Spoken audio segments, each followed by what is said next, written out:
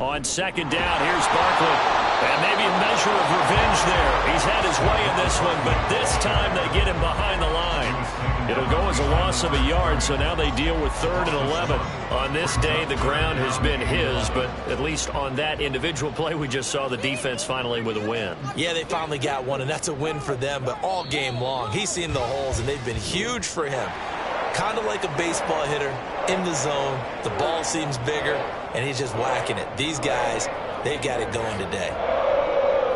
Charles, a lot of happy faces heading into the tunnel as this one ends, and understandably so. Not only did they get the win, but, boy, their offense was on fire in this ball game.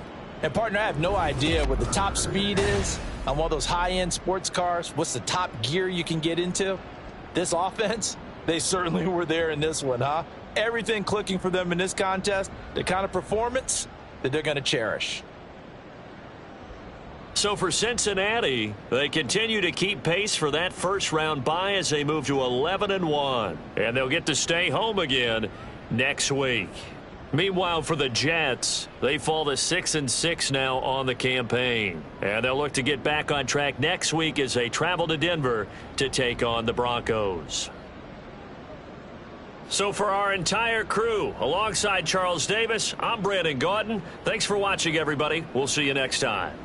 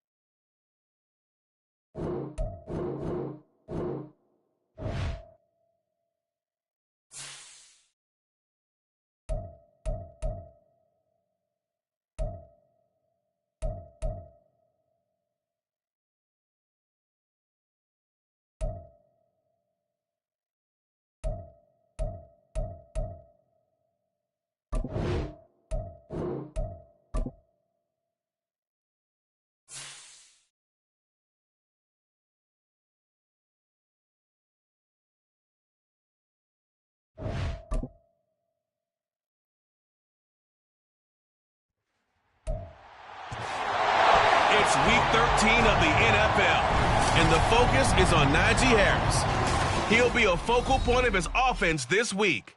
It's the Steelers and the Ravens, next on Madden Football.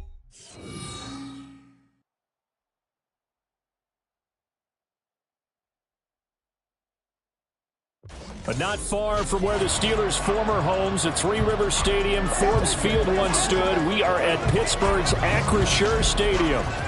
Today, we've got a Week 13 matchup for you here, as it'll be the Baltimore Ravens taking on the Pittsburgh. With Charles Davis, I'm Brandon Gaudin. Charles, we look at this.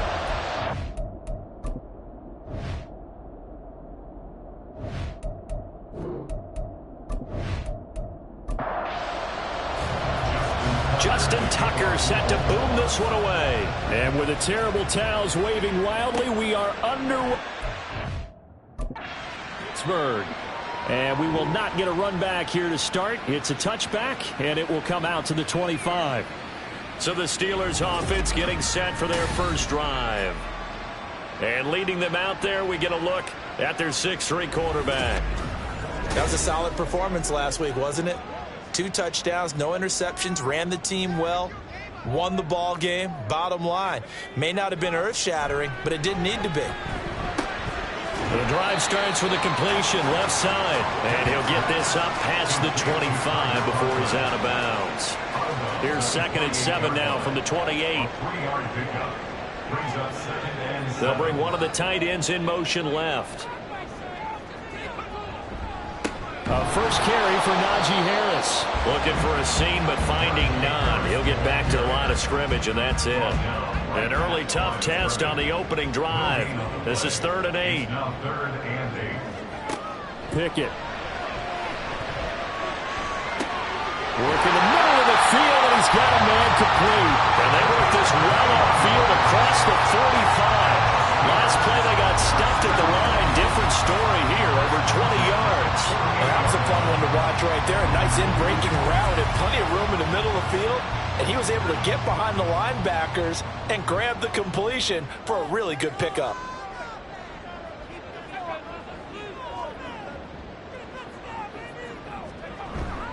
Now a first down carry for Harris. On a determined run there as he's going to take this all the way down near the 40.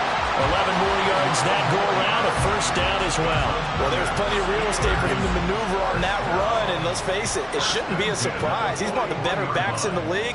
Had to come into this game with the idea, slow him down, otherwise it's going to be a long afternoon.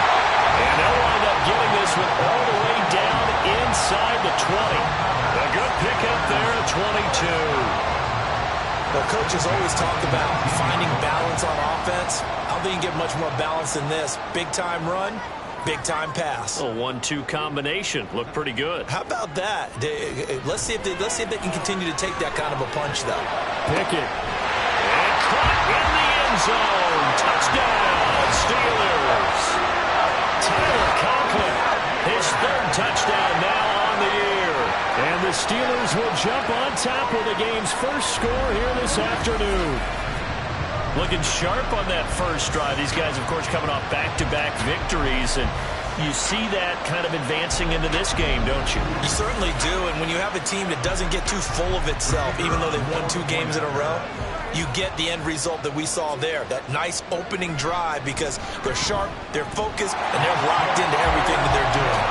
The extra point splits the uprights, and it's now a 7-0 game. The kickoff team on the field now as they will send this one away.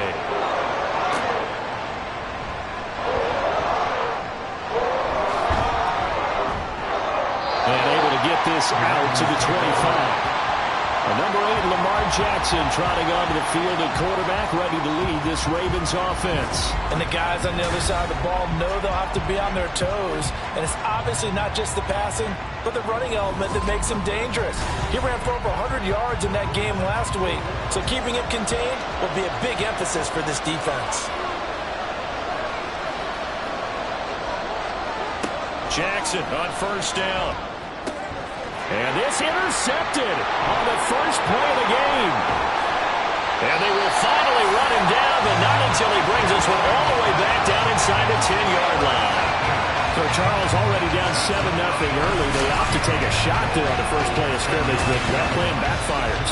That feels a little bit like last week's loss lingering into this game, doesn't it? You know, you're down 7 already. You lost last week. It's almost like they're trying to get it all back in one shot, trying to take a big chunk play right out of the gate. Suddenly it's 1st and goal after the interception. A quick change in the situation here. Now Pickett. Looking end zone, but it's incomplete. Partner, this is almost an unwinnable spot for a defense. They have to come right out for a 1st and goal trying to stop them. But let me hold on a second. Let me take that back real quick. They can win here if they force a field goal. And in for the Steelers touchdown. Tyreek Hill, a 9-yard touchdown grab. And the Steelers are able to strike quickly to add on to their lead. The full team is involved in this game early, aren't they? Go down the field, score on offense, take the ball away on defense, and go right back and score again. You got to like the way that's working for them. That's exactly right. Touchdown, turnover, touchdown, 2-score lead. A little bit like you at breakfast this morning. I got to get this in. You had a perfect omelet, dropped it, so a little bit of a turnover. You went right back, though, and got that omelet and crushed it. You got to do what you got to do. Yeah. You got to do what you got to do. Worried about your hands, though. Yeah.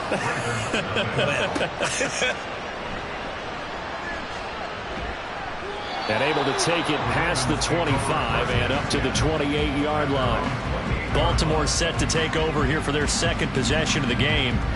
And they're in an early hole. The first drive, they threw the interception. That led to a touchdown, so decent-sized deficit early on. It is, but I think you hit the key words, early on. So they have to decide, do we even need to change game plan, or do we just need to execute better and try and get back in this game? Only a yard on the keeper, and it'll be 2nd down. First carry for the Iowa State man, Breece Hall. And he slips up past the 45 before being tackled. The Ravens get a new set of downs, give them 17 on that pickup. I'm okay with the call there. In fact, I actually like it. I know they're down a couple of scores, but the running game worked in that situation. I would continue to go in that direction. And now a throw on first down there, but it's incomplete. You look at the Steeler defense. They currently sit at number 4 in the NFL in terms of stopping the run. Numbers don't tell you everything, but they do paint a pretty good picture. We're talking about 2 top 5 units going at each other. One in running the ball, one in stopping the run. I think this is going to be a whole lot of fun myself. They'll need 5 on this play to move the sticks.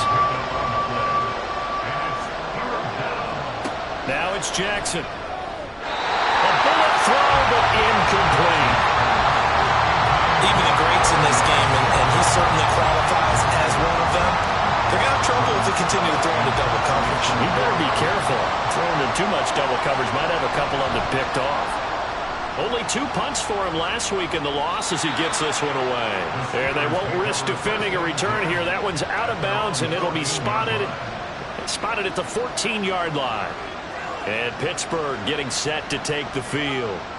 They are back over the 500 mark for the year. A 3-game winning streak really coming at the exact right time, Charles, to get them back into playoff contention. And it's always a question of when do you want your football team to peak? And everyone always talks about you want to be playing your best ball going into the playoffs. But sometimes you need your best ball before that time. And this team, going into this stretch of games, they're certainly playing their best football of the year. On 2nd down, this is Harris. And he'll get to the 29-yard line, brought down there. 6 yards the pickup, and that's a first down. With that last effort, he topples the 5,000-yard mark for his career. And that doesn't place you among the absolute greats that have ever played the game, but it's a significant achievement and a very, very solid career. And he is going to lose yardage here. He was unable to shake free there. They'll cover him for a loss of a yard. Heck of a play there to get to him quickly and get him down for a loss. I think they did a really nice job getting ready for this game, scouting, watching film, and understanding defensively what the play. And the Raven pressure too much. Down he goes. Justin Madubuike working his way to the quarterback that time. Pickett and the Steelers in need of a big play here. 3rd and long after the sack. Looking to throw. He's going to air one out. And unable to connect. Incomplete. shot, but it's going to bring up 4th down. That might be the 3rd down stop that they needed because they've had a lot of trouble slowing down this offense in the first half. This might be their opportunity to get off the field. He was called on 3 times in the win last week as his first one here's away. Shrugs him off. A solid stiff arm. There'll be 37 yards there on the punt. And the Ravens, they'll take over. Now the Baltimore offense heading back out onto the field. And this late season game, of course, not lacking for drama when you talk about the AFC playoff picture. Yeah, in a sense, it's the haves versus the have-nots because this group on offense, they'd be a wild card if the postseason started today, but they know the guys on the other side of the ball are still in that dreaded in-the-hunt category, and they're hungry for a win today. Ball right on the 50-yard line. Here's 2nd and 5. On 2nd down, a run with Hall. Oh, what a juke into space. And he goes down, but not before getting this inside the 25. 53 yards rushing for him as he's got the afternoon off to a great start. Well, they came into this game saying it was important that they set the tone and show that they can run the football. And I believe that they've done that here in the first quarter.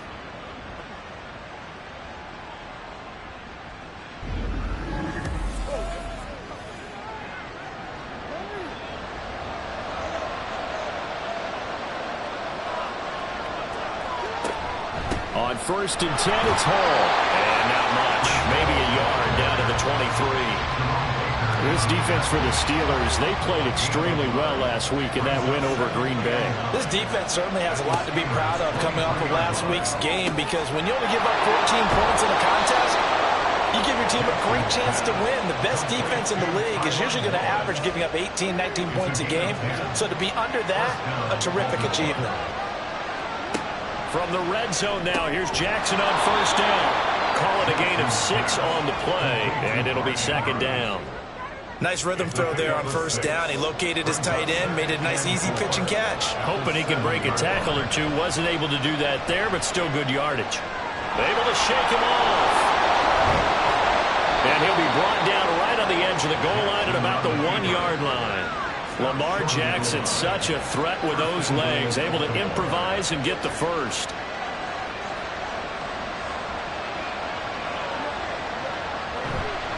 They'll run with Hall. And he will take it in for a Ravens touchdown. Breece Hall, his 12th rushing touchdown on the year. And the Ravens have cut it back within a score. Well, nothing fancy there, Charles. You had 3 tight ends on the field. They were going to run the football. The defense knew it, but the defense couldn't stop them. And I haven't met an offensive line yet that doesn't get more satisfaction out of running the football into the end zone than pass protecting. They had determination on their side, and they got it done.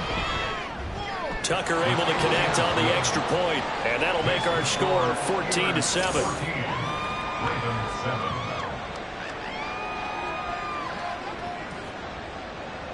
Tucker now to kick it away following the touchdown. The return man down to a knee, and this will come out to the 25-yard line. Najee Harris and the Steeler offense set to go to work once again. And he's closing in on that number that all running backs circled beginning of the year, the number 1,000. Could do it on this drive. And you have to think to yourself that this moment, getting to this spot, it started in the offseason, right? Not just the workouts, right? Not just getting yourself physically prepared to play, but mentally, as well as your team, as well as your unit, head coach, offensive coordinator. We run the football. We give you opportunities. He's taking advantage of it. And when you get this close to the mark, you just hope things don't tighten up, right? You probably want to get there and get it in your rearview mirror. You really do, don't you? Because now it becomes predominant, and you wonder about play calling as well. Do you want to call plays to get that out of the way, or are you still calling plays to win the game first? That becomes the burden of the play caller.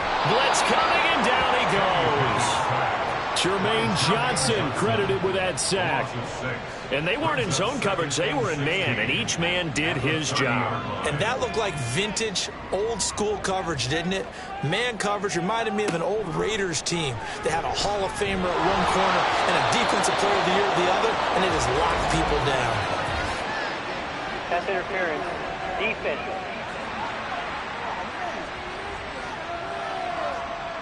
So the yellow flag came out, and that leads to a new set of downs for this offense. 1st and 10. Looking to throw. Pickett. Oh, what a read on the outside as it's intercepted. Picked off by Marcus Williams. And he will bring this back. It's a pick 6 and a Raven touchdown. An excellent play there, CD, on the pick 6. And I think were they a nickel? Did they have an extra DB out there? Yeah, Brandon, I think they were in standard nickel, not the Buffalo, as teams like to call it, meaning 3 safeties for big nickel. They just wanted to take away the quarterback's throwing lanes, and that's exactly what they did, and came through with a big-time pick 6. Tucker now to add the point after.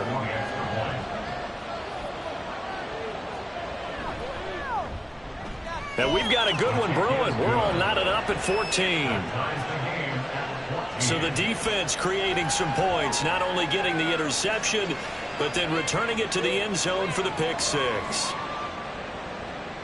This one tied at 14 now as he sends this one away. And there will not be a return here. It's a touchback, and it'll come out to the 25-yard line. And Pittsburgh getting set to take the field. And the points, they have come fast and furious in this quarter. You really don't want to be on the defensive side of the ball right now, do you? Because you're either thinking, my replacement may get an opportunity. Your head better be on a swivel. Totally. Or maybe I just need to get out of the game for a while because I just can't slow these guys down. They've got to figure out a way to disrupt these offenses. And typically, one guy makes a big play, and that can help change things. They'll be looking for disruption on both sides right now. Back to throw. Pickett.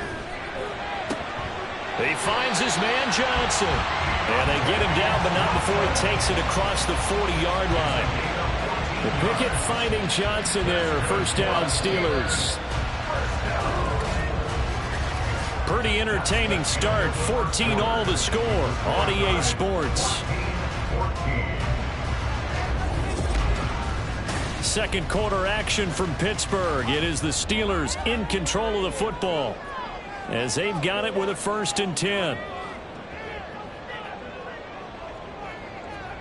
Pickett will look to throw it here. It's brought in by Harris. And he is going to lose yardage here. That one unable to develop, never got going. A loss of a couple, and it's 2nd down.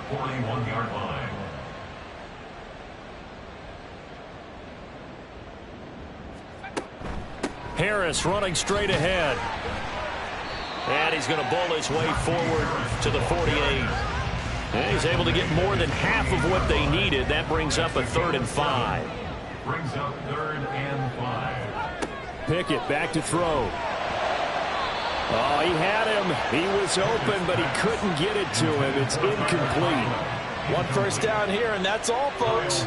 Good work by this defense to hold things in check and force a punting situation. Now on 4th down, on is the punt team sending this one away. And shedding through the tackle. They'll score that a 36-yard punt. And it will be 1st and 10 as they take over. Breece Hall helped leading out this offense for another series. He's up over 1,200 yards now on the season. Had a touchdown on that last drive as well. Things continuing to trend in the right direction for this offense, but specifically, Charles, this running game. And it all comes back to one word, doesn't it? Cohesion.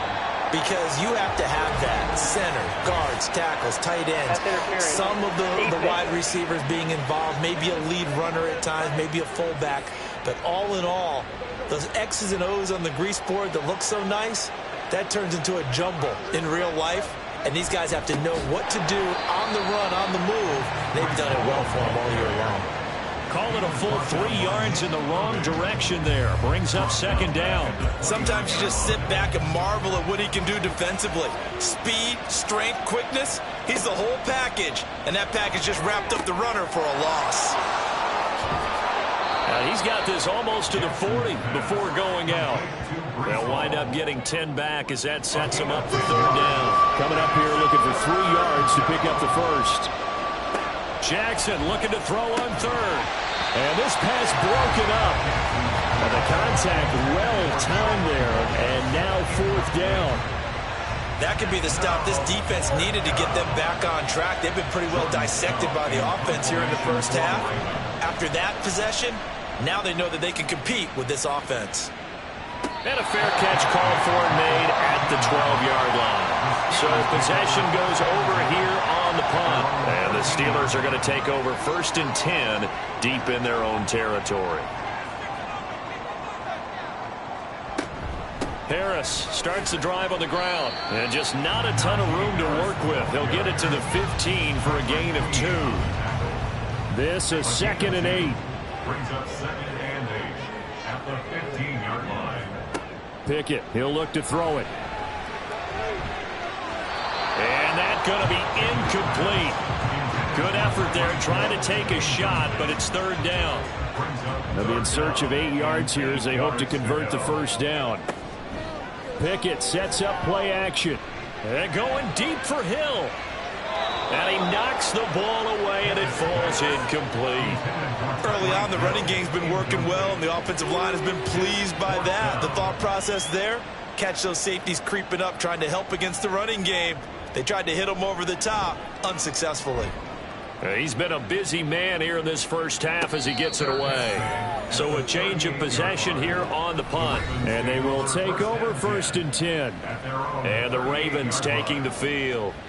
And the stakes in this game certainly high as we get toward the end of the regular season. For now, they are holding a wild card spot, but there are no shortage of other teams in the NFC looking to take that spot from them. Starting with the guys on the other side of the field because they're on the outside looking in, and no one likes to be in that position. You want to be in the room, not looking inside to see everyone else having fun. But normally you see 3 tight ends in a formation, you have to think to yourself, this has got to be a run. And I know as a safety, when I saw that, I took an extra step or 2 towards the line of scrimmage. Instead, they threw the ball, and he found one of those tight ends for a very nice pickup.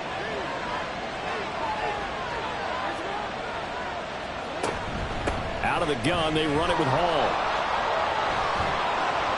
He'll get this one down near the 20-yard line, just shy of the 20. 76 yards rushing for him as he has been tough to stop here this first half. Back-to-back good plays have him on the move on 1st down. To throw is Jackson. Throw right side taken in by Wallace. The completion, but they go in the wrong direction. A loss of yards, and now they're dealing with a 2nd and long.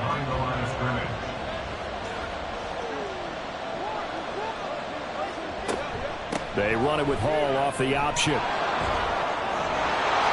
he is into the end zone for a Baltimore touchdown. Breece Hall with his 13th touchdown of the year and 2nd of the game. And the Ravens have taken the lead. You get in a 2nd and long situation down here in the red zone, I'd say most defensive coaches would think pass, let's bring some pressure. So this is kind of a tendency breaker here to hit him with something on the ground, and he'll take it all the way into the end zone. Tucker with the extra point, and the lead is now 21-14. Just a 4-play drive that time. And it was capped off by a Breece Hall touchdown run. From a yard or 2 deep, here comes a return. And that decision to bring it out ends up not being a good one. Costs him about 5 yards as he's tackled at the 20. The Steelers offense now, they head back onto the field. They'll look for a drive to tie this up, down 21-14 as they have it 1st and 10. Throw left side complete. That's Johnson. And up to the 35 before they're able to knock him down. 15 yards is the pickup there, and the drive starting very nicely. 1st down. 1st and 10 at the 35-yard line. Off play action. Pickett. And that is incomplete. Well, he certainly thought he had an open look beyond the 1st down marker to his receiver, but they just couldn't connect, and that will send them back to the drawing board. Pickett throwing again on 2nd down. And he'll get this into the hands of Hill, complete. And he's going to be taken down with the 1st down at the Ravens' 45-yard line. A gain there of 21 yards. Good strong throw and catch right there. And so far in this game, the alleys have been open for them to get completions, and they're taking advantage of it.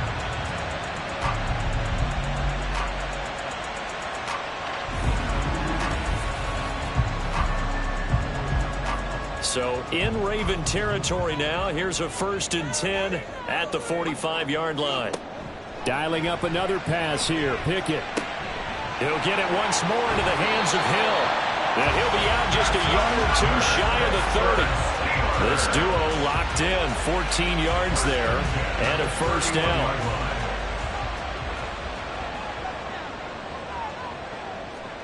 Here's Pickett. And that is incomplete. He couldn't hold on through the contact. Brings up 2nd down.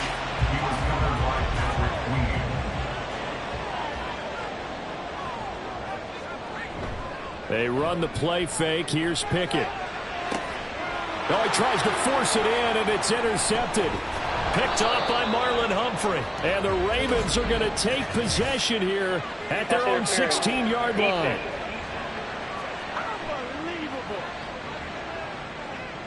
So now then the penalty's got him set up with a 1st and goal.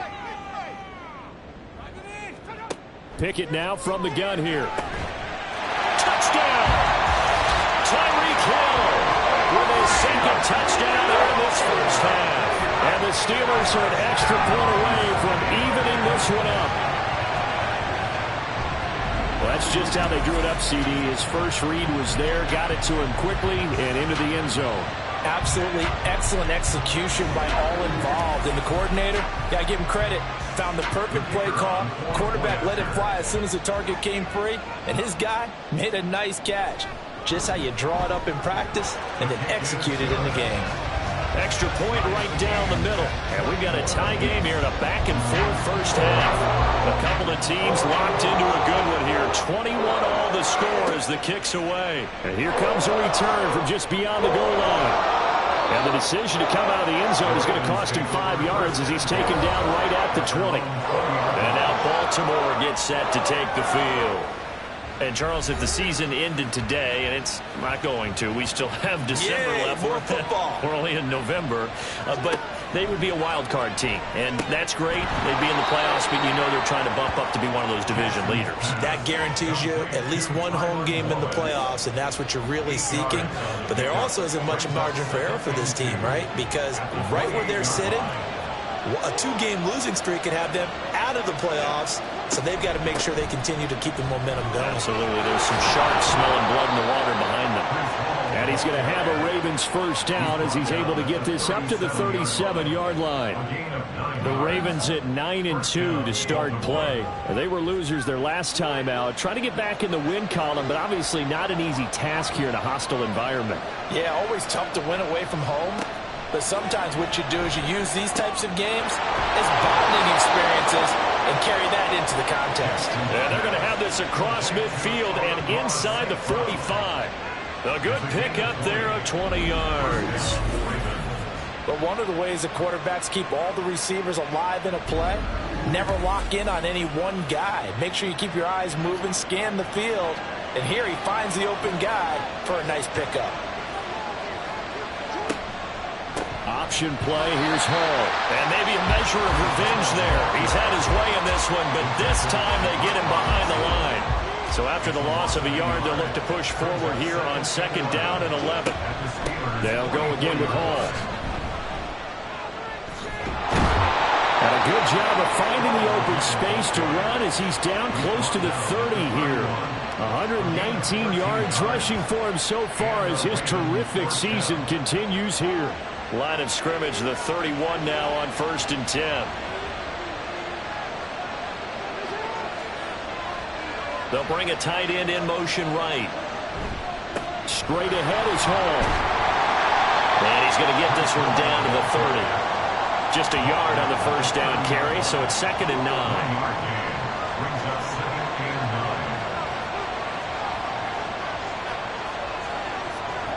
Throwing is Jackson. And this is going to be pulled in by the tight end Andrews. And in for the Ravens touchdown. Mark Andrews, 30 yards. And the Ravens have moved out in front. When we draw up defenses on the board, we do account for every receiver. But on that particular play, somehow he was wide open, became an easy touchdown pass.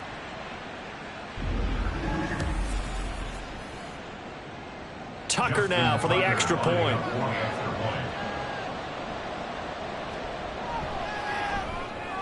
And it's good. That makes it a 28-21 game.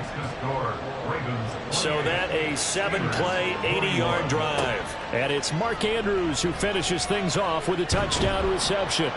And in hindsight, probably should have taken a knee as he only gets this out to the 16-yard line. Tyreek Hill making his way back out towards the huddle. He's been good so far to this point in the second quarter. Need to get him even more involved, maybe? I would agree with that. Definitely. Yeah, it's not even a question for me. The way he's playing, he's doing a nice job. Increase things. More touches, more opportunities. Maybe that can reverse things on the scoreboard for them. They'll try to ratchet things up then maybe here in the second quarter.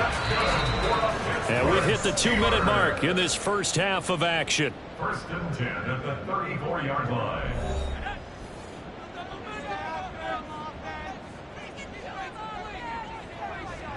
On first and 10, it's Pickett. Pryor has it complete. And able to get this one across the 45 before he's brought down. First and 10, here's Pickett. Now a quick throw there, but it's going to be incomplete. And not a common sight, at least on this drive. A momentary setback, though, for this passing game that has been moving well this series. Good thing for them, though. Still 2 more downs to connect and try and pick up another first down. They'll throw again with Pickett. That one complete to Hill. And he's going to be taken down with the first down at the Ravens' 40. Pickett. And he's got his man on the out route. And he gets it down a yard or 2 shy of the 30 before he's out of bounds. 2 yards to go, second down. Now Pickett. A short throw to Conklin, the tight end. And they keep those sticks moving forward. That time with a gain of 3.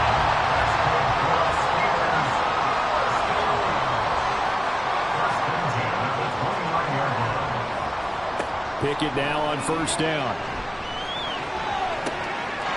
Got his man. That's caught for a Steelers touchdown.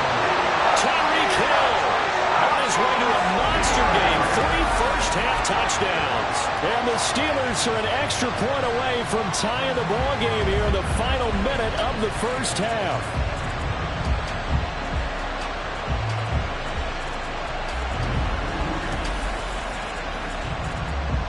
Now the extra point.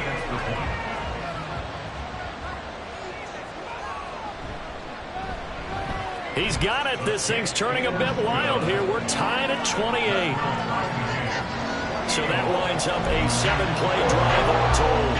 And it ends with a touchdown pass to Tyreek Hill.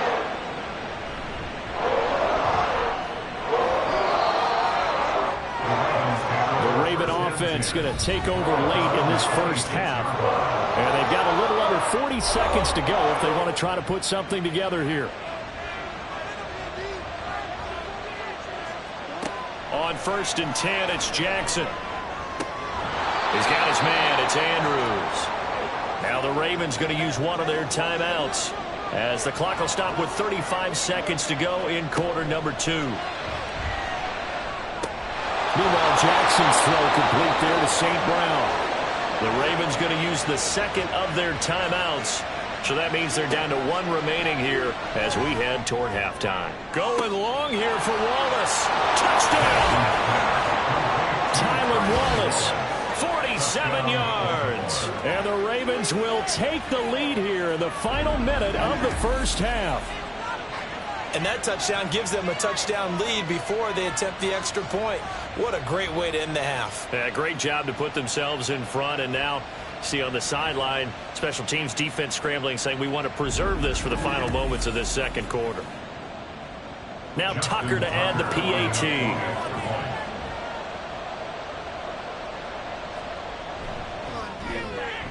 It's up and good, and they jump back ahead, 35-28. Ravens 35. Scoring summary, 3-play drive, and it's capped off by the Baltimore score. Tucker now to kick it away following the touchdown. And not wanting to risk anything here late in the half, he'll just take a knee and they'll bring the football out to the 25. Tyreek Hill making his way back out towards the huddle. He's up near 100 yards now here in the second quarter, but his team's down. Through no fault of his own. I mean, what a nice game he's having so far. They've got to keep finding ways to get him the football. Don't get away from that. Figure out where things are going wrong with the rest of the team. He'll be hoping to hit that 100-yard mark on this drive.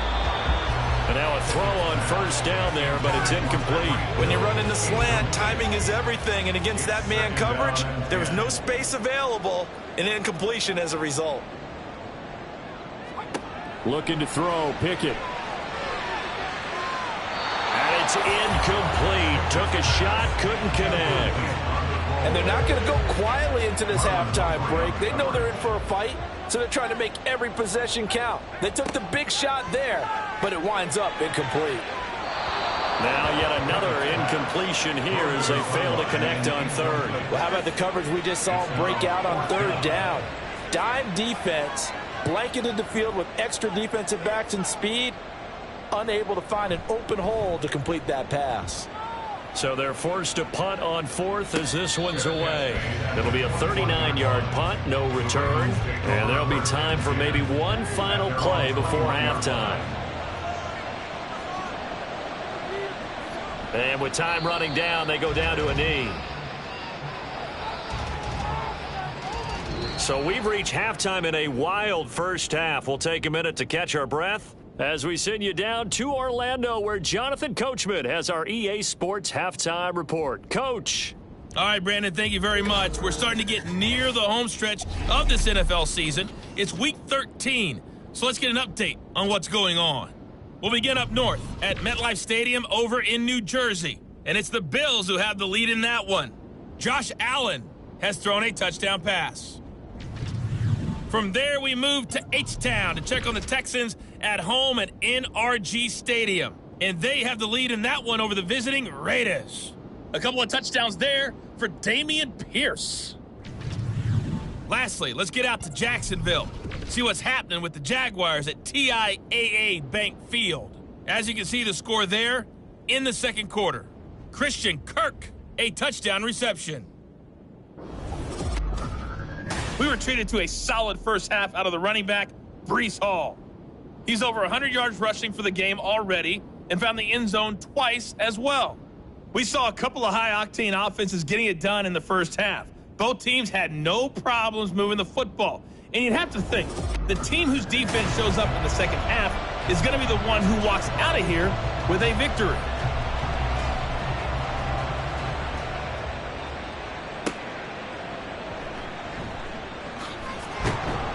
And he'll go down as this drive will start at the 25-yard line. The Raven offense set to start this third quarter. But Charles, for them, pretty good first half on the ground. They had some success running the ball in quarters 1 and 2, and they've got the lead. Now a chance to expand upon that lead here with their first drive in the third quarter. Yeah, believe it or not, you and I have noticed that this great game of football has shifted towards pass first, run second. So for me, it's really nice to see some of these teams keeping the ground game as a big component of their offense, and it's working pretty well for them now. And let's face it, they can continue to do damage with it. And in addition, it sets up the pass game really well for them, too. A short gain here, maybe a yard to the 29. Here's 3rd and 6. Now it's Jackson. He's going to get that to his running back out of the backfield. And he's taken down right at the 45-yard line. A big play that time on the catch and run. And it'll give him a fresh set of downs. This offensive game plan has just been sensational. I mean, when you think about all the different ways they've gotten their receivers open so far, it's really been impressive. Scheme, design, execution. Operating out of Steeler territory now. Here's 1st and 10 at the 45-yard line. They run it with Hall off the option. And he'll manage to pick up about 4 at 2nd down. Well, partner, they've been running it well the entire game, and the big guys up front, they're a huge reason why. And now they're reaping the benefits as they continue to open up big holes and gain nice yardage. Ball again on second down. And little room to maneuver there. He gets it down to about the 39. Calling a gain of a yard, and it's going to bring up 3rd and 5.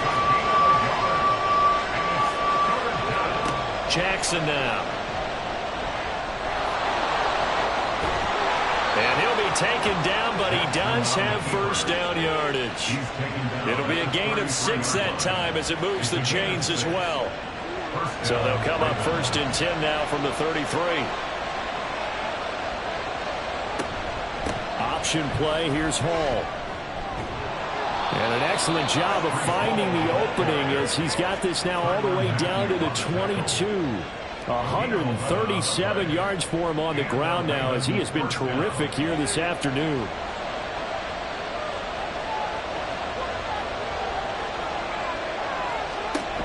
On first down, right back to Hall. Just a yard on the pickup there, and it'll bring up a 2nd and 9. No doubt about it. A really nice job there by the defense, not allowing him to get to the perimeter. But that means your defensive ends, your outside linebackers, the guys that you pay big money to sack the quarterback, they also have to have interest in the running game as well. And they did a nice job there holding the point of attack and not giving ground. 2 catches in the first half. Now he's got a 3rd here, and it's good for a 1st. And I'll tell you what, this offense is playing a little bit of keep away right now. They've come out here in the 3rd quarter, possessed the ball for quite a while, and they keep on converting. Nice pitch and catch there to set up the 1st and goal. Dobbins diving for the end zone, and he'll get there. Touchdown. So CD, there didn't seem to be much resistance there down near the goal line. Yeah, partner, from what I saw there, not a real good job of matching up defensively, because to me, they looked like they were just in their base 3-4 package. You need bigger bodies in there in a goal line type situation. The 3-4, fine between the 20s, but not down here when you're guarding your end zone.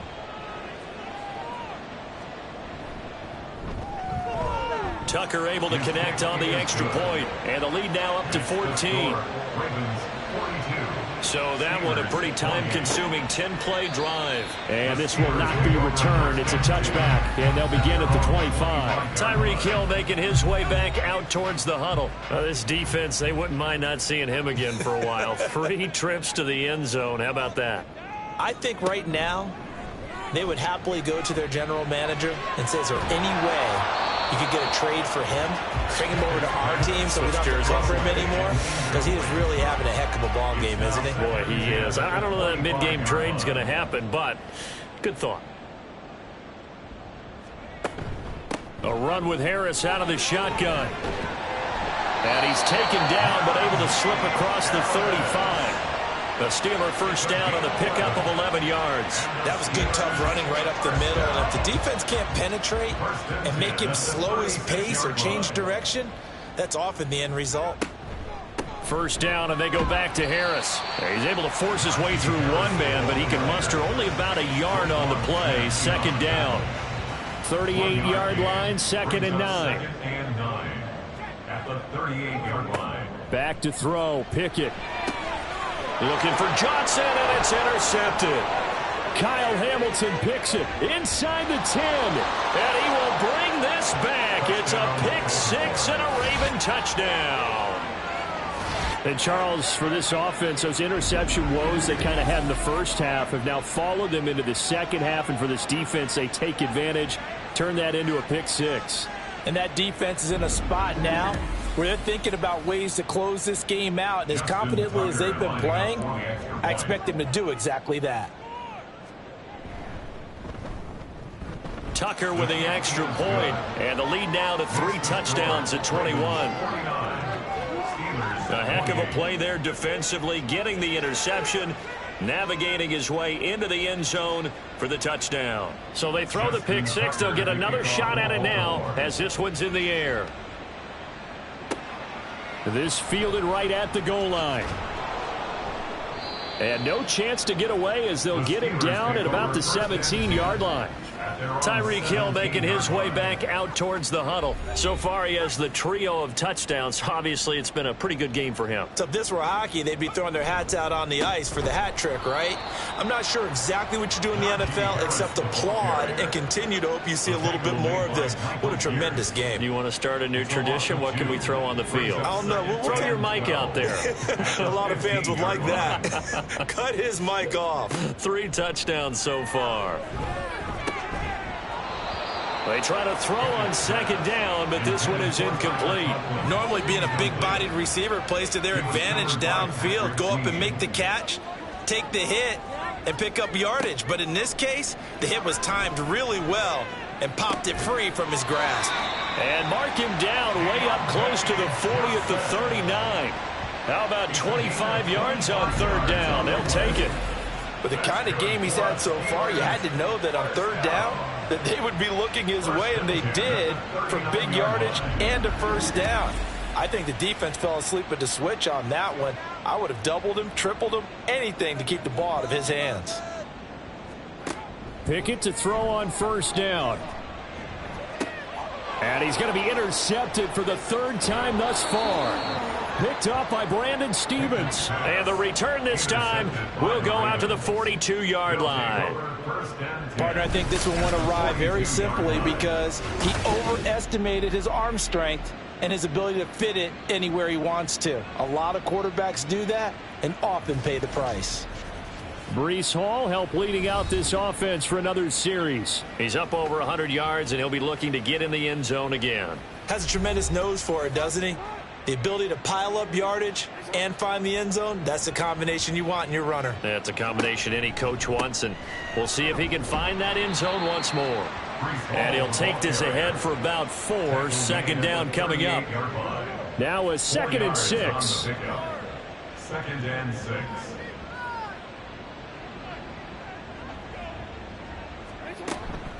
Hall again. Oh, able to avoid him. And maybe a little over pursuit there as he's able to take this down to the 25-yard line. They get 14 on that one. That's good for a Baltimore first down.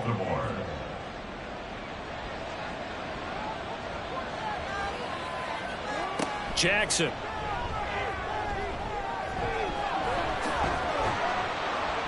He'll get 5 out of the scramble. It's second down.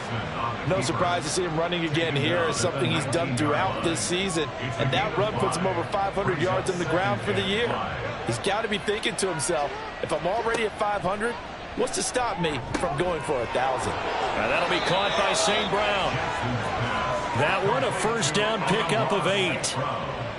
And a good quarterback facing zone coverage. If he has just a little bit of time to survey the scene, that's what's going to happen. No doubt about it. If there's no pressure, he's going to continue to pick them apart because he'll have all that time to find someone open downfield. You can only cover for so long.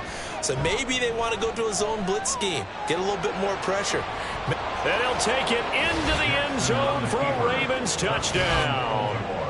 Lamar Jackson taking it in from 11 yards out. And the Ravens get another third-quarter touchdown to add on to that lead. Now, this defense, so many things to worry about in the red zone area, but you'd have to almost think that Lamar Jackson running the football, that might be number 1. It should be number 1, and in this portion of the field where things shrink a little bit because the receivers can't run past anyone because they'll run out of real estate, you should have all eyes on Lamar Jackson when the ball is snapped and try and keep it back in the pocket. Yeah, I don't think that they were surprised he was running it there. They just couldn't stop him, and he ends up in the end zone. This taken in at the goal line. And he's up past the 20 to the 22-yard line. Out comes the Steeler offense now, ready to see what they can do here. Well, we haven't exactly been treated to a nail-biter in this one, CD, and if they cannot score here, this one's pretty much all but over. Are you saying that you feel like people are starting to think about getting out of here and maybe beating the traffic in order to get home or to their final destination? Yeah, I don't think there's a whole lot of reason to hang around, especially if they can't score here. Yeah, you're right about that because it has been pretty clear who the better team has been in this one. And in a league that we talk about every game being a one-score game as we go into it, watching this blowout, Let's just say it's been unusual. And he'll be out of bounds at the 25-yard line. These guys have punted 4 times already, and they're staring at a 5th, barring a conversion here on 3rd down. Pickett back to throw. The throw here right sideline falls incomplete. And you can tell just by looking at them that this offense is a frustrated unit. Things are really unraveling here, and as a head coach, time to earn your paycheck. You've got to find a way to keep it together as that brings up another 4th down. Take it at the 37. Shifts by him. 13 yards the tally on the return there. And this offense takes over in great shape right at the 50. 1st and 10. And Baltimore's offense set for this next possession. This drive here beginning probably with a pair of motivated groups. Remember, the offense scored a touchdown on their last time out. Looking to repeat that in Charles's defense. They were very frustrated after giving up 6 the last time on the field. And frankly, it's just a battle of wills in a lot of ways because you know they're both motivated. They both game plan for this drive, and they both have specific outcomes in mind. To me, it just comes down to who can execute better and which side can step up and assert its will over the other. And they'll get this just to the 47. 1-yard gain. Now 3rd down and 7. Now Jackson. Work in the middle of the field, and he's got a man complete. And he'll get this one down near the 20-yard line, just shy of the 20. And they pick up 25 as they convert on 3rd. Historically, this is such a tough, loud venue, but you can hear a pin drop right now. A lot of fans long gone, not used to seeing a lopsided score like this. Back now in Pittsburgh. A lot of folks starting to make their way to the parking lot. Their guys trail big here to begin quarter number 4. Open man right side is St. Brown. And they've got it inside the 10 at the 8. Another nice gain, 13 yards that time, and another 1st down.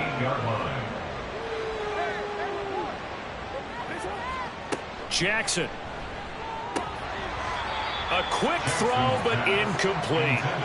The CD, they're up big, but they're still passing it. I mean, this is an offense that's had a lot of success in this game, and it seems like they're just having fun out there. And it does feel like there's been a shift out there, doesn't it, partner? Listen, if you're up, you can continue to do what you want to do. It's up to the other team to make you change how you do things. They'll continue to throw it around until stopped. 3rd and goal as they look to pour some more salt in the wound.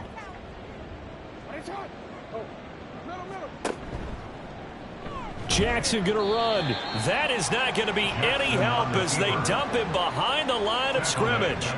Not at all what they envisioned on 3rd down. 3 yards in the wrong direction. But sometimes that option can get bogged down before the gears really even get into motion, and I think that's what we saw there. And I think what he saw defensive end right in his face because he looked up and he was right there. Didn't even have a chance to get going.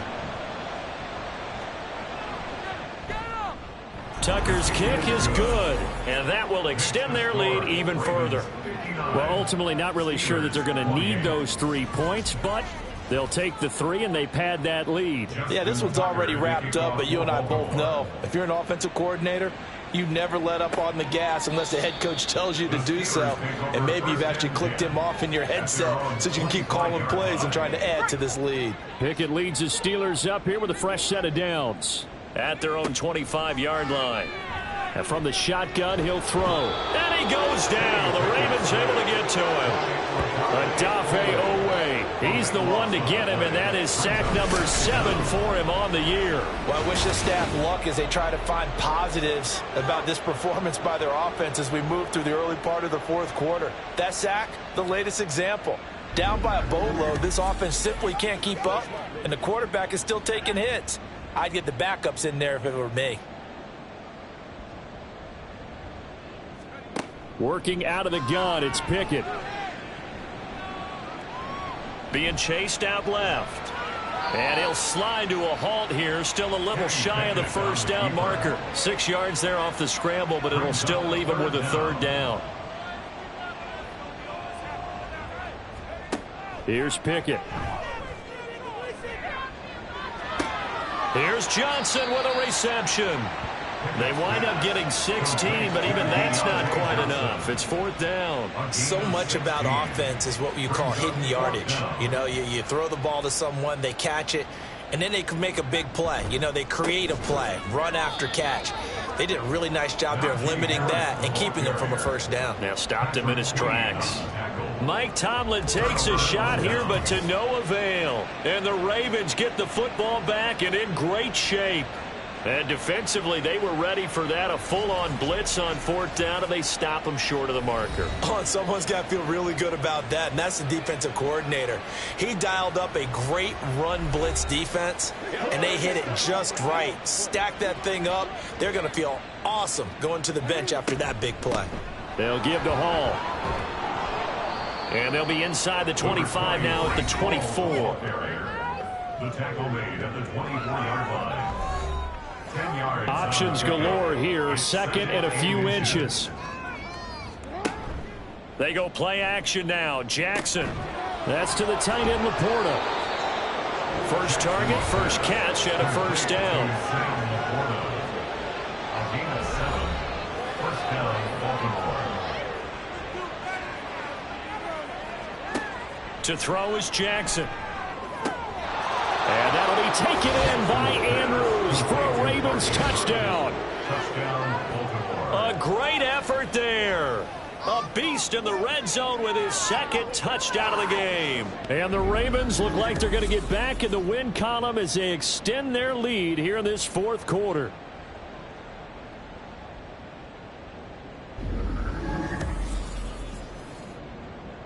Tucker now to add the point after.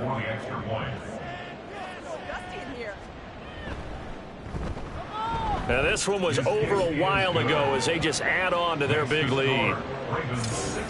The drive there only spanning 3 plays. And it's Mark Andrews who finishes things off with a touchdown reception. Tucker now to kick it away following the touchdown. And this will not be returned. It'll come out to the 25. The Steelers ready to take over on offense. Remember, they have won 3 straight, but getting to 4 straight does not appear to be in the cards as they are in a big 4th quarter hole. On 1st and 10, it's Pickett. He short arms that one just a bit. It's low and incomplete. That incompletion brings us one step closer to the end of this one. Maybe mercifully, partner. And let's face it, though, no surprise, they're still flinging it around. They have pride, too. Now a deep ball there on 2nd down, but it'll wind up incomplete. Even with such a big lead late, the effort hasn't lapsed one bit. If the offense wants to score some points in this one, they're going to have to earn it. These guys are not giving up anything. That is caught. A big play that time for Pittsburgh. And even 40 yards. Well, this game has certainly had no shortage of offense. Both teams have been revved up from the start. And here's yet another big play. Boy, both defenses have just got to be dragging out there because they've been run ragged throughout. Now here's a pass on 1st down that's knocked away and incomplete. He didn't just deny a big throw there. He broke that one up in the red zone. An excellent play, one that may help save points on the board when this drive is over. Pickett, he's going to throw it again. And he couldn't get that one to his man. Short of him, it's low and incomplete. This offense was on the move. Now 2 straight incompletions have them looking at 3rd and 10.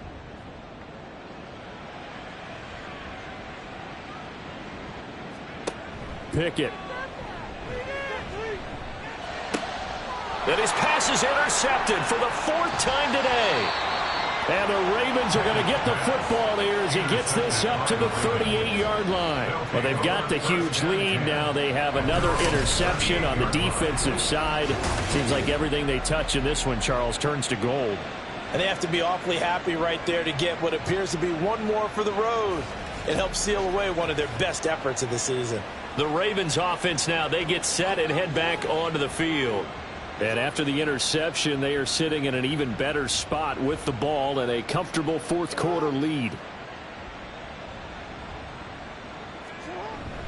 They'll start on the ground. Hall. And maybe a measure of revenge there. He's had his way in this one, but this time they get him behind the line. He'll lose a yard there, and it's 2nd and 11. Brings up 2nd and 11 at the 37-yard line.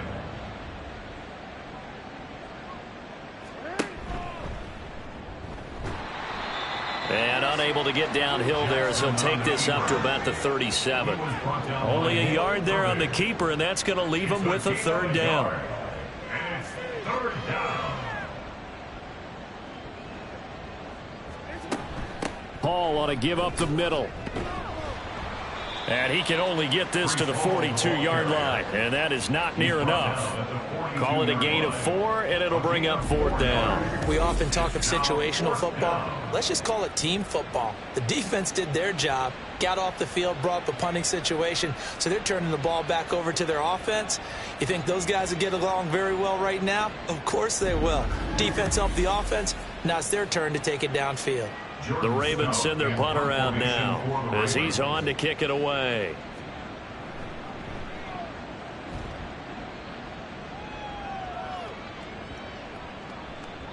And that one hits at the 7, but bounds into the end zone, and that'll be a touchback. Pittsburgh offense making their way back out.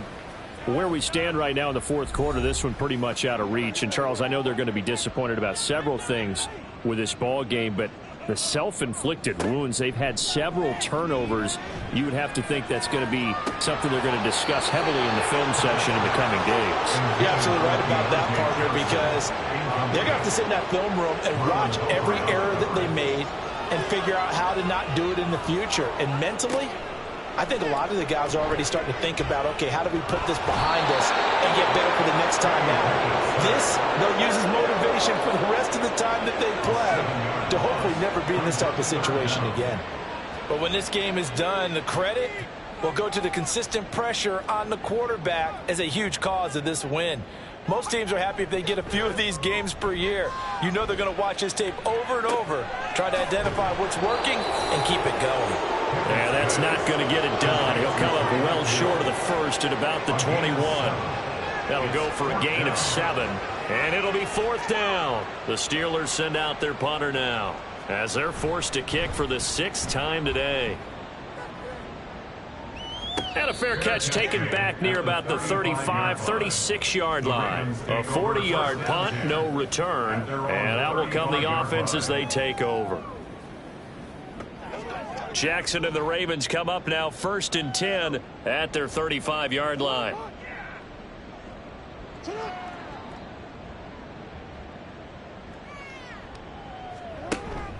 Now Hall to start the drive.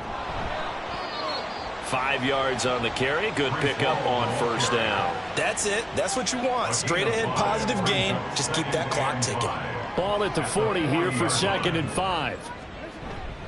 Here's Hall again. And some nifty running here as he'll take this across midfield and down to the 47. That one good for 13 and a Raven 1st down. Well, that's a carry they have to be satisfied with. And throughout this game, they've been satisfied with what he's given them. Whenever they've needed a big run, a 1st down, he's the guy they've turned to. And it doesn't matter what the defense thinks. They've got the confidence to keep handing it to him and keep picking up good yardage. And a strong run there as he'll take this all the way down to the 35. Back-to-back nice plays, 12 yards that time and a 1st down. And a Raven 1st down. Just 2 minutes remaining here in the 4th quarter of what has been a one-sided affair. So it's Raven football here as we welcome you back. And they have just about put this one on ice as they've got it here 1st and 10. They run it with Hall off the option. And he'll manage to pick up about 4. It's 2nd down. I like it. I like the call. Still an opportunity to run the football and chew up a little more time off the clock.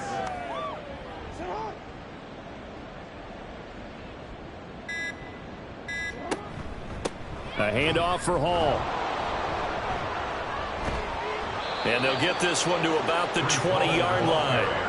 It's a pickup of 11 and a Baltimore first down. At carries like that, that's how they're going to continue to salt this thing away here, Charles, in the fourth quarter. Yeah, how about that? A new set of downs. Clock continues to move. No better way to close out a game than to tap those mastodons you have up front and say, guys, keep pounding them. Let's keep the ball, keep their offense on the sidelines, and let's close this one out. 2 yards on the pickup there. It'll be 2nd and 8. Brings up 2nd and 8.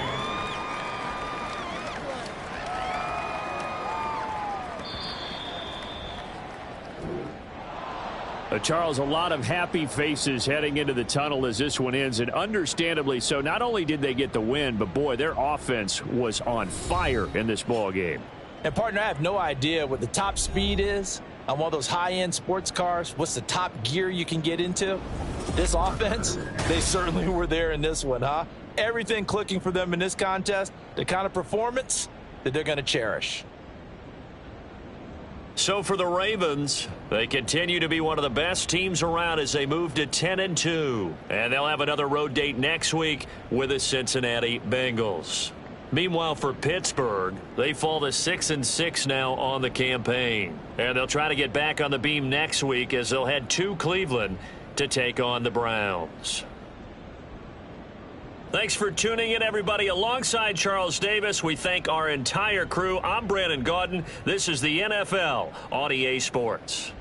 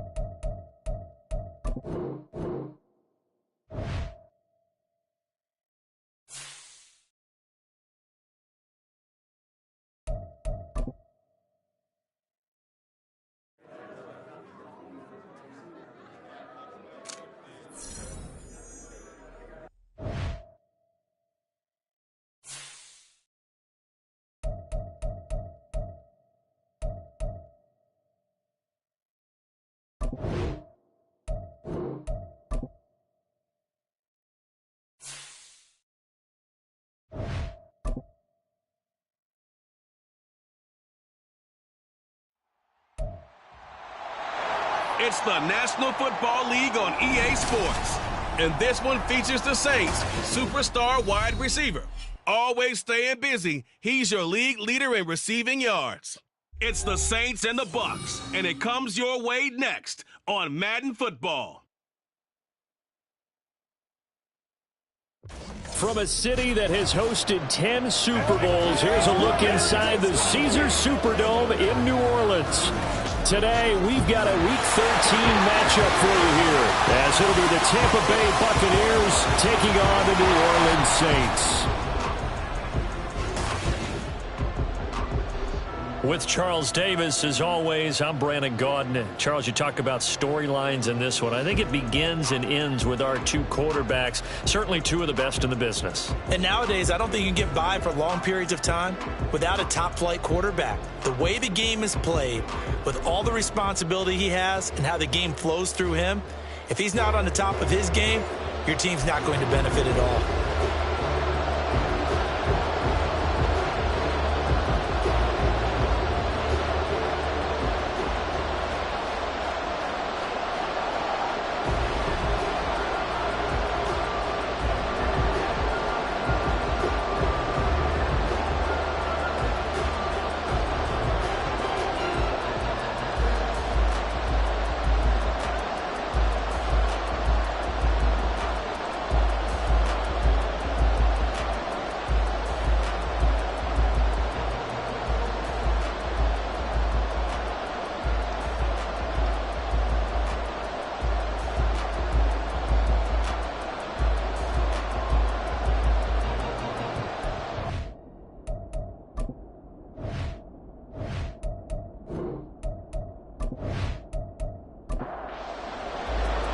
Glad you're with us. It's Blake Groupie to get this one started, and off we go here in New Orleans, taken at the goal line. Just past the 20 as his guys will go to work at the 21-yard line. So out come the Bucs now for their first drive. And they'll be led by their 5'11 quarterback, and a mobile one at that. From Temple, it's P.J. Walker. And they are in rhythm on offense because of him. I mean, right now, he's got everything going the way he wants to, finding the receivers the way he wants to, looking over defenses. No interceptions is the number I lock in on. Before a touchdown pass isn't so bad either. Yeah, what a game he had last week. That is his 951st NFL reception, so 49 away from 1,000, but 951. That ties him with Andre Reed. Oh, I love the trigger there because Andre Reed caught the ball any part of the field and specialized in traffic, similar to what we've seen throughout his career as well. Does not mind going across the middle and making big-time catches. And they'll look to avoid an early 3 and out here on 3rd and 4. Here's Walker. He's got his target. That's complete. And he is going to have the Buccaneers first down by about 3 yards or so as they wind up getting 7 there on 3rd and 4.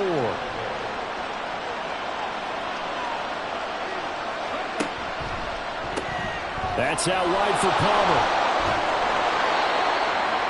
If you're these receivers, you got to be ready because when he's going to throw it quick on that RPO, he's going to throw it quick. And this is why you spend time with your guy either in the offseason, during the week, the whole bundle. Because sometimes just telepathy. You both see the same thing, and he knows get the ball to him right away.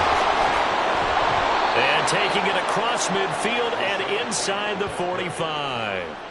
First down, Tampa Bay there, a gain of 13. For a lot of guys playing this game, there's no better feeling than running right through a tackle. He's able to lower his center of gravity and churn his legs for a really nice pickup. They go right back to White here on first down. And he can only manage to get a couple. 2nd and 8 coming up. And the numbers for White a week ago. 15 carries, 60 yards. Just an all-right day from him last week. He really didn't break out for the huge yardage he had hoped going in. I talked with him before the game, though, and he knows this is a new, fresh opportunity. He's put last week behind him, and his focus, getting some extra yardage with every carry he receives this week. Not much there, maybe a couple as he's taken down at the 40. The first down line at the 34 here on 3rd down. Walker now. Pass to the sideline and pulled in. And he is going to have a Bucs first down as they're able to get the third down conversion. They clearly wanted to come out, Charles, and be aggressive throwing the football, and they've been pretty efficient along with that aggressiveness. He's now 4 of 4 on this opening drive. Yeah, and that's led to a fresh set of downs. I like what he's doing back there. You can tell he's at ease. Feels good about what he's doing. I think if I'm the play caller, I'm reading that. I'm continuing to let him throw the football. It's a loss of 5 there, bringing up second.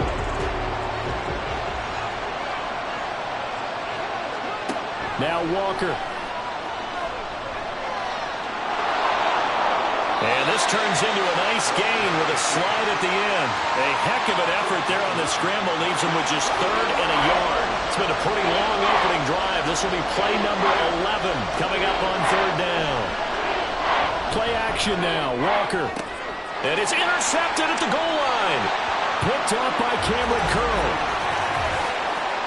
That's interference. Defense.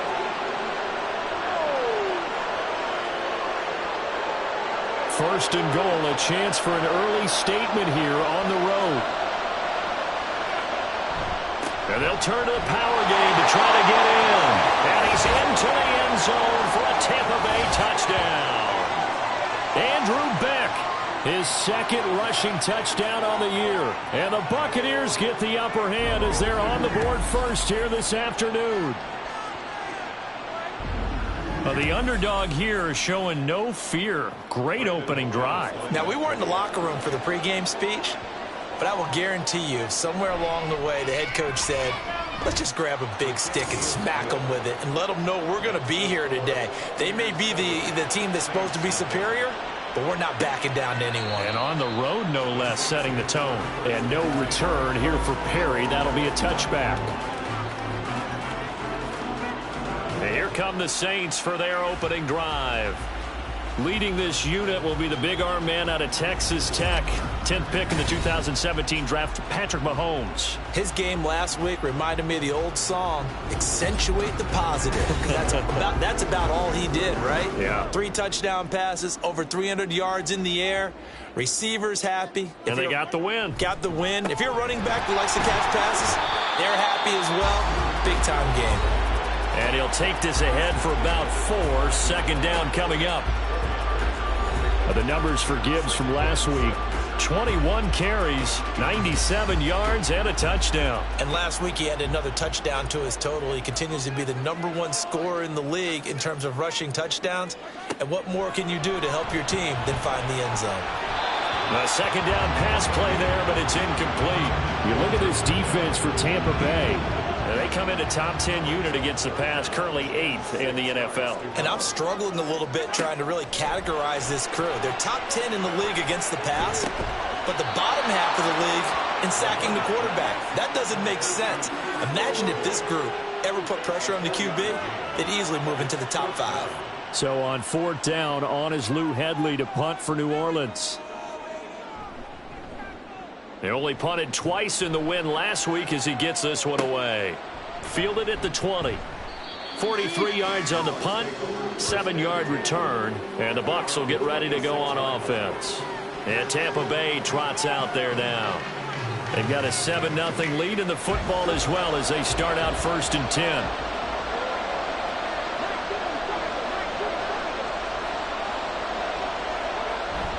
And they go play action. Here's Walker.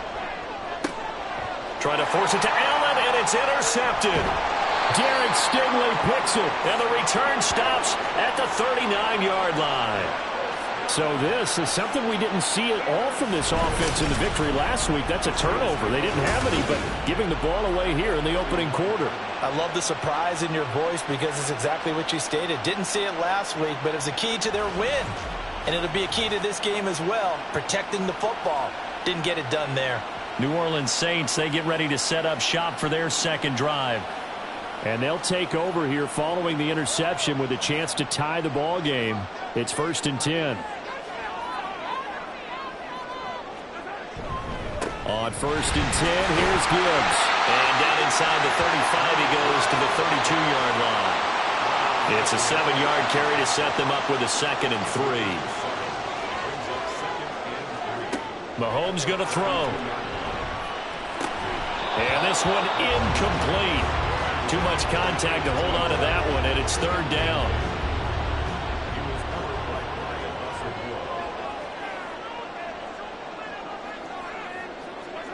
To throw, it's Mahomes. Able to find the open man. That's complete. And he is going to have a Saints first down, and he was able to get it by play. A gain of 8 on 3rd and 3.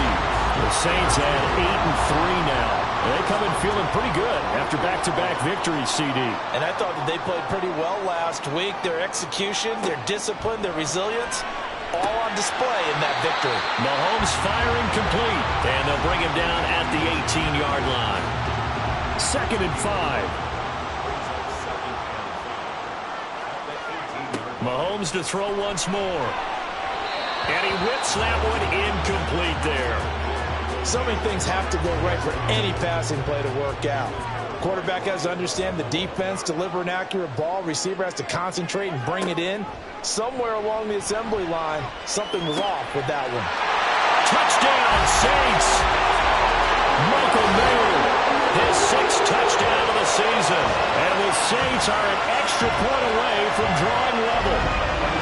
For good reason, quarterbacks want to get the ball to the perimeter to their wide receivers for big plays.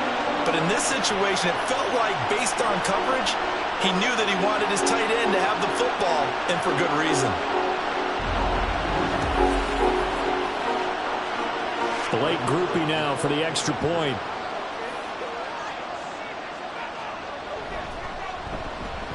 It's up and good. So these teams match touchdowns here in the first quarter, and we're tied 7-7.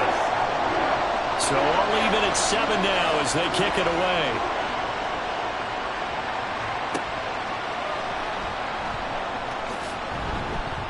And he won't get this to the 20-yard line as he's down at the 19. Back now comes Tampa Bay. And for this offense, Charles, you got to think kind of crucial here to put something together on this drive, because remember last time out they threw the interception on the very first play. And you can't afford to let this defense keep building any more momentum. They're playing awfully well, and they're awfully confident right now. To me, it's time to attack and take some of that momentum back. But make sure you're selective in doing so. Understand where you want to throw the football and make sure it's open before the ball leaves your hands. Walker's throw taken in by Evans here.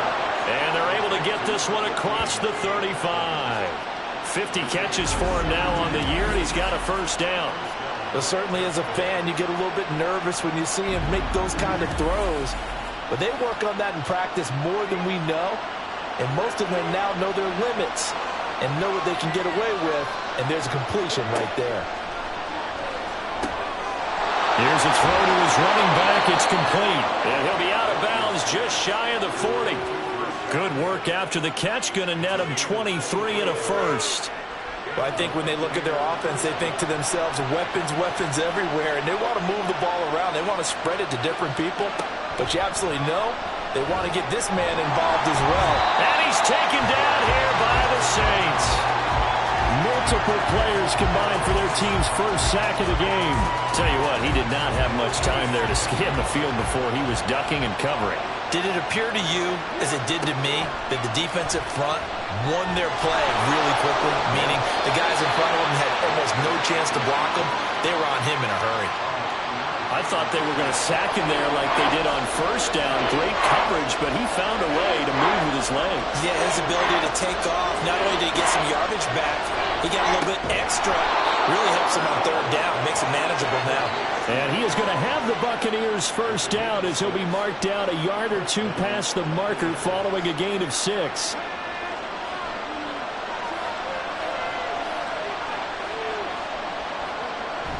Off the play fake, Walker. A quick throw there is incomplete.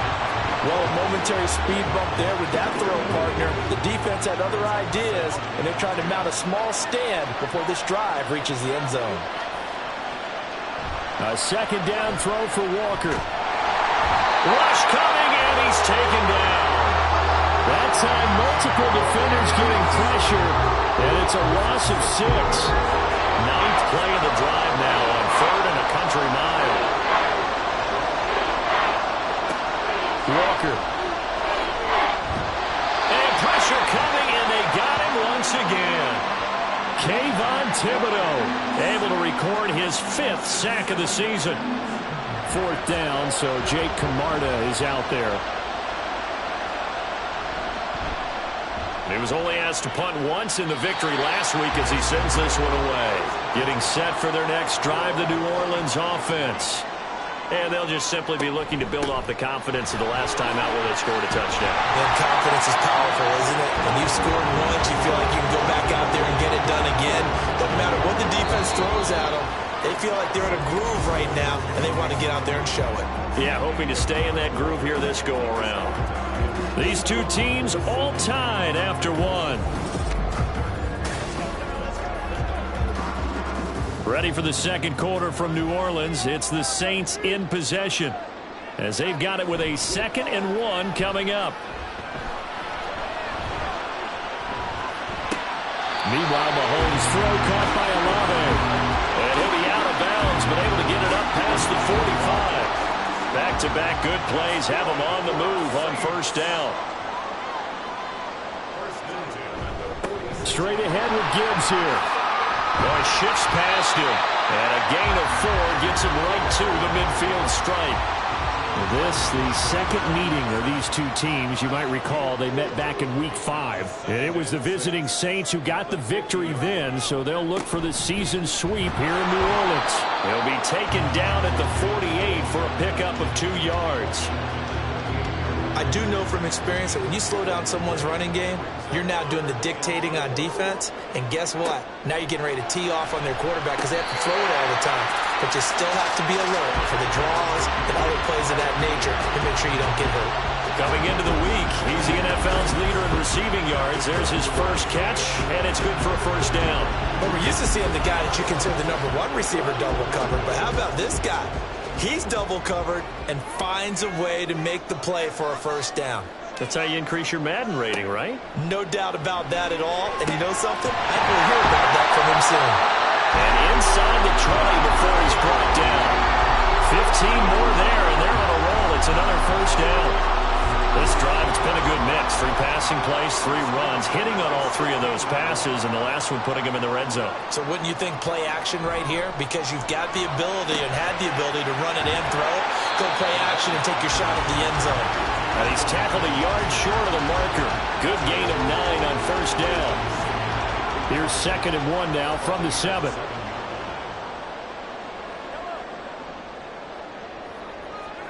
Now it's Mahomes again. And he's got it. And the Saints are looking at 1st and goal as he's tackled all the way down at the 2-yard line.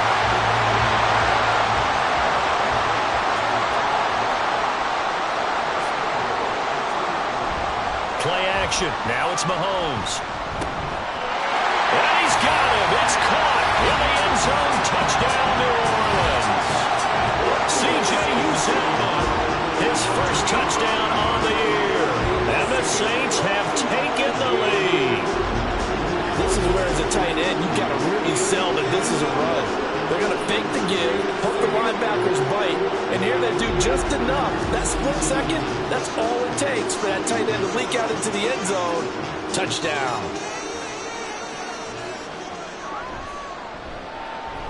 Groupie able to add the PAT. And that makes the score 14-7.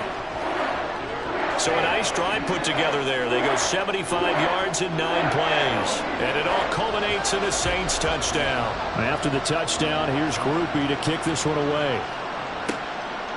And he won't return this one. He'll go down to a knee, and they'll start at the 25. The Buccaneers offense ready to rock and roll again. That 7-0 lead of theirs short-lived as they've now given up 2 straight touchdowns to fall behind by 7. Yeah, but no cause for discouragement here. Yeah, they've fallen behind, but haven't they proven that they can go down and score? So what was the formula to get them down there the first time? Get back to something close to that, and maybe they can get this game tied up. It'll be a gain of 10 to start the drive out, and by a few inches, that'll be a 1st down. To throw is Walker. And there's a short one taken in by Otten. So that'll be no better than an incompletion, and that will bring up 2nd down.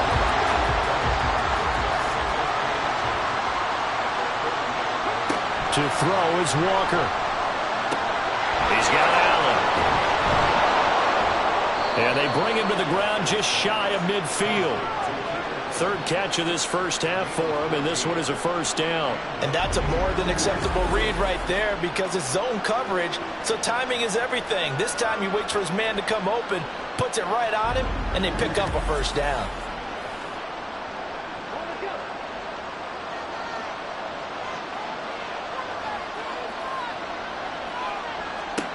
And Walker now to throw on first down. Flushed out right. Good coverage downfield led to him taking off, picking up the first down on a 13-yard run. I can't be sure how much of that was planned pre-snap, but it certainly opens up some avenues for their offense. And if he can stay a threat to break off those kind of runs, it'll pull defenders away from coverage and open up some choice throwing lanes for him moving forward. And nothing much materializing there on the first down run. He'll get a couple, and that's it. Line of scrimmage, the 36 on 2nd and 8. Working out of the gun here, Walker. And now the ball's out, fumble near midfield. And this is picked up, the big fella. And he's into the end zone, a fumble return, and a safe touchdown. And give some kudos to the defensive coordinator, I think, here. They bring the blitz, they dial it up, and it turns into 6 points for them. It's so nice to hear you actually give kudos to the defense. It is so nice you're such an offensive guy like that. I love it. He dialed things up, and boy, a big play resulted for his guys. Well, you like the credit to the defense there, right, my friend? Yeah, do I ever? Groupie for the extra point.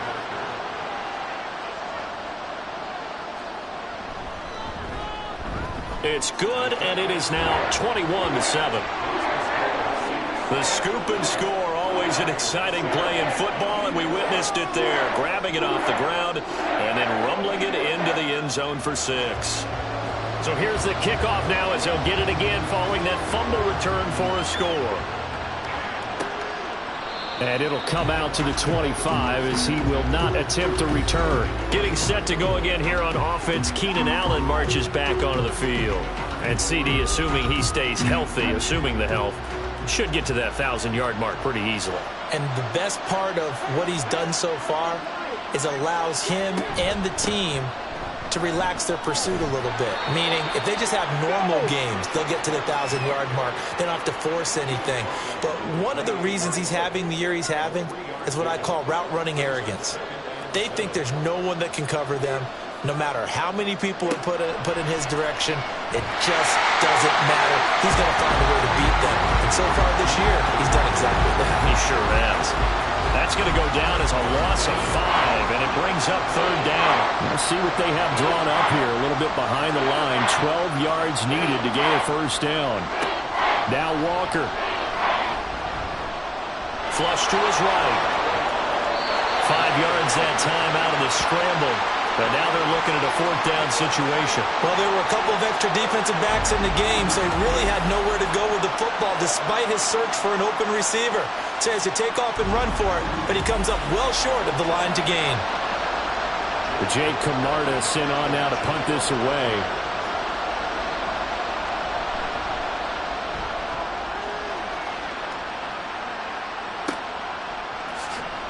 Fights him off. It'll be a 51-yard punt that time. And the Saints will take over with a first down and 10. Patrick Mahomes on his way out for their next drive. Last series, the ball never hit the ground. 6 of 6, touchdown pass. So whatever he did then, do it again, right? Yeah, it reminds me a lot of when I watch the best quarterbacks throw 7-on-7 or even routes versus air. They're accurate. The receivers catch it. The ball never touches the ground. Or if you want to take it to basketball, a well-executed fast break, right? Pass, pass, pass. Finish at the rim, basket. Yeah, the ball never hits the ground there either. When they've needed a play this year, he's certainly been the guy to deliver it. As this season has gone on, he's been awfully consistent and sometimes spectacular. So the big play gets him across midfield now for 1st and 10. Now Mahomes. That is caught by Dell. They'll get this one down near the 20-yard line, just shy of the 20. It's another first down as this time they get an even 20. Mahomes now to throw. Touchdown! Take down.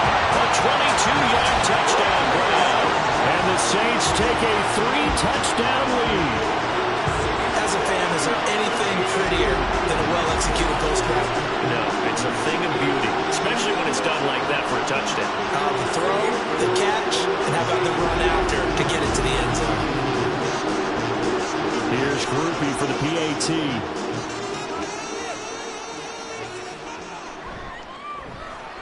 He knocks it through. It's 28-7. So they only needed 3 plays on that drive. And it ends with a touchdown for New Orleans. From a couple yards deep, he'll bring it out of the end zone. And he's up across the 25 and down at the 28. Now the Buccaneer offense gets set to take over.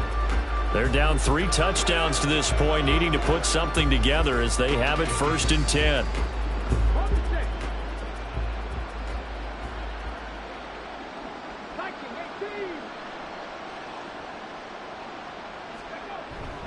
They begin the drive on the ground. It's White, and he sneaks his way forward only for a couple here. 2nd down. Ball on the 30 now. Here's a 2nd and 8. Here's Walker. Wide open. It's Allen, complete. And they'll get it up just short of the 45 at the 44.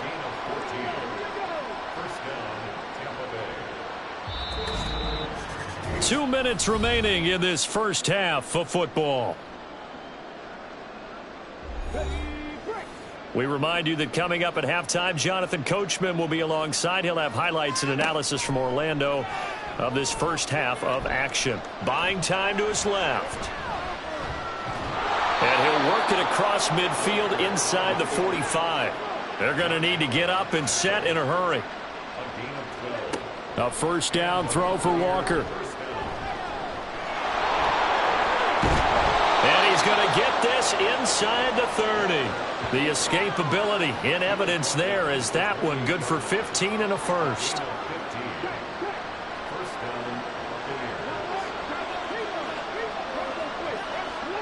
From the shotgun, it's Walker. He finds his target. It's Evans.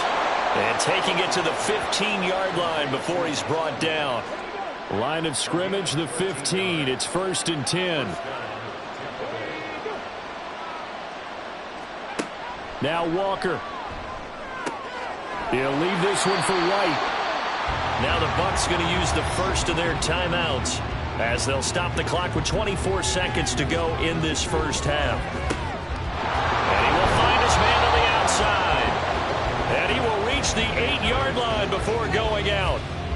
The 8th play of the drive coming up. It's 3rd and 3. Walker now. And oh, he's just going to be short here, barely, maybe by a half a foot. It'll be 4th and inches. And just 3 yards on the catch there. He couldn't get away. And that's going to make it 4th down. Now a timeout taken. Perhaps a chance for one more quick play and then another timeout if they hurry. We'll see. So they won't get a touchdown, but here's a chance to at least get 3 to end the first half. From the right hash here, should be an easy one. The kick by McManus is good, and the deficit drops now from 21 down to 18. So they're content to take the 3. Somewhat of a conservative call there, opting not to go for it on 4th and inches. And that's from a team that you and I know is not usually playing it close to the vest. It's a little bit of a surprise that they opted for the 3 instead of going for it. So it's halftime here in New Orleans with the Saints out in front. As we'll get you over to Orlando, where standing by is Jonathan Coachman. He has our EA Sports halftime report. All right, Brandon, thank you very much. We're starting to get near the home stretch of this NFL season. It's Week 13, so let's get an update on what's going on. We'll begin up at Bank of America Stadium in Uptown Charlotte, where it was the visiting Rams who come in and get the victory on the road. Nick Boyle, a touchdown catch in the victory. From there, we head to the Big Apple, more specifically to MetLife Stadium in Jersey to check on the Giants. And they were losers in their ball game as the visiting Buffalo Bills come in and took it to them. The Giants are starting to run out of opportunities for victories now as they'll head into December at 0-12. Finally, let's get up to the place they call Titletown, Green Bay, Wisconsin, to see what's happening with the Packers. As you can see the score there in the second quarter. Paris Campbell already up near 100 yards receiving with a full half still to go. We were treated to an excellent first half from the gunslinger, Patrick Mahomes. He threw a first quarter touchdown pass, then 2 more in the second quarter, a 3-touchdown half. And he may just be getting started.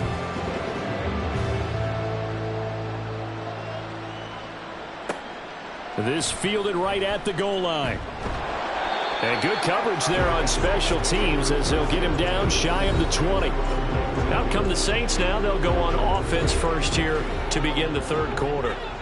As this offense takes the field to begin the opening drive of the second half, Charles, remember in that first half, good through the air and really all around an outstanding offensive performance. Absolutely. They've reached the end zone several times. The passing game working awfully well, and most importantly, partner, and they went into the tunnel with a lead. They come back out with that lead. Absolutely. NFL coaches, we know they're perfectionists in a lot of ways, but they had to like what they saw in that first half. Now left side on the swing pass. He is taken down at the 21 after a short gain of 2. 3rd and 8.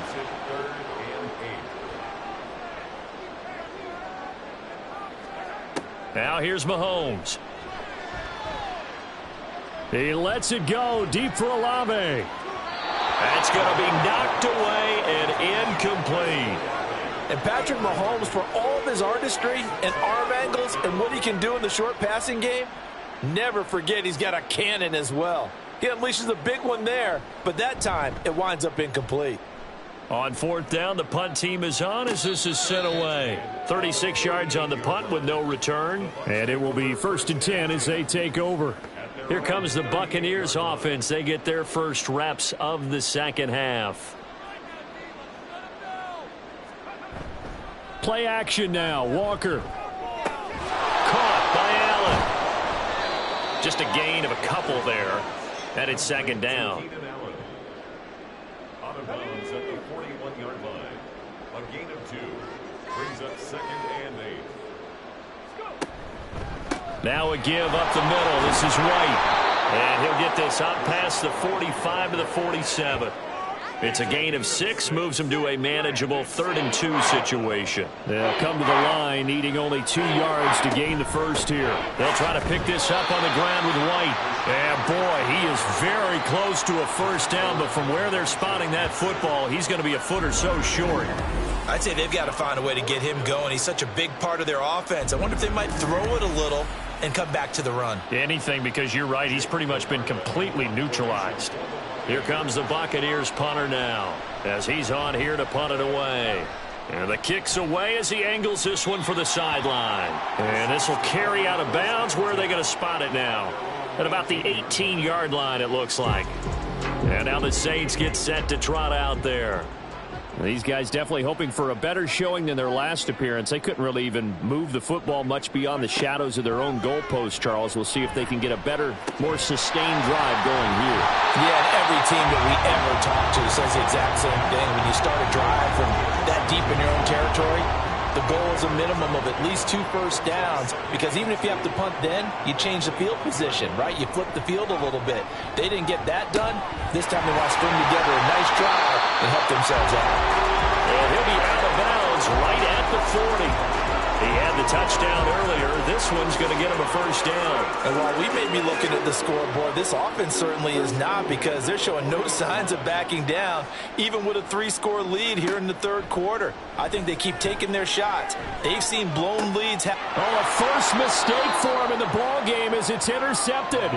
Picked up by Jamel Dean. And the Bucs are going to get this back to their own 34-yard line. Well, still down quite a bit here, several scores. But, yeah, at least that's a start, Charles, getting the interception here. And, look, we're still in the third quarter, so this thing not done yet. You're right about that, Brandon. This defense, they haven't quit on this game. They stayed with it and got an interception and handed the ball back to their offense. And what you wonder about is the team that just threw that interception, they've got to be careful about developing a sense of complacency and thinking this game is over. They'll start the drive with a give to White. And he can only manage to get a couple. 2nd and 8 coming up. Another modest gain there on that one. And I think, Charles, you can probably pin part of the deficit on a failure on their part to really get this ground game established. Yeah, and they've really struggled to be multidimensional in this one, haven't they, partner? Because they have to be extremely one-dimensional now if they hope to get back into this game. They have to do it by throwing the football and hope to have success through the air. This offense in desperate need of a conversion as they come up on third down. Looking left side, and he's got a man. That's Moore. And he is going to have a Bucs first down as they're able to get the third down conversion. I like watching the wide receiver screen because it's a real teamwork play. Because guess what? The guy catching the ball, he'll get all the credit. But how about the people who have to block in front of him, either fellow receivers or offensive linemen? That makes that play a really nice timing play, and sometimes it can break big. And not a whole lot of room to operate there on the first down run. He gets maybe 3. From the 42-yard line, here's second down and 7. Opting to run again here with White. And the stop here will come at the 38-yard line. Still about 3 yards shy of a first as the 4-yard pickup brings it to third down. Operating from the gun. Walker throwing quickly there, but it's incomplete. How about this defense? They came up with a couple big plays in this sequence, and none better than the one right there, forcing the incompletion and bringing up fourth down. And they won't try and pooch it. It's a fake. And this is caught. He's got the first down and more than that. The fake punt works to absolute perfection. And the Bucs' decision to go for it pays off with 6 points. And when they fake it, maybe they're not looking for a touchdown here. Probably just a first down. They got a little more than they bargained for. Exactly right, because that's all you're aiming for. Pick up the first down, get your offense back on the field. Instead, the offense doesn't have to worry about it because they got 6 on that play. McManus now for the extra point.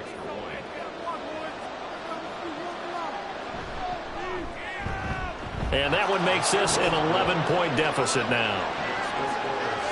So they catch him napping a bit. They go with a fake punt, able to get it out complete, and then take it all the way into the end zone for 6 points. The Bucs ready for the kickoff. And here we go. It's in the air. From a yard or 2 deep, here comes a return. And he won't quite make it to the 25. The New Orleans offense set to take over. Their lead down to 2 scores after the touchdown a moment ago as they start with a 1st and 10. And they start things off with a carry by Gibbs here. And he'll get it up near the 35, right at the 34 here. Any explosive run, you can almost feel the ground shaking, and that's from the offensive linemen creating space for their runners. I had an old coach tell me before, they always told his runners, run around the offensive line in pregame. Get used to the ground shaking so you don't trip and fall when it happens in a game. And he'll have it past midfield almost to the 40 before being taken down. That one covers 24 yards. It's a first down. And now we get into the psychology of the whole thing because a lot of teams with a 2-score lead in the third quarter, they almost become defensive with their offense, just playing not to lose. I think with this team, you got to figure at this point, this is a great spot for them to go into attack mode, really try and put the hammer down and finish this one off. Mahomes firing complete. And he's going to get this one down to the edge of the red zone. That's now a pair of explosive plays in succession, both north of 20 yards.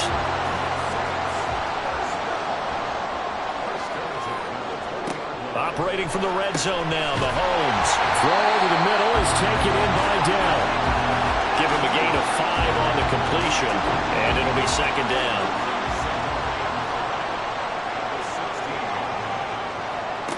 Again, they'll throw with Mahomes, and that is incomplete. A lot of force bearing down on him there. He could not hang on. It's third down.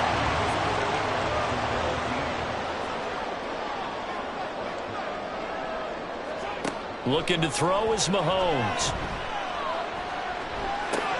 Throw left side complete. That's Perry. And he is out of bounds, getting it down to the 10. It'll be a gain of 5, and that'll bring up fourth down. They'll go for it. It's Mahomes. He's got his target. That's complete. And the Saints are going to have first and goal as they try to finish off this drive with 6 points.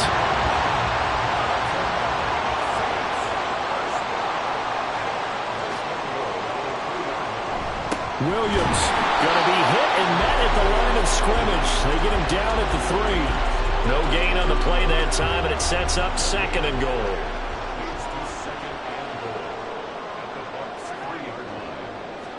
Shotgun snap to Mahomes. And he's got it. Touchdown, Saints. Michael Mayer, a beast in the red zone with his second touchdown of the game. And the Saints are able to extend their lead. A partner, he has carried them in this ball game, throwing the football. All 4 touchdowns through the air, and that's really helped them get this nice lead. And I know it's a team game, but right now, he is truly the focal point. Every touchdown his team has so far has been the result of his arm. How about him throwing it downfield, creating big plays? I don't know how you slow him down unless you can make him uncomfortable in the pocket. The point after, good by Groupie.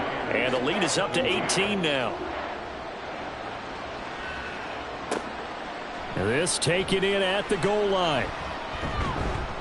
And they'll get him down right at the 25-yard line, so the same result, and he opted for the touchback. A time to get another look at this Buccaneer offense. I kind of feel like they've reached a do-or-die point in this game, Charles. If they're going to try to pull off an impressive comeback, it has to start right here, right now. Yeah, now they've got a final chance to get out of this situation, but they also understand they've got to move the ball and move it fast. In addition, they need to save as much time so they can get 2 more possessions. So here's a 1st and 10 at the 38.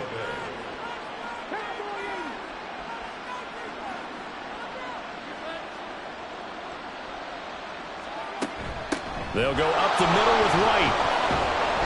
And a 5-yard gain gets him to the 42. That's a really good gain right there. They pick up 5 yards halfway to a first down. The only problem now in the huddle, everyone's going to want to touch the football. Be a lot of chattering now because they've seen that they can move the line of scrimmage. Here's a throw to his running back. It's complete. So give them 5 yards there on the pitch and catch. And they'll be faced with a 3rd and inches.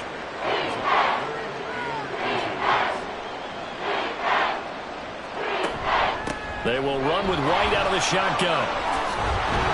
And he gets it down to the 48, enough for the first.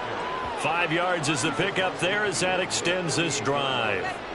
Brandon, what were they thinking on defense there? That looked like they were playing for the pass. That was 3rd and short. Yeah, it was an easy pickup because they handed it to him. That was way too easy. Just looked like absolute confusion defensively. Not sure why they were in that set. Yeah, I'd say you should have a few men in the box there. 62 yards rushing for him now as he's carried it 16 times.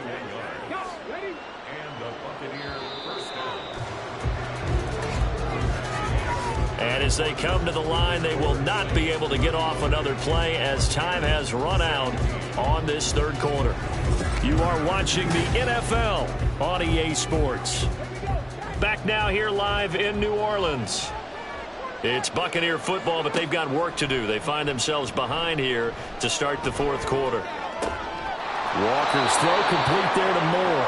And he's going to be out down inside the 20 at the 15. Line of scrimmage, the 15. It's 1st and 10. Walker. And he pulls it in for the Buccaneer touchdown. Keenan Allen, a 15-yard touchdown grab. And the Buccaneers have got it back to a 2-score game here in the 4th. So a little bit of a letdown there defensively. I mean, look, you're still 2 scores to the good, CD, but things may be a little more uncomfortable than they had hoped. Yeah, if you kept them out of the end zone there, this game's over. You've locked the door on them. Instead, it's still open a little bit, and they've got a puncher's chance. McManus's point after is good, and that'll make this now an 11-point deficit. Out is the kickoff unit as they run up and send this one away. Taken at the goal line. Fighting through at the 25. And he'll be brought down at the 28-yard line, so the decision to bring it out of the end zone gets him 3 more. The New Orleans offense back out and ready to go.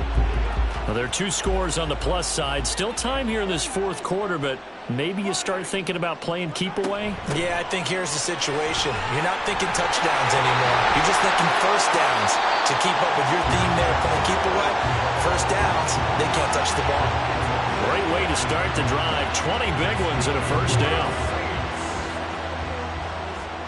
First and 10 at the 49-yard line. Throwing now is Mahomes. Downfield, and he's got Olave. Now he'll be out just a yard or 2 shy of the 30. Another first down, this time on a gain of 19. Partner, I like that they're staying aggressive on offense because to me, this drive is what is known as a put-away drive. You score here, that might put this one to bed. I like the fact that they're playing with confidence and not playing with fear. Mahomes now on first down. Caught left side, here's Dell. They'll wind up getting 7 on the play, and it's second down.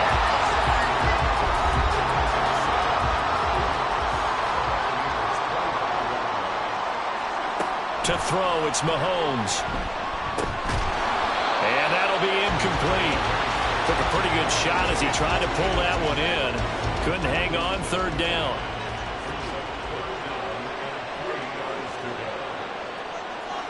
Now it's Mahomes again.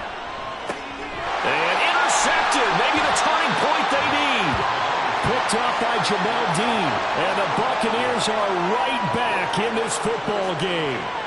That is the play they needed in a 2-score game here in the fourth quarter. No doubt about it. They did what they had to do to give themselves a chance to get back into the game.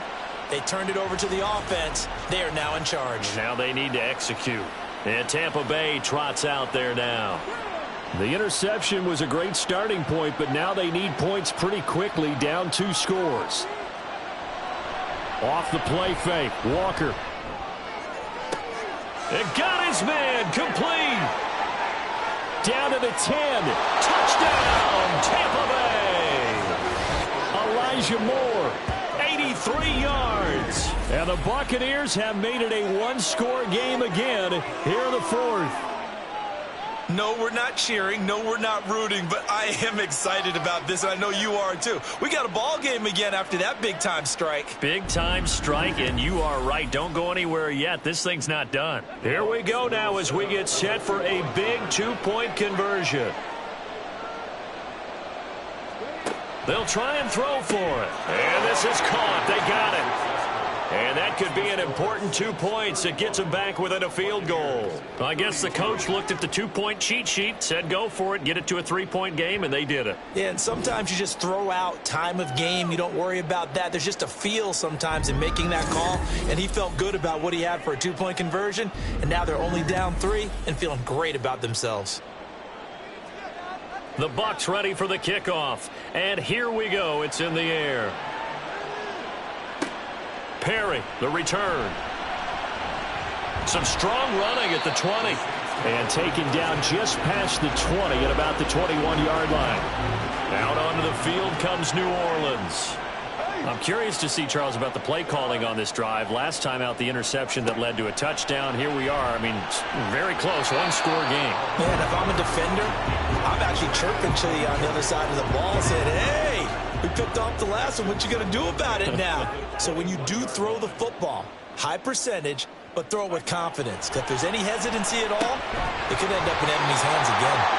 And they're able to get this one across the 35. 95 catches for him now on the year, and it's a first down. First and 10 at the 38-yard line. Gibbs straight ahead. And he'll work this forward for about 3 at second down. Well, that's just a pile of bodies there, and that's when you kind of find out who's a tough guy, right? Who can stand up and make a play. It was only a 3-yard run, but for both sides, they had to walk away from that feeling like, okay, I can stand up when the going gets tough in here. Looking for a crease, can't find one. Stopped at the line of scrimmage. And this offense on third down today, 3 for 7 so far in this game. This is 3rd and 7. Work in the middle of the field, and he's got a man complete. And this is going to lead to another first down as the tackle's made at the Bucs' 44-yard line. It's a pickup of 15 and a fresh set of downs. He's been the go-to guy. They needed a big play there on third down. Went his way. It worked out. Doesn't matter whether they've scouted it or that they think he's going to get the ball. He has a knack for finding his way open and completing the connection. Yeah, boy, now you see him, now you don't. Excellent move. Nice run. Winds up getting about 6. If you can keep getting gains like that, Charles, with the lead here in the fourth quarter, I mean, keep running it, right? No doubt about it, but what the offense coordinator has to do is understand. They're going to continue to stack the line of scrimmage. What runs do you have in your arsenal that'll work against a stacked box and continue to move the ball? 5th catch of the afternoon, and that gives them a first down. And defensively, they were in zone coverage there. Do you have to be a little careful you're losing playing against a good quarterback like he is to not play too much zone? Yeah, you have to be careful about how much time you're giving up. I think it's a good point you just brought up. So maybe if you still want to play zone, you go to a zone blitz scheme. And you can drop anyone out of your defensive front. Defensive end, defensive tackle. It doesn't matter. You just exchange someone to bring more pressure towards the quarterback and still try and cover downfield. A throw over the middle, taken in. And this is going to lead to another first down as the tackle's made at the Bucs 16. They give him 17 yards that time as that'll move the chains. These guys certainly are not hiding what their intention is. They're absolutely showing it. They're definitely not going to sit on this lead here in the fourth quarter. So the ball down to the 16 here for 1st and 10. From the gun, it's Mahomes. Throwing into traffic there, and that's complete. And the Saints are going to have a 1st and goal as the tackle is made at about the 5. So 1st and goal, 6 points here would go a long way toward wrapping this one up. And again, it's Mahomes. And he's got him. It's caught in the end zone. Touchdown, New Orleans. A.T. Perry, a 5-yard touchdown. And the Saints will add to their fourth quarter lead. There was no going through the progressions on that touchdown pass. Yeah, nor was it necessary. His receiver won that route early, presented himself. No reason to wait. Go ahead and put it on him and score a touchdown. Groupie for the extra point.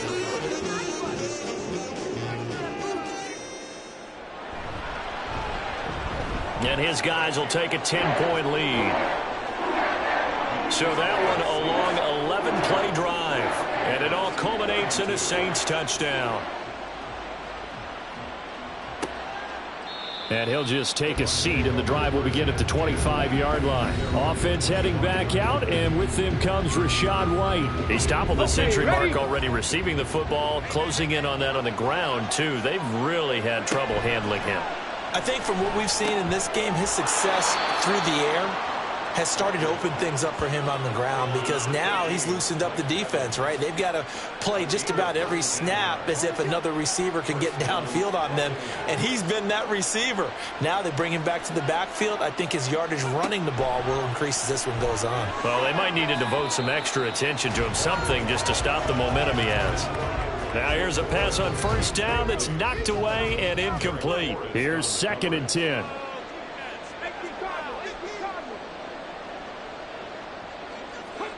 Now Walker. And this is going to be intercepted. And they'll start out with great field position at the 47-yard line in enemy territory. Oh, and I saw the pressure coming at him. That just looked problematic. Hit him as he threw it, and the interception ensued. Let me pay homage to the man who stood in this spot before. He always talked about how much pressure is in the face of a guy, and can he step into a throw. And when you can't do that, oftentimes interceptions result.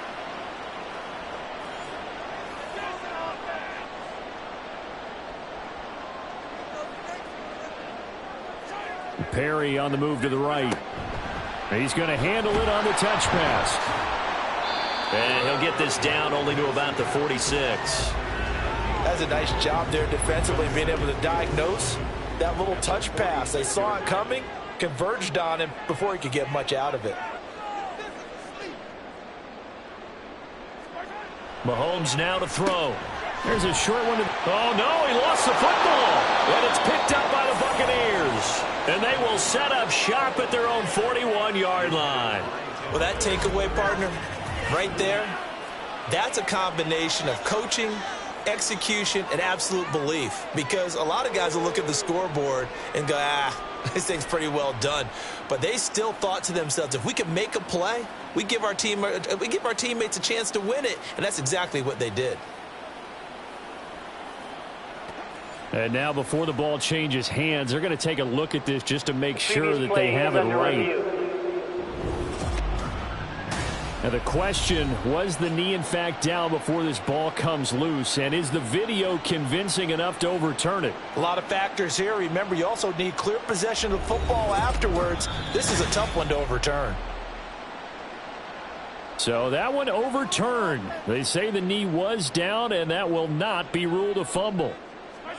Mahomes looks to throw on third down. Pass taken in by his big tight end. And he is going to have a Saints first down as they're able to get the third down conversion.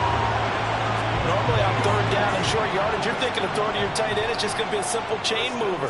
But this time they let him roam down the field, and a nice dart picks up the first down. And touchdown, Saints. Michael Mayer, his third touchdown of the game, his 8th on the year. And the Saints are closing in on a third straight win as they widen the gap further here in the fourth quarter. An important score there, CD, and now an important extra point because it would make it a 3-score game. Love the math there, and at this point in the fourth quarter, look, we all need next-gen stats, right? We all use them, but we don't need them here, do we? Because that means it's almost a certain victory. Here's Groupie for the PAT.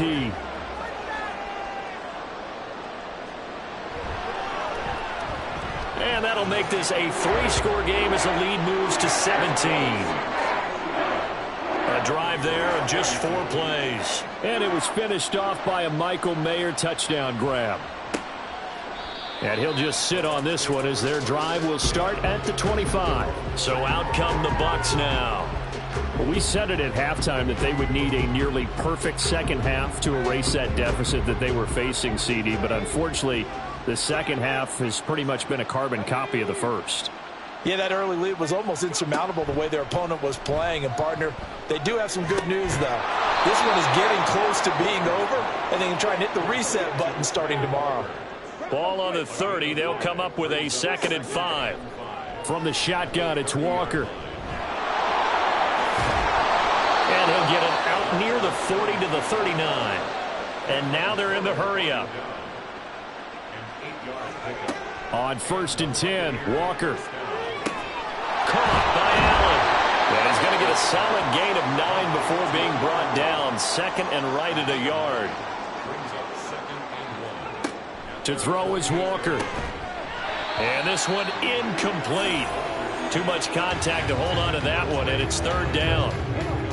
So they just need 1 yard here to pick up the first down. To throw is Walker. Able to find the open man. That's complete. And this is going to be another first down as the tackle's made at the Saints' 31-yard line.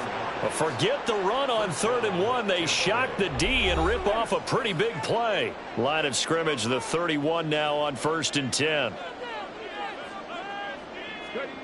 Here's Walker. And a catch right side by Evans. And inside the 20 before he's brought down. A first down throw for Walker. This is caught. And in for the Buccaneers touchdown. Mike Evans. An 18-yard touchdown grab. And the Bucs are able to cut into that deficit. And that touchdown puts us in a position to have a discussion, doesn't it? Now it'll be a 2-score game after the conversion. Yeah, I mean, there's no doubt with a 2-score game they're going to have to onside kick it. We'll just see if they've got a miracle up their sleeve. And you wonder what onside kicks they're going to use and in what sequence if they hope to have a chance to win this game. Extra point from McManus is good. And the lead is trimmed down to 10.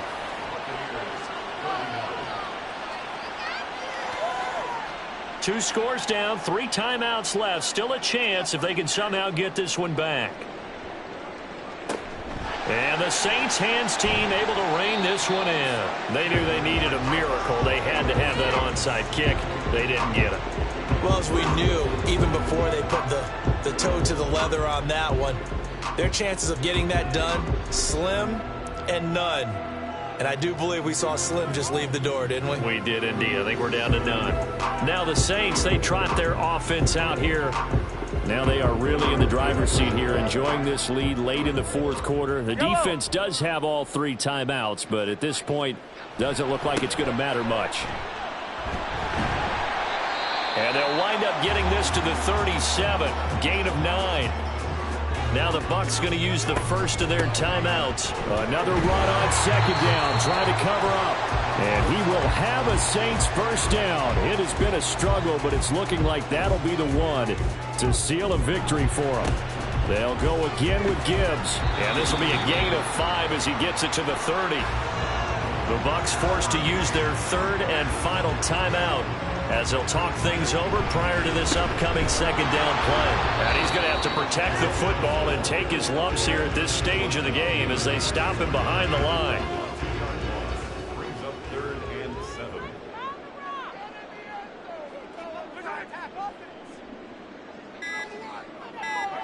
Clock counting down toward 40 seconds as they take the knee. Listen, anytime you take a knee to end a game, that means you've won it. So it doesn't matter whether it's home or on the road, but there's something a little extra special about doing it in front of your home crowd, isn't there? And the home crowd applauding. They're happy with what they've seen. Chalk this one up in the left-hand column for a win. Yeah, that's right. Head to the locker room, throw the wristbands in the crowd for the kids, your gloves, your towels. Get to share it with the home team. Charles, a lot of happy faces heading into the tunnel as this one ends, and understandably so. Not only did they get the win, but boy, their offense was on fire in this ball game. And partner, I have no idea what the top speed is on one of those high-end sports cars. What's the top gear you can get into? This offense, they certainly were there in this one, huh? Everything clicking for them in this contest, the kind of performance that they're going to cherish. So for New Orleans, they continue to make their case for the playoffs as they move to 9-3. And they will hit the road next week to take on the Carolina Panthers. Meanwhile, for the Buccaneers, it was a win they needed to turn the season around, but instead they fall to 5-7. And they'll get a chance to redeem themselves at home next week. So for Charles Davis and our entire crew, I'm Brandon Gaudin. Next game, guess what? Charles and I will be here again. It's the NFL on EA Sports.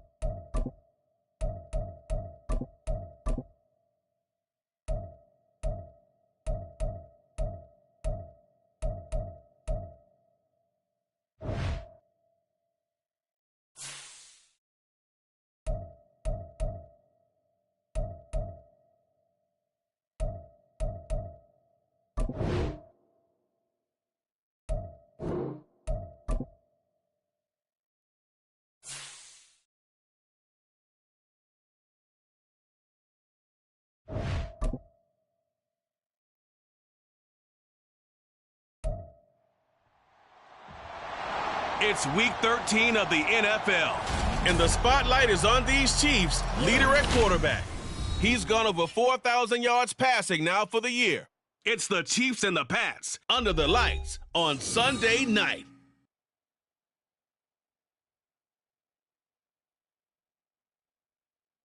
It is perhaps the best home field advantage in all of football, and certainly the loudest, as we welcome you inside Arrowhead Stadium in Kansas City. Tonight we've got a great Sunday night matchup on tap, as it'll be the New England Patriots taking on the defending Super Bowl champions, the Kansas City Chiefs. With Charles Davis, as always, I'm Brandon Gaudin. Charles, you talk about storylines.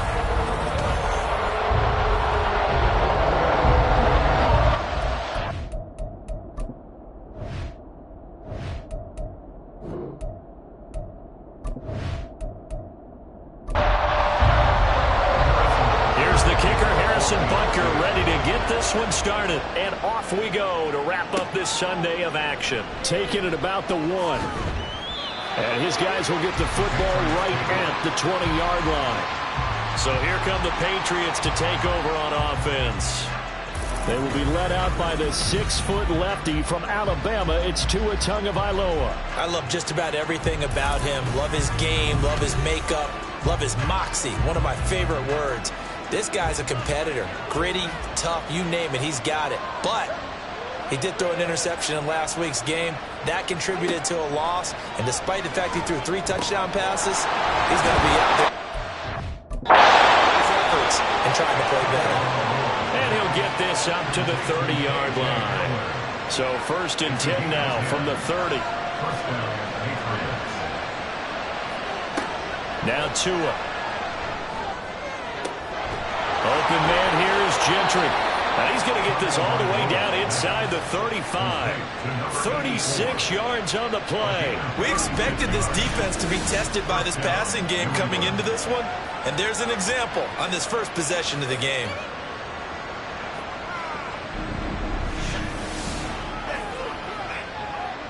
So the big play changes the complexion of things. Here's 1st and 10 just outside the 30. They'll run it. This is Ramondre Stevenson. And nothing much materializing there on the first down run. He'll get a couple, and that's it. And the rushing numbers for Stevenson from last week. 17 carries for an even 100 yards. After the last game, they have plenty of reason to be confident in their running game. And even though they're facing a top 10 defense, they're not going to shy away from doing what they do best. Make them adjust to them. Make them stop what they do before they go to any type of a change-up. Right where this second down started, they need a full 10 here to pick up the first down and move the chains. Throwing is Tagovailoa on 3rd down here. And it is caught. He's going to go out of bounds, but he takes this one down just shy of the 20. The Patriot passing game is rolling. They've got another first down.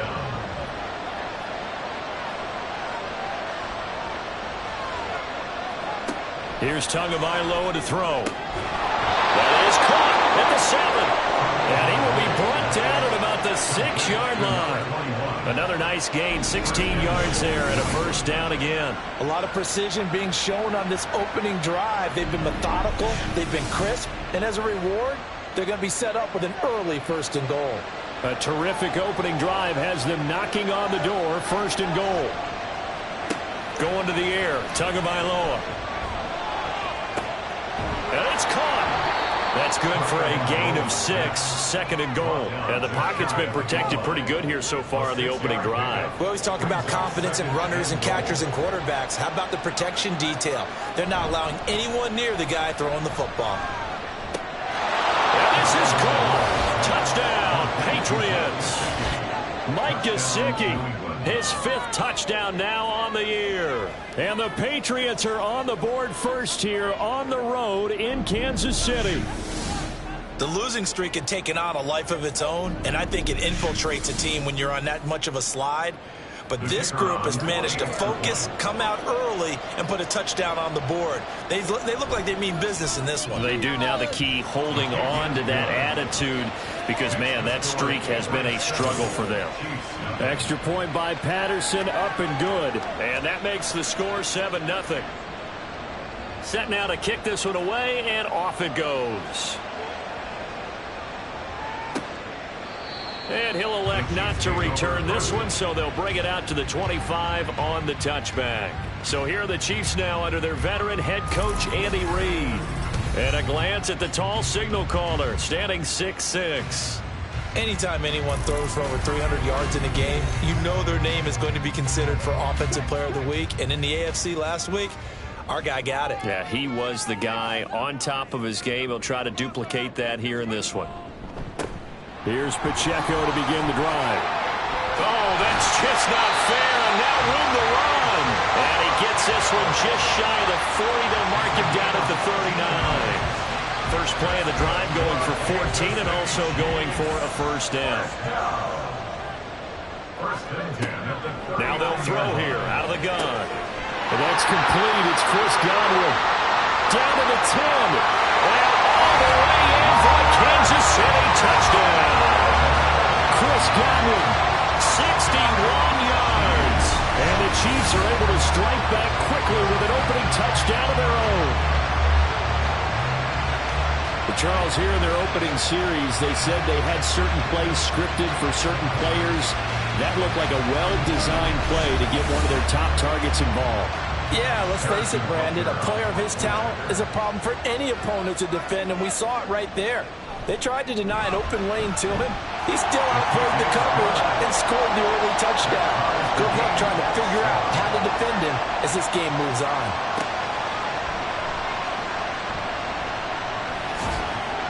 And he brings us out past the 20 to the 24. So back onto the field come the Pats for their second drive.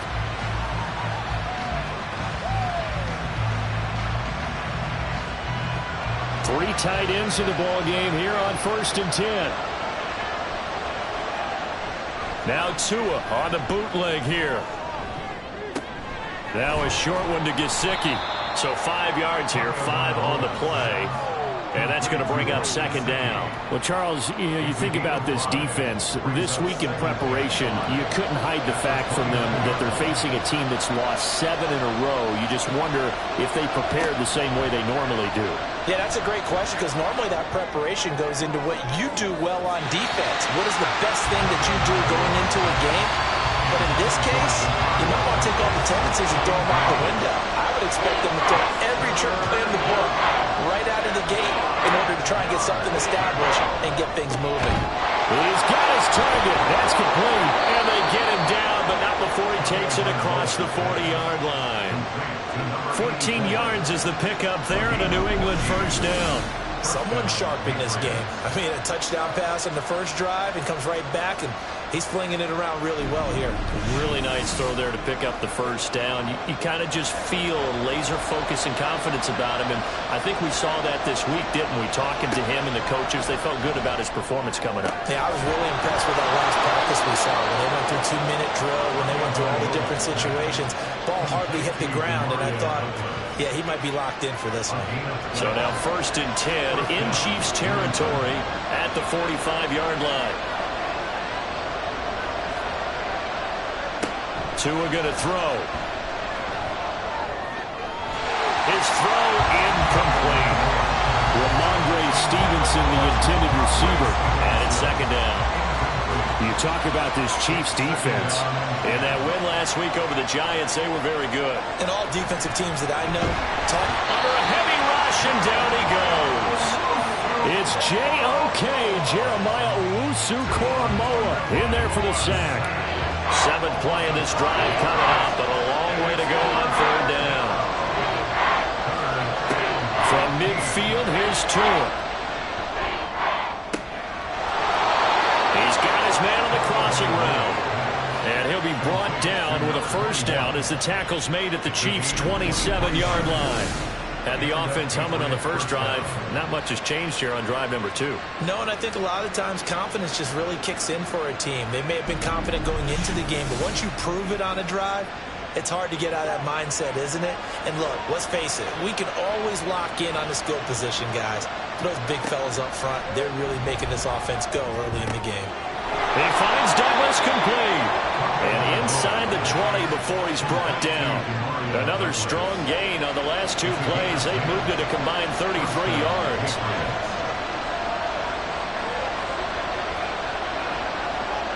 Tua now on 1st down. Now a quick throw there, but it's going to be incomplete. That certainly appeared to be a play call where they were just trying to make 2nd down, 2nd and short. I think they thought the coverage was off a little bit more than it was. Nice job there pressing up on it and forcing the incompletion. And he'll get 4 there, down to about the 12-yard line. 3rd down and 6. The passing game's been working quite well so far, but the running game's been a little bit of a struggle. That's a surprise to me. Typically, when you can throw it, you've opened up lanes for your runners. And the Patriots are going to have 1st and goal as they try to finish off this drive with 6 points. I know this may be jumping the gun a little bit, but 7-7, they're flinging it around like crazy. Look at the drive that's going on here. Partner, we may have to start thinking about one of these defenses just holding someone to a field goal and maybe trying to get an advantage that way. Now a throw to the end zone on 1st down, but it winds up incomplete. They come up here with another shot from the 6-yard line, and it's 2nd and goal now. Now a 1st carry for their fullback. And he's going to press this one forward as they stop it right around the 1. It'll be a gain of 5, and it's going to set up a 3rd and goal.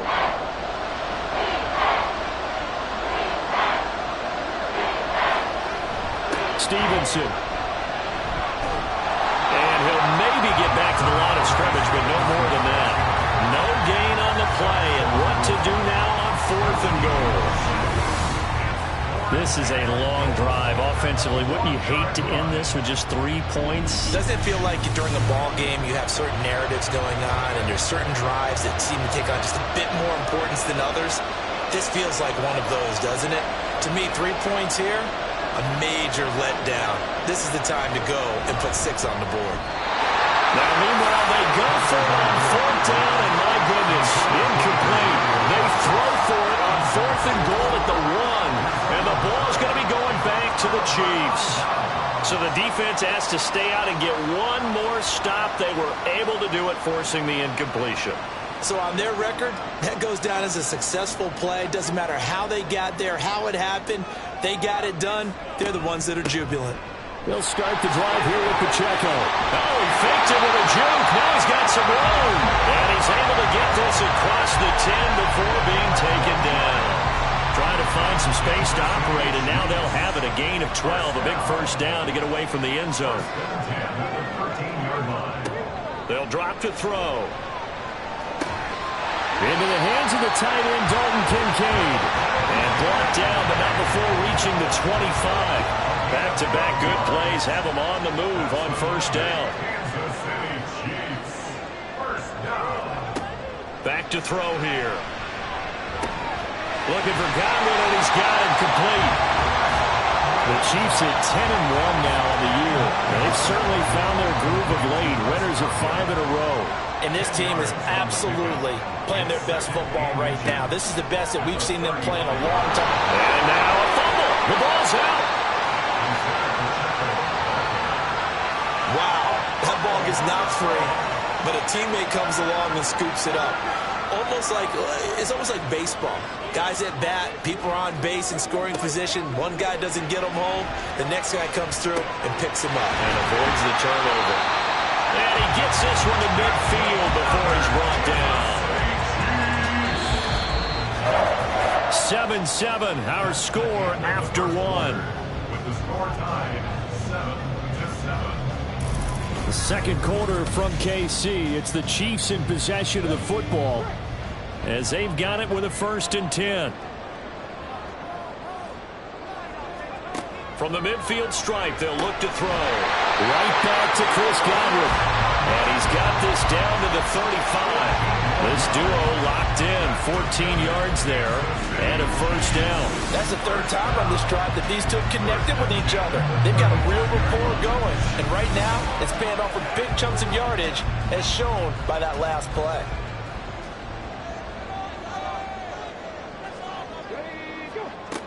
Now on 1st down, he'll drop to throw it. He'll get this complete to Kadarius Toney. And brought down, but not before they're inside the 25. Another nice gain, 13 yards that time, and another 1st down.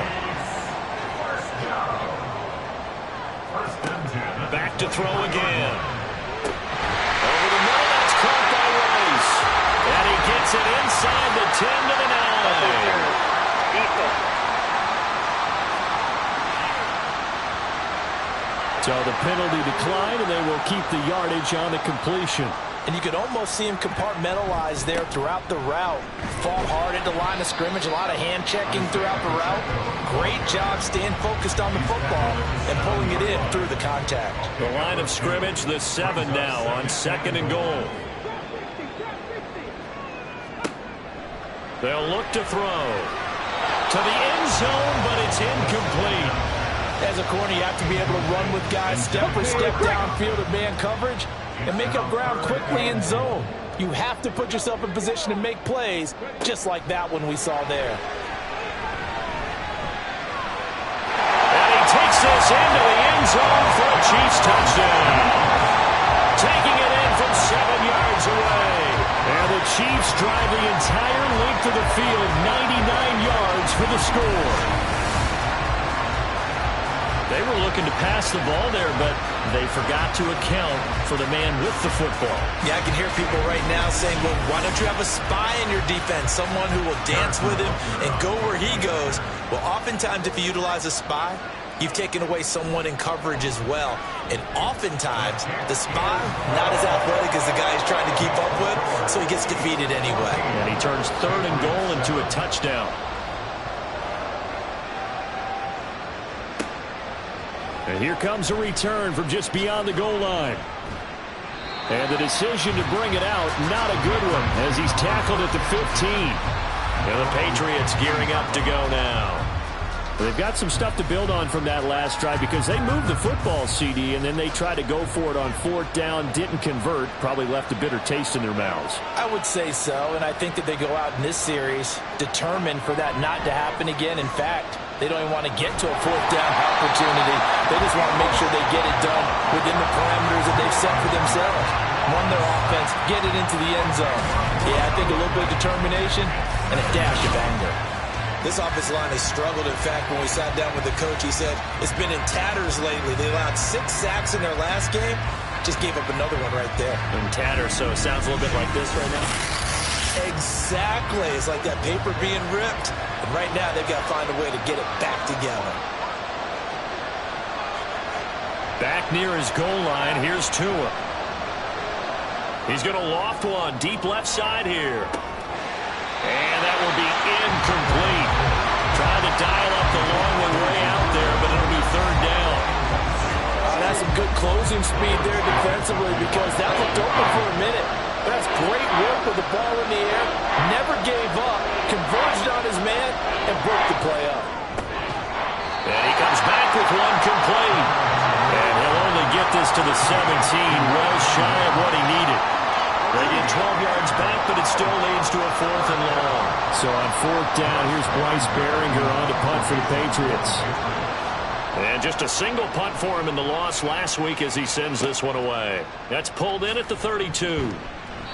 That's a 49-yard punt, 8 though on the return. And it's Chiefs football, 1st and 10. Get a look at receiver Chris Godwin as this offense returns for their next drive. And the previous drive put him up over 1,000 yards for the season. So now it's what you like to refer to, my friend, as gravy time, right? It is. I mean, he's done it, right? He's accomplished the goal. So the good players They relax a little, they bask in it. They think this is okay, we've done what we set out to do. The great players decide to push that number as high as they possibly can. I don't expect him to have any let-up in his game the rest of the way. Great thing if you're on the opposite side. He's such a weapon. He just opens things up for the other guys around him. Yeah, if you're the opposite receiver, you should expect a few passes come your way, too, because I've got to kick coverage in his direction. Here's third and a few inches. They'll try for the first with Pacheco. And he'll get it down to the 47 here. It's a gain of 4 there and gives him a new set of downs. So far this season, this is an offense that's proved its ability to move the football. I mean, they're in the top 5 in the NFL at picking up first downs, and they get the conversion here. And I think a lot of that is due to how they win on first and second down, because that leaves them third and short, third and manageable. A lot easier to pick them up then, isn't it? Looking for more there on first down, but this throw downfield incomplete. Second and 10.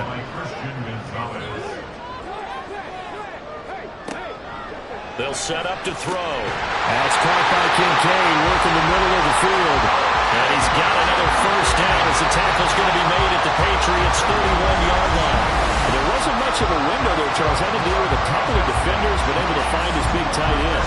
And partner, we know double coverage is a challenge for any player to try to defeat. But maybe it's a little easier if you're one of those big tight ends because you have a size advantage on just about anyone trying to cover you, and you can use your body to create some space. Give him a gain of 5 on the completion, and that'll bring up second down.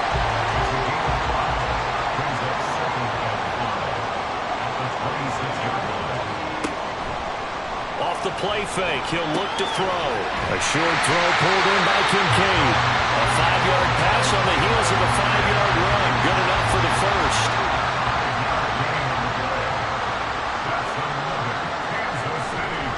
Pacheco gets it up the gut. Now he is going to be stopped cold behind the line of scrimmage. Officially, it's a 1-yard loss. That's going to bring up second and 11. A loss of a yard brings up second and 11 at the Patriots' 21-yard line. Now back to throw. And that is incomplete. A lot of force bearing down on him there. He could not hang on. It's third down. Well, backed up here. Tough spot. Needing 11 yards to pick up the first. On third down, he'll drop to throw. Fighting to stay upright. But in the end, the pressure too great, and he goes down. And the defense coming through on third down. A loss of 7 to bring up fourth. Harrison Butker on for the field goal. A 46-yard attempt. Butker's kick here is good. And they will move up by 10 now. 17-7. So he's been automatic to this point of the season, and he connects on the field goal there. And what a luxury it is to have a kicker you can depend upon, partner, because he hasn't missed all year long. Converts on that one as well. And kudos to you. You didn't jinx him. No run back here, down to a knee, and this drive will start at the 25. New England's offense set to go. They trail by 10, 17-7 as they come up on a first and 10.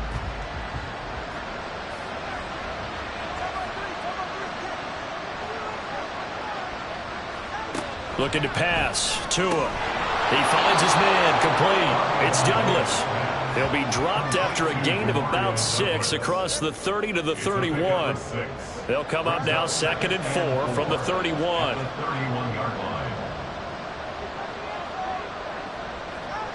Here's Tua. Well, that'll be incomplete. Well, he took a shot as he let that go. And it's going to bring up a third down. In search of 4 yards here to pick up the first down. Douglas, the man in motion. Here's Tagovailoa to throw. Work in the middle of the field, and he's got a man complete. And he will have a Patriots first down as he'll be marked down a yard or 2 past the marker following a gain of 6. And Brandon, from our time in college football, where receivers weren't running the traditional NFL route tree, one thing they did learn, find open areas, find soft spots, and set up and catch the ball. I think we just saw that there. Yeah, we saw that indeed, picking up the first. A loss of a full 3 yards, and now it's second down.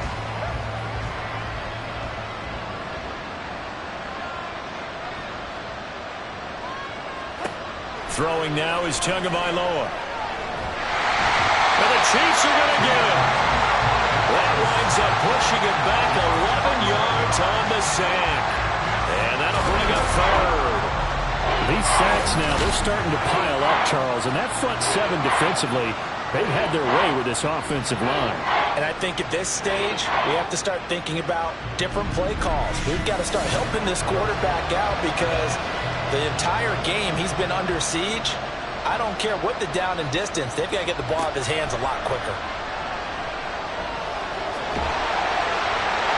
Now throwing on third down there, but he cannot connect. So after 3 drives and 3 touchdowns combined between these two clubs, finally we get a defensive stop. Yes, and welcome to the party, defensive players. And glad to have you because for a while there, it almost felt like it was 11 going downfield on air. Okay, so to be able to have someone come up, make a stop, now we got a football game going. That'll be a 49-yard punt, 6 yards there on the return. And they will take over 1st and 10. Get a look at receiver Chris Godwin as this offense returns for their next drive. Making his presence felt early in this one. First half, already over the century mark. How about the yards per completion, too? That's a pretty darn good number there. Number of catches, but his shredding defense is getting big yardage with each and every one of them. It'll be a gain of just a yard, and it'll be second down. And we've hit the 2-minute mark in this first half of action. Ball at the 33, 2nd and 9.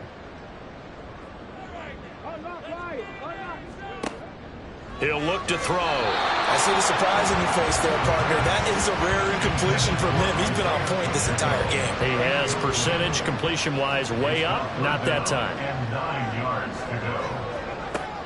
Out of the gun now on third down. And they'll get it out just short of the 45 at the 44. Nothing open downfield. He keeps it himself for 11 and a first down.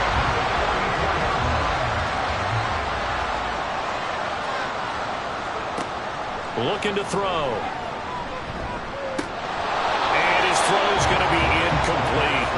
That is the first time that they've targeted him that he has not come down with a catch. He's caught everything that's been thrown his way. A dominant pass receiver that can break down any defense because when he's doing that kind of work, it really hurts you on the back end. And even though it's an incompletion there, I think they're going back to that way. And we're getting down to the 47 here. Creeping up on a minute to play in this first half. They'll look to throw for it on 3rd and 1. Pass taken in by his big tight end. And he's got another first down as the tackle's going to be made at the Patriots 37. They only needed 1 yard on third down. They get 10 instead by going to the air. We often hear the phrase sure-handed tight ends, and he certainly fits into that category. Plus, he's got a quarterback who knows to look his way when they need a big pickup. And on this play, he finds him for the first down. Line of scrimmage, the 37 on 1st and 10. Again, he'll drop to throw. That ball caught. It's Rice. And he will have a first down here as they get into field goal range as well, down at the 17-yard line. So from the 17 now, here's a 1st and 10. Well, that certainly has to feel good. It's not all the time that the play caller should get all the credit. Sometimes I think in the huddle. And he will take it all in for a Chiefs touchdown. It's their quarterback as the first half is winding down. And the Chiefs will extend their lead here just before halftime. And this drive, Charles, very well timed as they score with very little time remaining in this first half. And I'm reminded that they get the second half kickoff as well, so they can break this one wide open before the other guys have a chance to possess the football. Extra point by Bucker is on target. And that'll make this a 3-score game now. The lead moves to 17. So not much time to speak of remaining in this first half as the kick's away.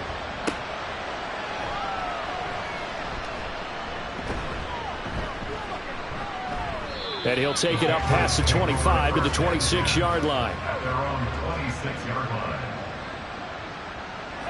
And with time running short here, they'll simply take a knee, and that should do it for half number one. So we've come upon halftime here in KC with the Chiefs on top. As we'll head down to Orlando, that's where we find our man Jonathan Coachman at our EA Sports Halftime Report. Coach. All right, Brandon, thanks very much. We'll get back to you and Charles in a minute. But first, time to give the folks at home a look at what's going on around the NFL. We'll begin up north at MetLife Stadium over in New Jersey, where it was the visiting Bills who were able to come away with the victory on the road. The Giants are starting to run out of opportunities for victories now, as they'll head into December at 0-12. From there, we head down to the Sunshine State to check on the Jaguars at home in Jacksonville. And they were winners in that one as they defeat the visiting Tennessee Titans. Trevor Lawrence sharp in the victory as his guys get back within a game of 500. And then finally, we wrap up the week with a good one on Monday Night Football between the Miami Dolphins and the Cleveland Browns.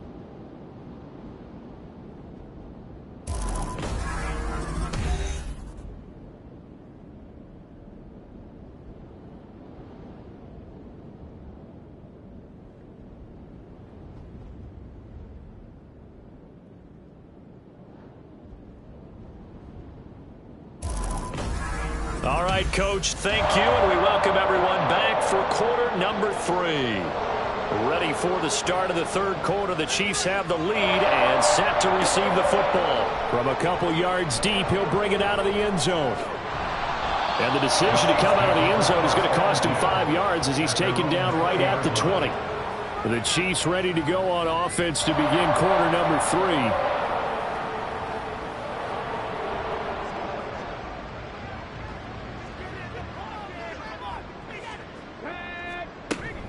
On 1st and 10, here's Pacheco. Oh, nice move. And he's taken down, but able to slip across the 35. 46 yards now on the ground on just 7 carries. Sometimes it's hard to believe, but there are times this game is about patience, isn't it? Has had the game he expected, but that run there, that may get him going. I was just going to say, maybe that gives him a little juice, because you're right, he struggled, especially in that first half. Yeah, and I know the great ones always think to themselves, just hang in there. I'm just one big carry away from busting this open. That's a good start for him. Headed straight, it's Pacheco. And tackled down after a gain of 3. Leaves him with 1 yard to go on 3rd down. That's a gain of 3.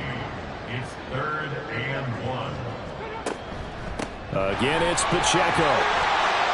They juked him, and they'll get him down as he's inside the 40. First down for the Chiefs. Solid chunk of yardage, 17 on the play. Offensive line right now really freeing up the rushing lanes on this drive. And we have to give them props. They've earned them. But these big runs that we're seeing, they don't result without everyone else being involved as well. Blocking on the perimeter has to take place downfield too. They'll run out of the gun with Pacheco. 5 yards is the tally on 1st down. That brings up 2nd and 5.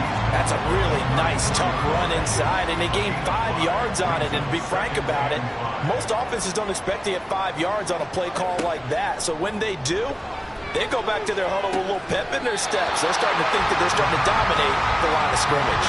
Call that a loss of a yard, and things get a little more difficult here. 3rd and 5.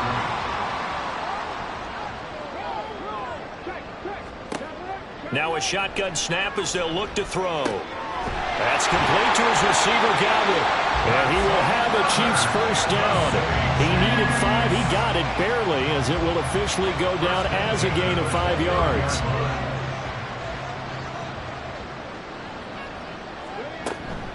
They run it with Pacheco from the gun. And he takes this into the end zone for a Chiefs touchdown.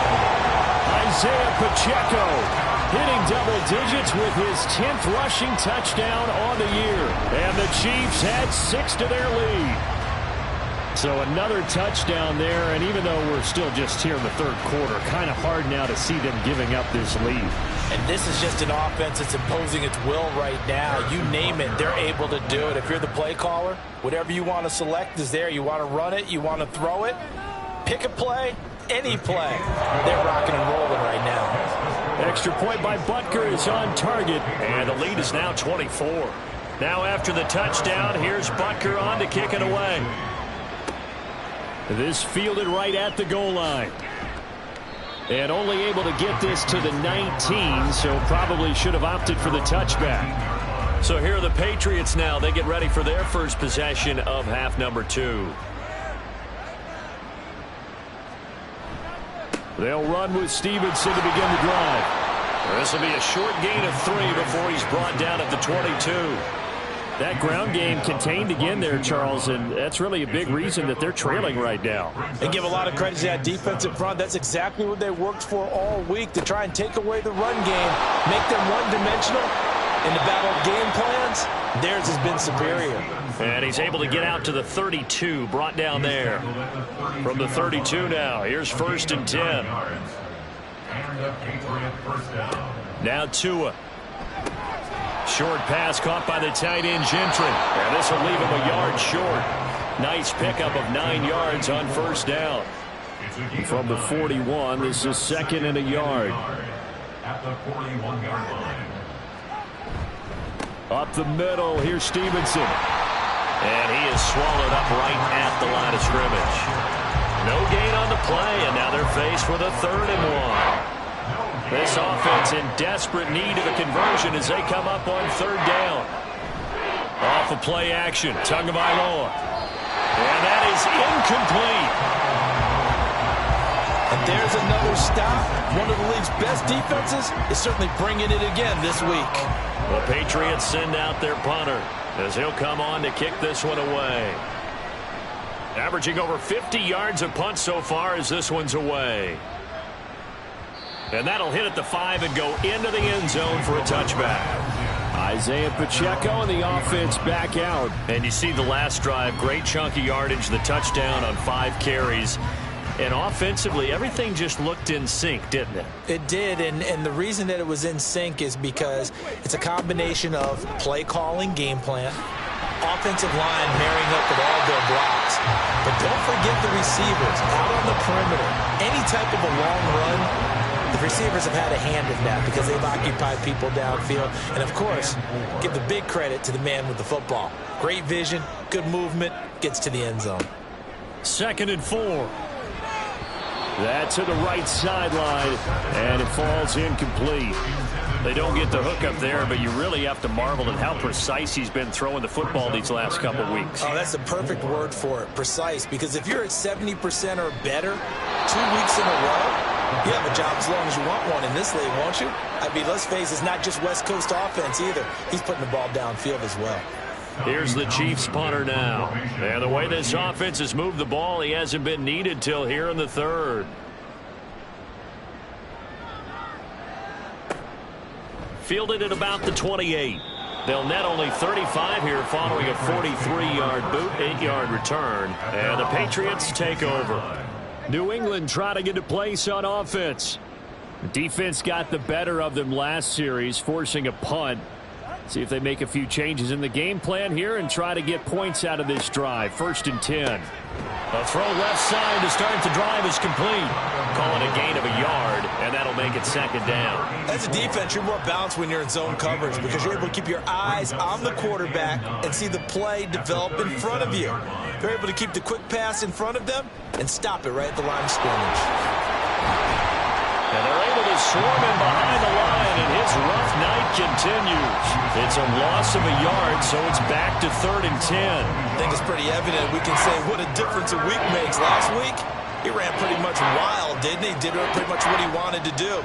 But this one, they stopped him cold. That, to me, that's good scouting and even better execution. Yeah, and they stopped him behind the line right there. They obviously watched the tape a few times and made some adjustments. So now 1st and 10 in Chiefs territory at the 39-yard line. Going to the air, Tagovailoa. Douglas with a grab over the middle. So just 3 yards on the completion there. And it'll be 2nd down. A 3-yard pickup brings up 2nd and 7 at the 36-yard line. Tua going to throw. Throwing over the middle, and it's incomplete. Well, the passing windows are just not there, and that's just another example of how great this defense has been all game long. And that's exactly what a top 10 defense can do. They can really change the game tempo and frustrate you as you try to execute offensively.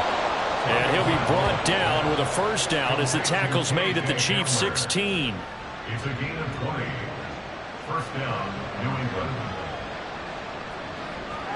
Tua setting up shop to throw again. And going right back to Hamler. And the Patriots are going to be looking at first and goal as they move this down to the 4-yard line. First and goal at the 4-yard line.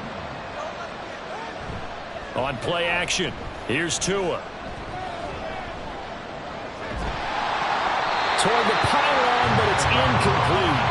He's had trouble finding open receivers all game, CD, and that's because really there hasn't been many. This defense has been all over them. Yeah, they're one of the better defenses in the league, and every time I talk to someone around the NFL, they all say the exact same thing. They're so fundamentally sound, it's hard to execute against them. And now third and goal following incompletions on first and second down. Tua sets up to pass it, and it's intercepted at the goal line. Picked off by Leo Chanel. And the Chiefs are going to have the football here at their own 18-yard line. Well, field goals probably aren't going to cut it at this point. This was touchdown or bust, and unfortunately for them, it turned out to be bust. Yeah, they're feeling like they've got to force the issue here. Maybe take some chances they wouldn't have earlier in the game. But give credit to this defense. They really stood tall throughout, and they come up with the interception in the end zone.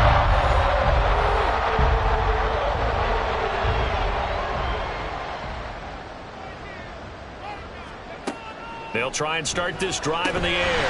Looking for Godwin, and he's got it complete. And he'll get this up to the 30-yard line.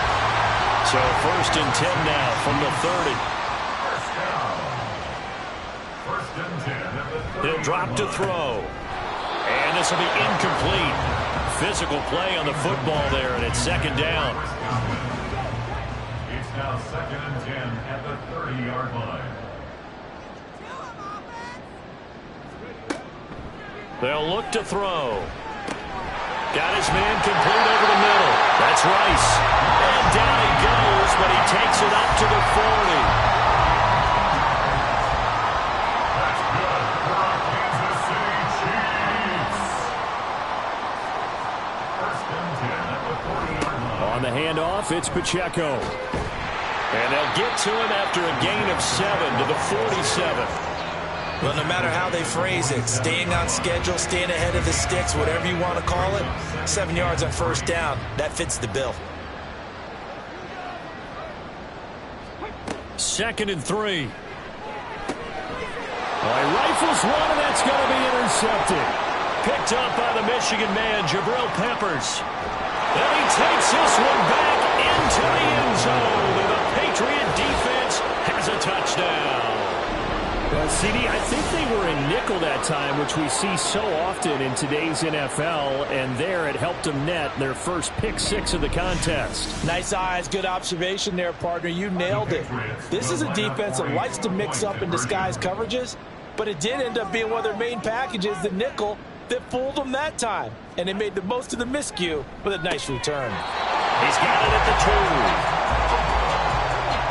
I know they didn't tack on the 2 points, but I liked their attempt. After the interception return for a touchdown, I was thinking to myself, forget kicking it, go for 2, and they did. Well, yeah, and everybody's scrambling. Maybe you catch the defense on their heels. They weren't ready to be out there. Yeah, it's almost like a sudden change, right? There's a turnover, you take it away, they stuck it in the end zone, keep the momentum going. Give credit to the defensive guys for rallying and stopping that 2-point attempt. And the tackle going to be made right there at the 25-yard line. The ball back to the Chiefs and Isaiah Pacheco. He's had a good performance, moved the ball effectively on the ground. Of course, he has the 1 touchdown. And when you're able to move it as effectively as you've described, that leads to finding a way into the end zone, and now he's just trying to do it for a second time. And, of course, with that comes additional yardage. Yeah, looking for additional yardage, and again, that second score here in the third quarter. Call that a very strong gain of 24. 1 quarter remains here on a Sunday night. This is the National Football League on EA Sports. We're back now in KC. It's the Chiefs with the lead and the football here as we get set for quarter number 4. A handoff now for Pacheco. And he'll take it across the 50 and into New England territory. Give him 5 on the carry there, and it'll be second down. It's a gain of 5. Brings up 2nd and 5. Here's Pacheco once again. And a good job of finding the open space to run as he's down close to the 30 here. 133 yards on the ground for him now as he has gotten better, really, as the night's gone on. Line of scrimmage, the 31 now on 1st and 10. 31-yard line. Now they try with Pacheco. And room there to work it inside the 25. 7 yards on the pickup there, and it'll leave him with a 2nd and 3. Brings up 2nd and 3. Now they'll switch it up here and look to throw. And he's going to have to eat this one as down he goes. Keon White got in there for the sack. I thought there at the end he may have had a chance to release that, but that pocket closed a little too quickly and down he went. Yeah, he was certainly trying to do everything he could to extend the life of the play, probably counting in his head 1, 2, and then he ran out of time. And he gets it all the way down inside the 10 and mark him at the 5. They're able to convert on 3rd down, and that sets up a 1st and goal. The passing game continues to be their friend. Even with a stable lead here in the 4th, Charles, they're going back to that well.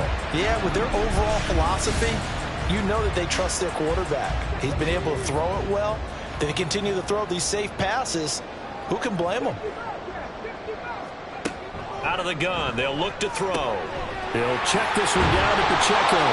And he'll be brought down right on the edge of the goal line at about the 1-yard line. Nice job defensively to hold him to 4, and now it's 2nd and goal. At the 1-yard line. Pacheco is in.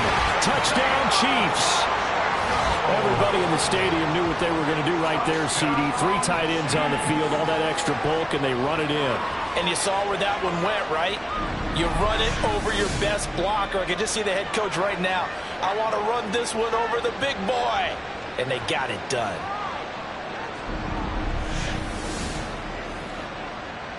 Butker now to add the extra point.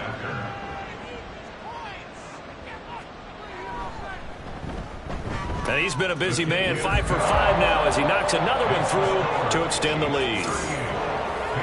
So that drive takes him down the field in 8 plays. And it ends with a 1-yard touchdown run. Now after the touchdown, here's Butker on to kick it away. This taken in at the goal line. Now a crease here as he's past the 30. And all in all, a pretty solid return. Nearly got it to the 35. They'll mark him down officially at the 34. New England's offense set to go.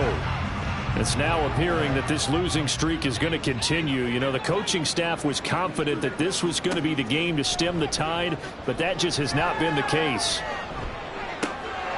And that's going to be incomplete. Too tough to hold on to that one. It's 2nd down. Brings up 2nd and 10. Douglas, the man in motion. Tua once again here on 2nd and 10. They'll get this to Hamler over the middle. And he'll be stopped right at midfield. That catch puts him over 70 yards receiving now as he's got a 1st down. From midfield, here's Tua. Nowhere to go here. He lost the football. Oh, and one of the linemen on the other side has got it. A lot of bad news on that play for them, wasn't there? Lost the football, lost a lot of yardage, but I think the good news outweighs it. Able to retain possession. That was big for them.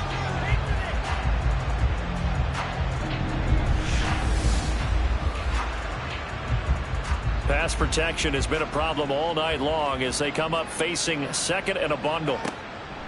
On the draw is Stevenson. And he'll slip his way up across the 30 to the 32. Give him 2 on the run. They need a lot more than that coming up here on 3rd down. Though certainly in a pickle here. They have a mile to go to try to pick up the first. We'll see what they've drawn up. Now throwing on 3rd down there, but he cannot connect. Well, the trials and tribulations of being a quarterback in this league, it's tough. It's got to be wearing on him out there. Well, he has been sacked a number of times. He had an interception, so I'm going to give him a skosh of credit for hanging in there and trying to make something happen, despite the amount of pressure he's been under this entire game. And he's brought down. Can't do anything with the football. It's a sack and a turnover on downs. The Patriots come up empty on 4th down. And boy, possession here turns over with the football already being in the red zone.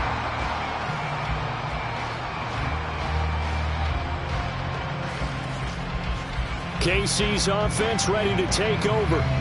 Been a very strong performance for them, really, on both sides of the football. The turnover on downs, the most recent example, and now, obviously, they're in a great spot here. If you're over on the bench right now, you're shaking hands with your teammate, you're hugging him, give him a little dap. Been a big, big performance for them. Now you just don't get careless. Take care of the ball on the way out. And he gets us inside the 10 to the 9. It's also a gain of 9. Line of scrimmage, the 9. 2nd and about a yard.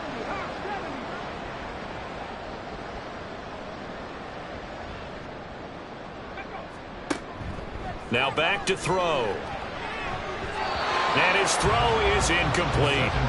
So many times when we talk about coverage, we're just about a defender running with a receiver, but a big part of it is understanding where the football is, finding it. In this case, when it arrived, it wasn't a surprise, and he was able to bat it away. And he'll be taken down, but he does have 1st down yardage. A strong 8 yards will keep this drive rolling. And they certainly had success throughout this contest, getting him the ball in the passing game, and there he picks up another 1st down. Whatever they saw going into this one. And he is in. Touchdown, Kansas City. A touchdown run there from a yard out. And the Chiefs add on to their lead, and it's looking like that win streak is going to extend another week. Well, they mentioned this week, Charles, they had a couple kinks on offense that they wanted to fix. I would say they're pretty well fixed.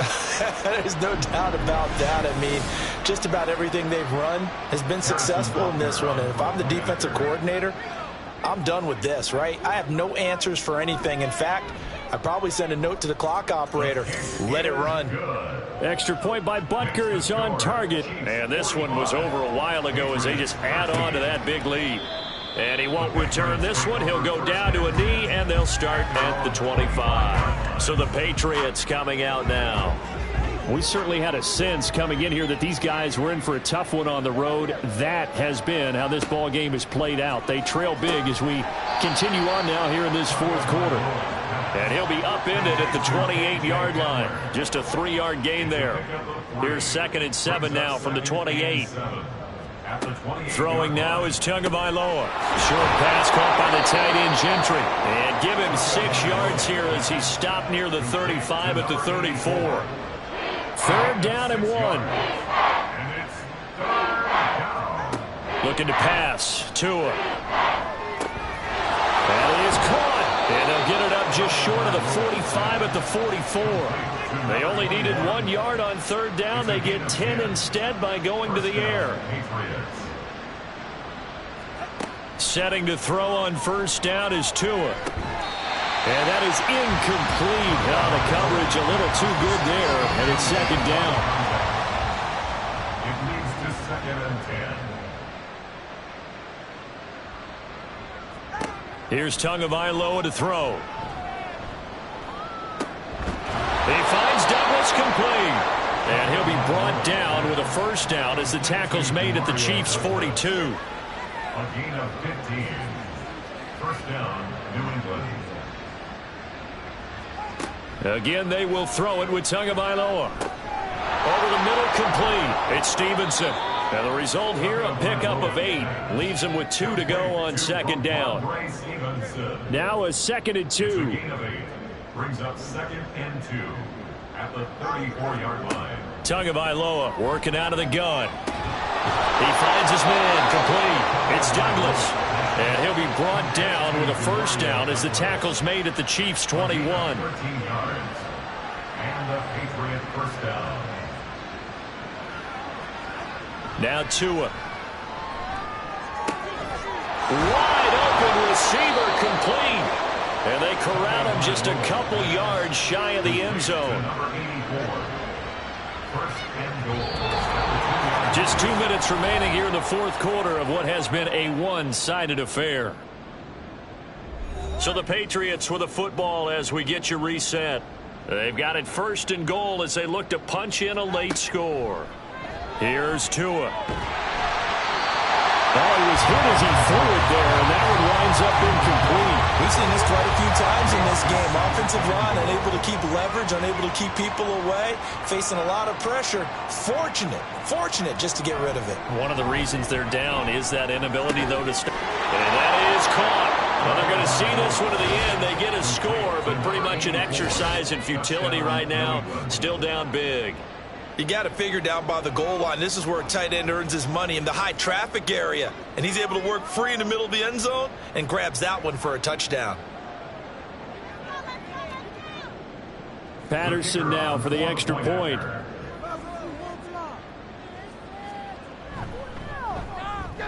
And that will cut this lead down to 25. A 10-play drive that time. And it's finished off by a Pats touchdown. From a yard or two deep, here comes a return. Kansas City's offense now set ready to go as they try to finish things off in this fourth quarter, and that current 5-game win streak looking like it's going to go to 6. So first and 10 now from the 30. They'll start this drive out on the ground. And able to get this one across the 45 before he's brought down. 167 yards rushing for him now as he's done it on 19 carries.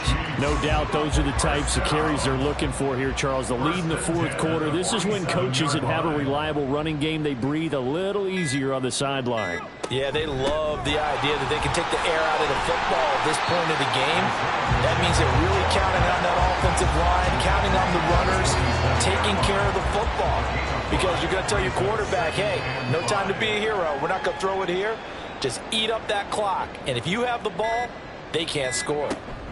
A run by Pacheco on second down. And he's going to get this one down near the 45-yard line. 2 yards on the carry there, and it's going to lead him to third down. A gain of 2 brings up 3rd and 2.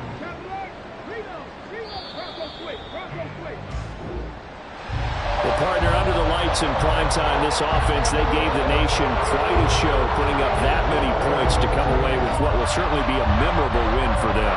And Brandon, I think it's as simple as this. Some players, some teams, they're just meant for the big stage. And when they get a chance to play in this type of atmosphere, where all eyes are on them and all the lights are shining brightly, they show up and they show out. So for Kansas City, they continue to keep pace for that first-round bye as they move to 11-1. And they'll get another home date next week as the Raiders will come to town. Meanwhile, for New England, this season is beyond salvage now as they fall to 2-10. And they'll get a chance to redeem themselves at home next week. And for Charles Davis and our entire crew, I'm Brandon Gaudin. You've been watching the NFL on EA Sports.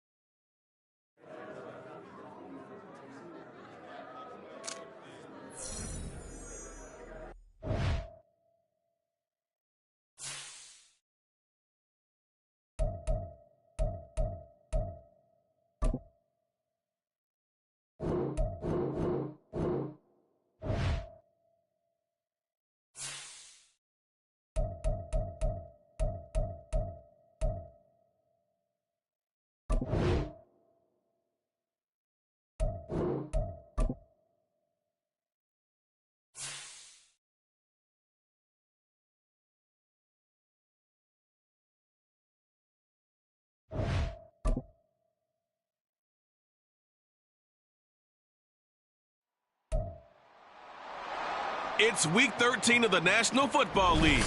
And coming up, it's the 49ers' creative quarterback. After his last game, he's now across 3,000 yards for the season. It's the 49ers and the Hawks, and it's coming right up on EA Sports. EA Sports coverage of the NFL brings us to the so-called Silicon Valley and Levi Stadium in Santa Clara. Today, we've got a Week 13 matchup for you here, as it'll be the Seattle Seahawks taking on the San Francisco 49ers. With Charles Davis, as always, I'm Brandon Gaudin. Charles, you talk about storylines in this one. I think it begins and ends with...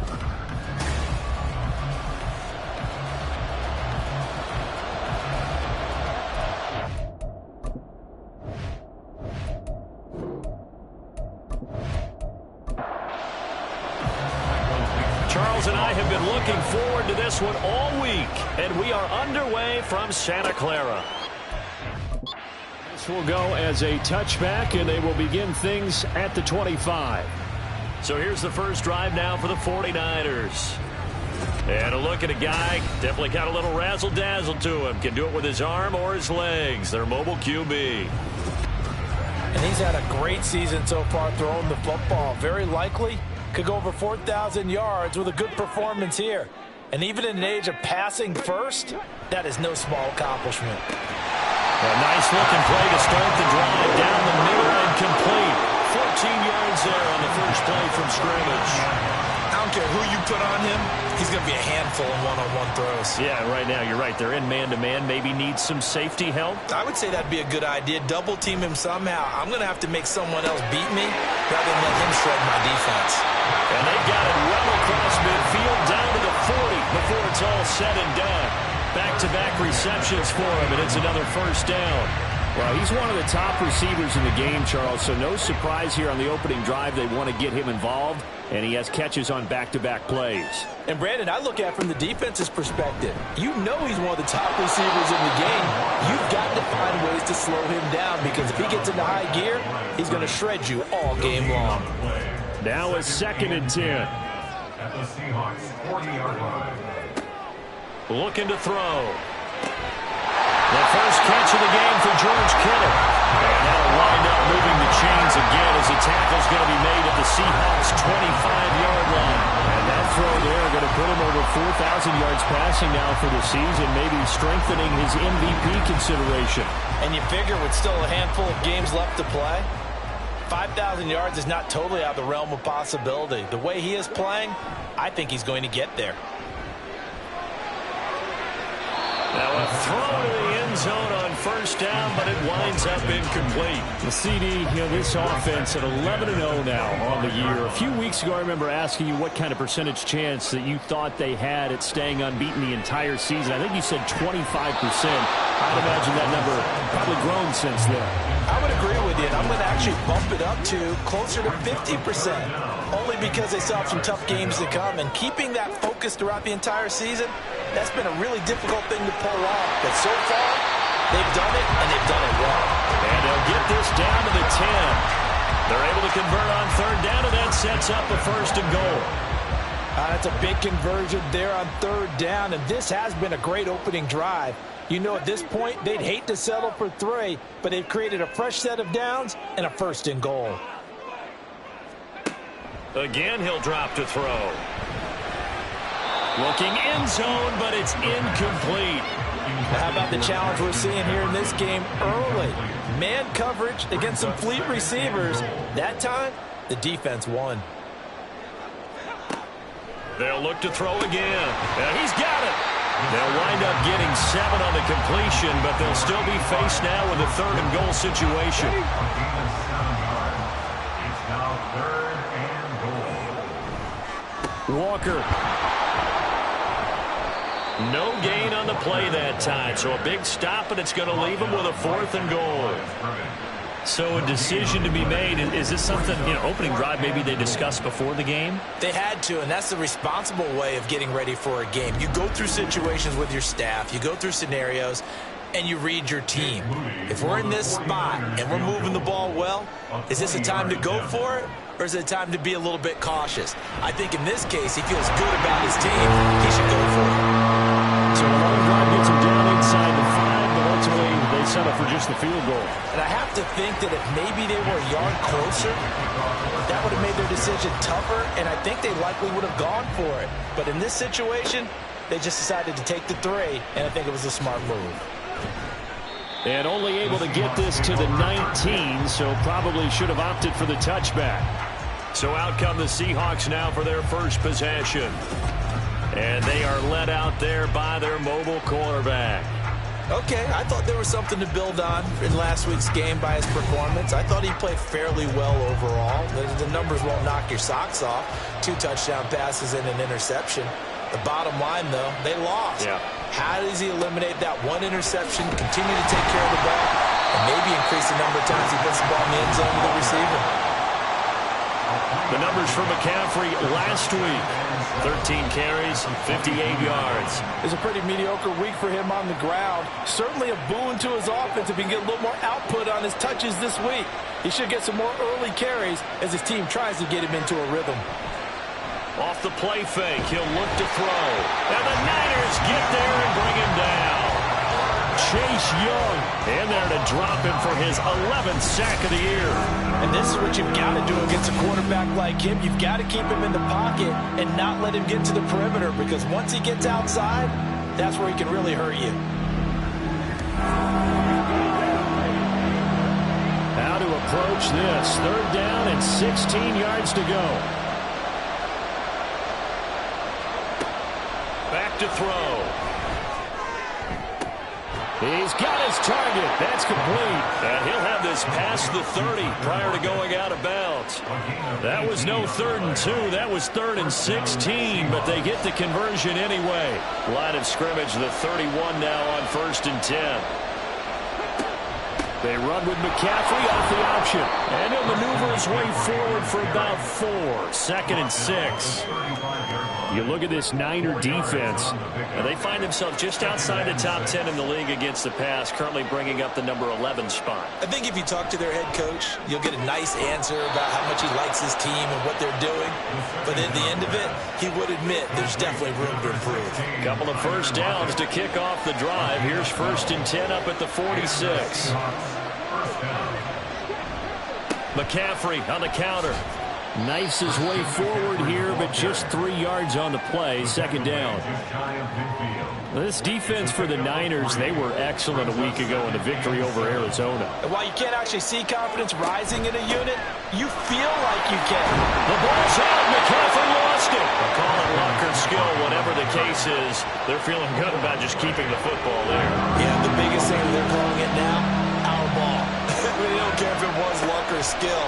Boy, the panic that jumps up in your chest when that ball's on the ground, whether you get it or your teammate gets it, just as long as you maintain possession, that's all you're looking for. Call it a gain of 7, and it gets him a new set of downs.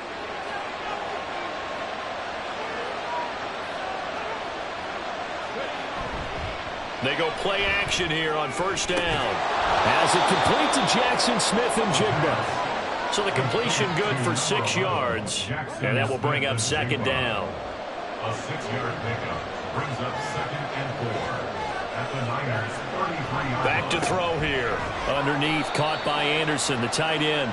So give him 2 yards there on the completion, and now 2 yards to go on 3rd down.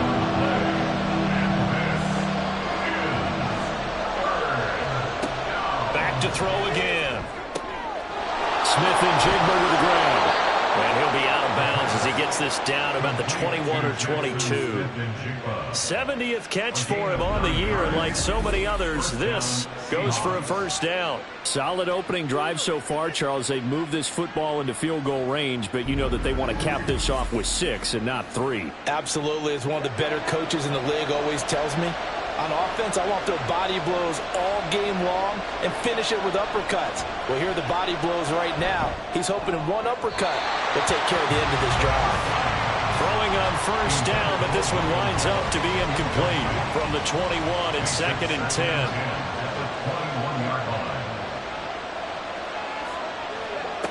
They'll stick with the passing game as he looks to throw. Left side, he finds Smith and Jigba.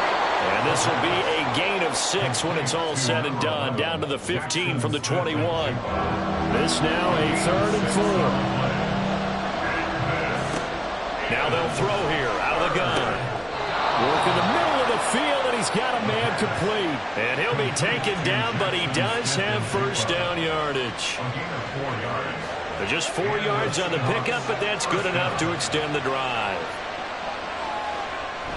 On first down, this is McCaffrey. And he'll take this one inside the 10, down to the 8. A gain of 3, 2nd down. A 3-yard pickup brings up 2nd and 7.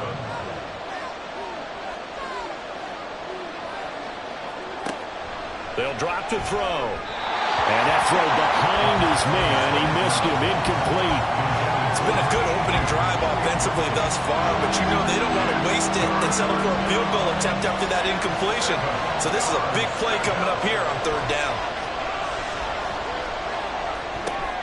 Out left to Anderson. And he'll be tackled after a gain of 4. Still 3 yards short. 4th down. So much about this game is just understanding situations and then having to execute, isn't it? Guard the first down sticks. Don't let them get there. And they rallied and made the tackle. They'll look to throw. He finds Smith and Jigba in the end zone for the Seahawks touchdown. A great play there. Hitting double digits with his 10th touchdown of the season. And the Seahawks' decision to go for it pays off with 6 points. Well, Charles, he's still a young signal caller in this league, 2nd year in the NFL. And I don't know if last year as a rookie, if he would have worked through his progressions like he did on that touchdown pass. I think you're right about that. We're seeing him grow up right in front of our eyes because when he went to his primary read, he recognized that they were all over that. So he continued to survey the field, picked up another target, delivered a pass exactly where it needed to be. A very mature play for the 2nd-year quarterback. Hill is going to take it out of the end zone. And this return will net positive as he gets past the 25 and up to the 27-yard line. Back out there comes the 49ers offense ready for their 2nd drive. And they, if you just look at this game, Charles, on paper, they've got the edge, no doubt. They're hanging around the top of the NFC. On the other side, you got a squad that's towards the bottom of the NFC. But when we mentioned that to the coaches, they were having no part of it. Yeah, and I like how you said when we mentioned it. I mentioned it, and I upset them a little bit, didn't I? Because they wanted no part of that one. And I was reminded, like a 5-year-old, this is the NFL. Any given Sunday, anything can happen. They are guarding against the upset. The throw over the middle, taken in. And he's tackled a yard short of the marker. Good gain of 9 on first down. Pretty darn good, as you see right there on your screen. I'll echo that. Darn good. 2 touchdowns, right? And the ability to be in sync with each other, right? To understand that he's going to be where the quarterback expects him to be when the ball's thrown. The 49ers with the football here to begin the 2nd quarter, as they've got it with a 2nd and 1 coming up.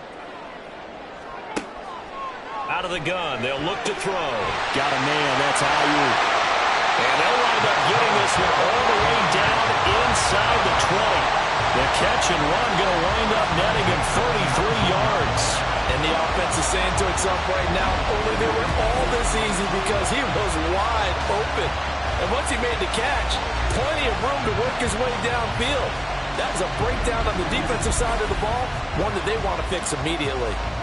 So the big play means just like that, they'll operate from the red zone now on first down.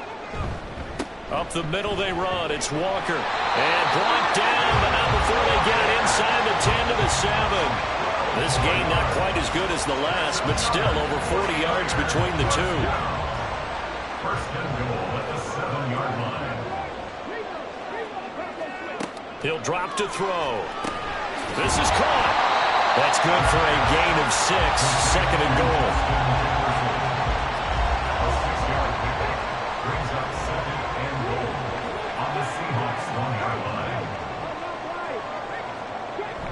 That would give to the big fullback Juszczyk.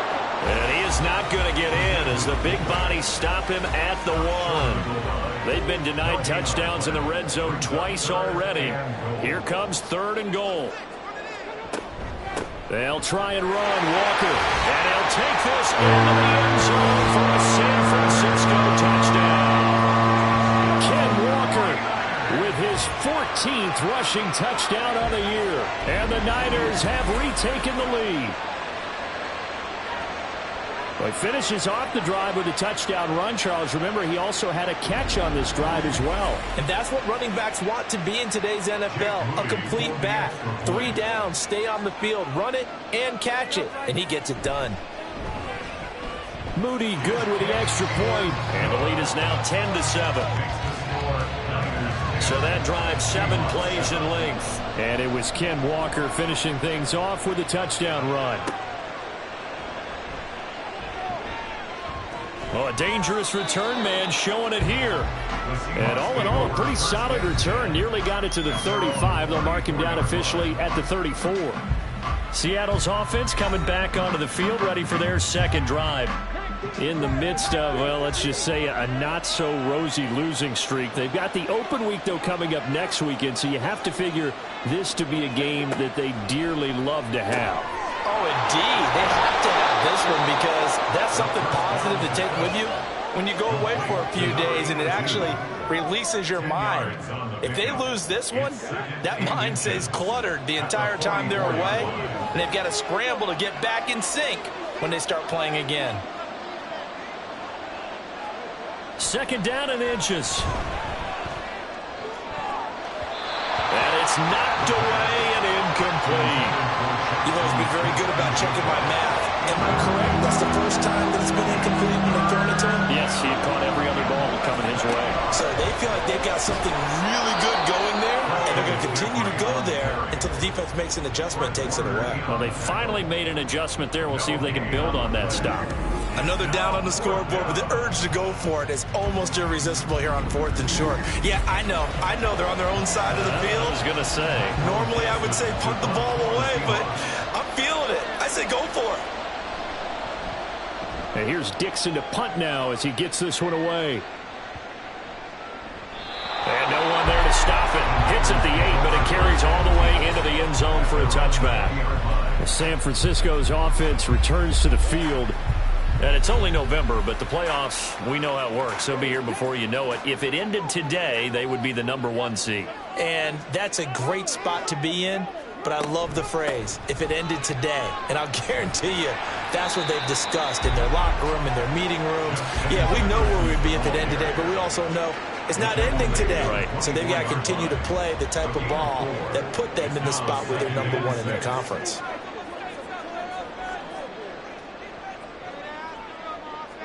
Second and 6. Throwing over the middle, but it's incomplete. Anytime a ball's thrown in the middle of the field that's popped up in the air, I expect someone to catch. It doesn't matter whether it's offense or defense because there's usually a great amount of bodies in that part of the field. In this case, no one came up with it. And he is going to have a 49ers first down as they're able to get the 3rd down conversion. I don't care how many times we see it, I still get a kick out of watching quarterbacks and receivers do the pass tree in pregame warm-up.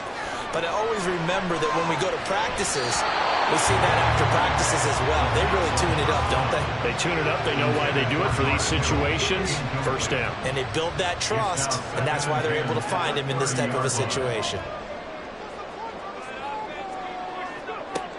He'll try again with the arm here on 2nd down. That's caught by Ayuk on the slant. And they get him down, but not before he takes it across the 40-yard line. 2 first downs have him up to the 41 now for 1st and 10. They'll look to throw here. Open man is Samuel, complete. And they get to him after a gain of 6 to the 46. It's a game of matchups, and that's why you take your receivers and move them around a bunch, especially your best guys. And when they work out of the slot, you often hear the coaches talk about how great it is because it gives you a two-way go. You can break out or you can break in. That makes it hard to defend. First down, San Francisco to pick up 14 yards. We use the word relentless a lot with guys who are aggressive on the field. In this case, it really fits, doesn't it? How about his ability to break tackles and his feet never stop moving? Back to Walker on first down. And this time they were waiting for him as he'll be knocked down before he can get back to the line of scrimmage. He'll lose a yard there, and it's 2nd and 11. Brings up 2nd and 11 at the 41-yard line. Again, it's Walker. And he's going to get back to the original line of scrimmage, but that's about it. The second down play, not much better than the first, just a gain of 1 there. The Niners on 3rd down. They've been good, 3 for 4 thus far. This is 3rd and 10. He'll look to throw. That is caught. And that'll wind up moving the chains again as the tackle's going to be made at the Seahawks 16. 23 yards, the final tally. That's a play that will likely be forgotten when you talk about big moments in this game. But plays like this are critical to keep drives going. And if points result, we'll call this play significant. So the ball down to the 16 here for 1st and 10. Walker now on 1st and 10. And he's brought down just outside of the 10 at the 11. Jordan Brooks on the tackle. Here's a 2nd and 5. Brings up 2nd and 5 at the 11-yard line. Now back to throw. That's over the middle and caught by Ayuk. And he's dropped just before the line to gain. 4-yard pickup leaves him with 3rd and 1. They'll look to make it 3 for 3 on 3rd down conversions. They need a yard here. They're going to look to throw. They're going to find the open man. That's complete. And inside the 5 here before he's out of bounds right at the 3. He's exceeded his receiving yards from a week ago, and we're still in the first half. It's a first down.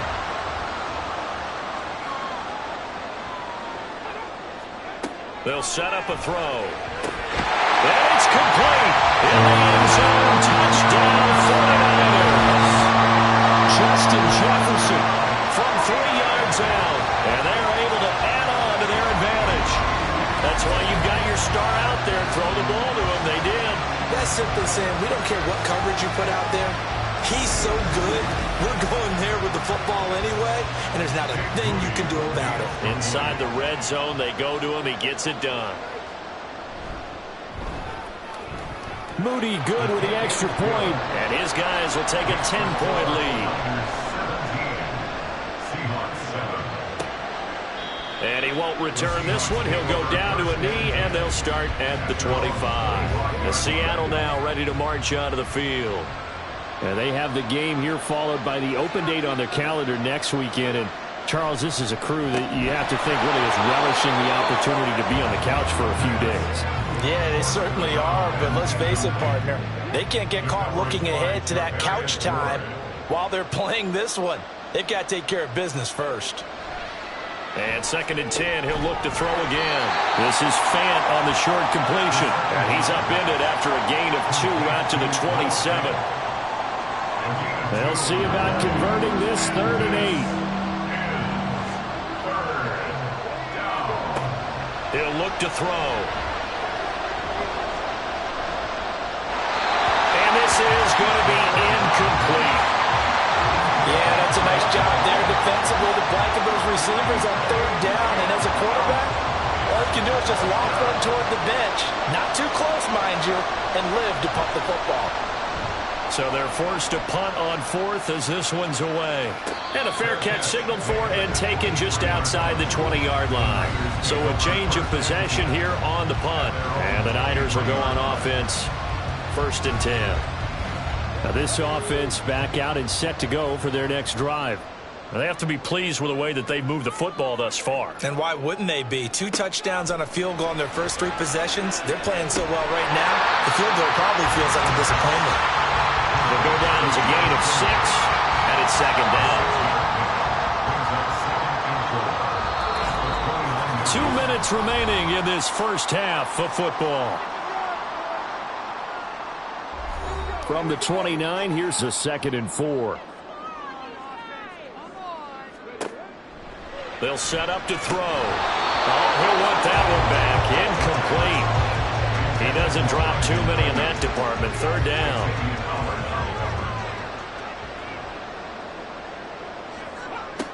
Looking to throw. He's got his target. That's complete. Now he breaks free in the middle of the field. Touchdown, 49ers. Deebo Samuel, 71 yards. And his guy's now an extra point away from taking a 3-score lead. As a former DB, you might not like to see that, but from a wide receiver's perspective, those are the plays they dream of. Correct on both counts. All right, because once he took off, I mean, let's face it, that should have been done in Big Sky Country. Aren't any speed limits out there? And off he went. Glad I wasn't the one trying to chase him. Moody good with the extra point. And that'll make this a 3-score game now. The lead moves to 17. Here is Wisnowski to boot it away following the touchdown.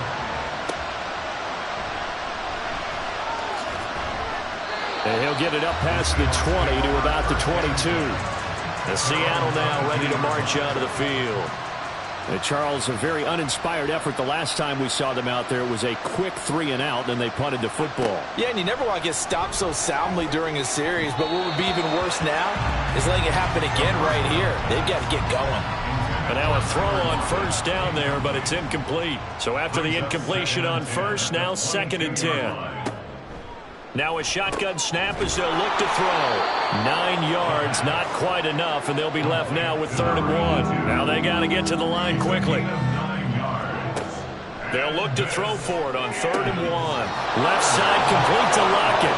Oh, an absolutely filthy juke. He's got some space now. And he is going to have a Seahawks first down as they're able to get the 3rd down conversion. Back to throw again.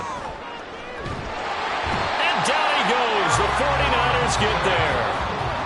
Now the Seahawks going to use the first of their timeouts as they'll stop it with just over a minute to go before halftime. 3 scores down, not even a halftime yet. They're not getting much generated offensively. They've got to figure it out. It's tough because this defense just seems to be playing with so much confidence right now. They really are. They are on their toes, and they're getting at them.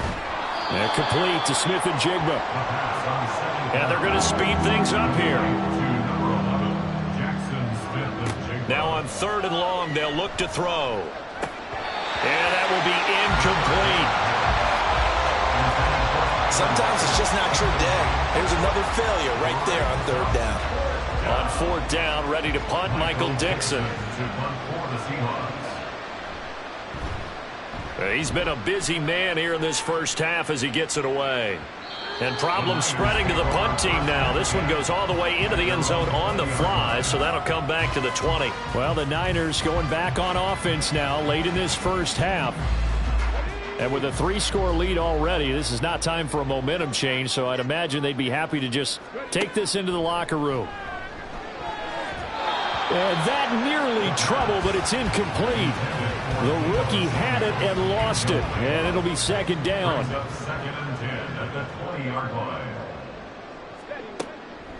Back to throw. And that's going to be incomplete. Good effort there, trying to take a shot, but it's 3rd down. Brings up 3rd down and 10. This time they stay on the ground. And that's not going to get it done. He'll come up well short of the first at about the 21. Wisnowski on to punt as he sends this one away. The clock showing just 16 seconds till the half as they line up 1st and 10. They'll come out throwing here to start the drive. Pressure comes and down he goes. Chase Young. That is now 2 sacks for him here in this first half. So we reach halftime in what's been a fairly one-sided game so far. As we send you cross-country to Orlando, Jonathan Coachman is there and has our EA Sports halftime report. All right, Brandon, thank you very much. We're starting to get near the home stretch of this NFL season. It's Week 13, so let's get an update on what's going on. We'll begin up at Bank of America Stadium in Uptown Charlotte, where it was the visiting Rams who come in and get the victory on the road.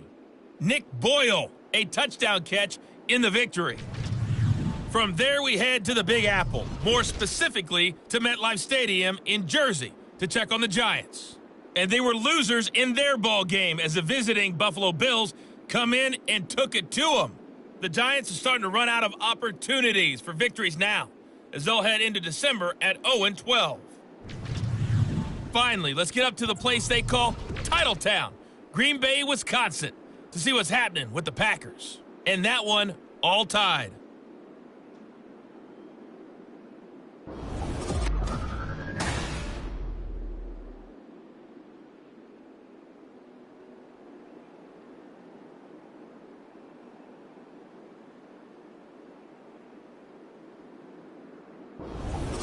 All right, Coach, thank you very much as we welcome you back for quarter number 3. The Seahawks trailing, but they will have possession first here as we resume action in the third quarter. And he will make it to the 20-yard line and no further. The Seahawk offense set to go to begin this third quarter. Well, they look up at the scoreboard facing that deficit. A 3-score game, Charles, but look, there's plenty of time to go here. The old football cliche that comes to my mind is you can't get it all back at once. They probably need something, though, out of this drive, at least 3 points. Are you trying to say that there's no 3-score drive on that play sheet for any one of those coordinators? They just don't have it, right? You're trying to get it all back. You know you can't get it back in one drive, but maybe cut into it a little bit as you just suggested. Try and create a little bit of momentum, a little bit of a spark, and then maybe that'll carry over. Throwing again on second down, but this time it's incomplete. This offense in desperate need of a conversion as they come up on third down. They'll drop to throw. Now the pressure comes and he goes down. Just inside the 10, back at the 9. Jonathan Allen, the former first-round pick, getting in there to bring him down. I think we've seen this before. Someone's down 3 scores. That situation there, it's just going to add to their growing frustrations, don't you think? Yeah, bad number 3 right now. 3-score game, third quarter, 3 and out, not what they wanted. And you can tell on the sideline, those faces are getting a little bit longer as this one goes. So from their own end zone here, this kicks away. And that will hit and continue on out of bounds. Here's a look at the 49ers offense as they make their way out for their first possession of the second half.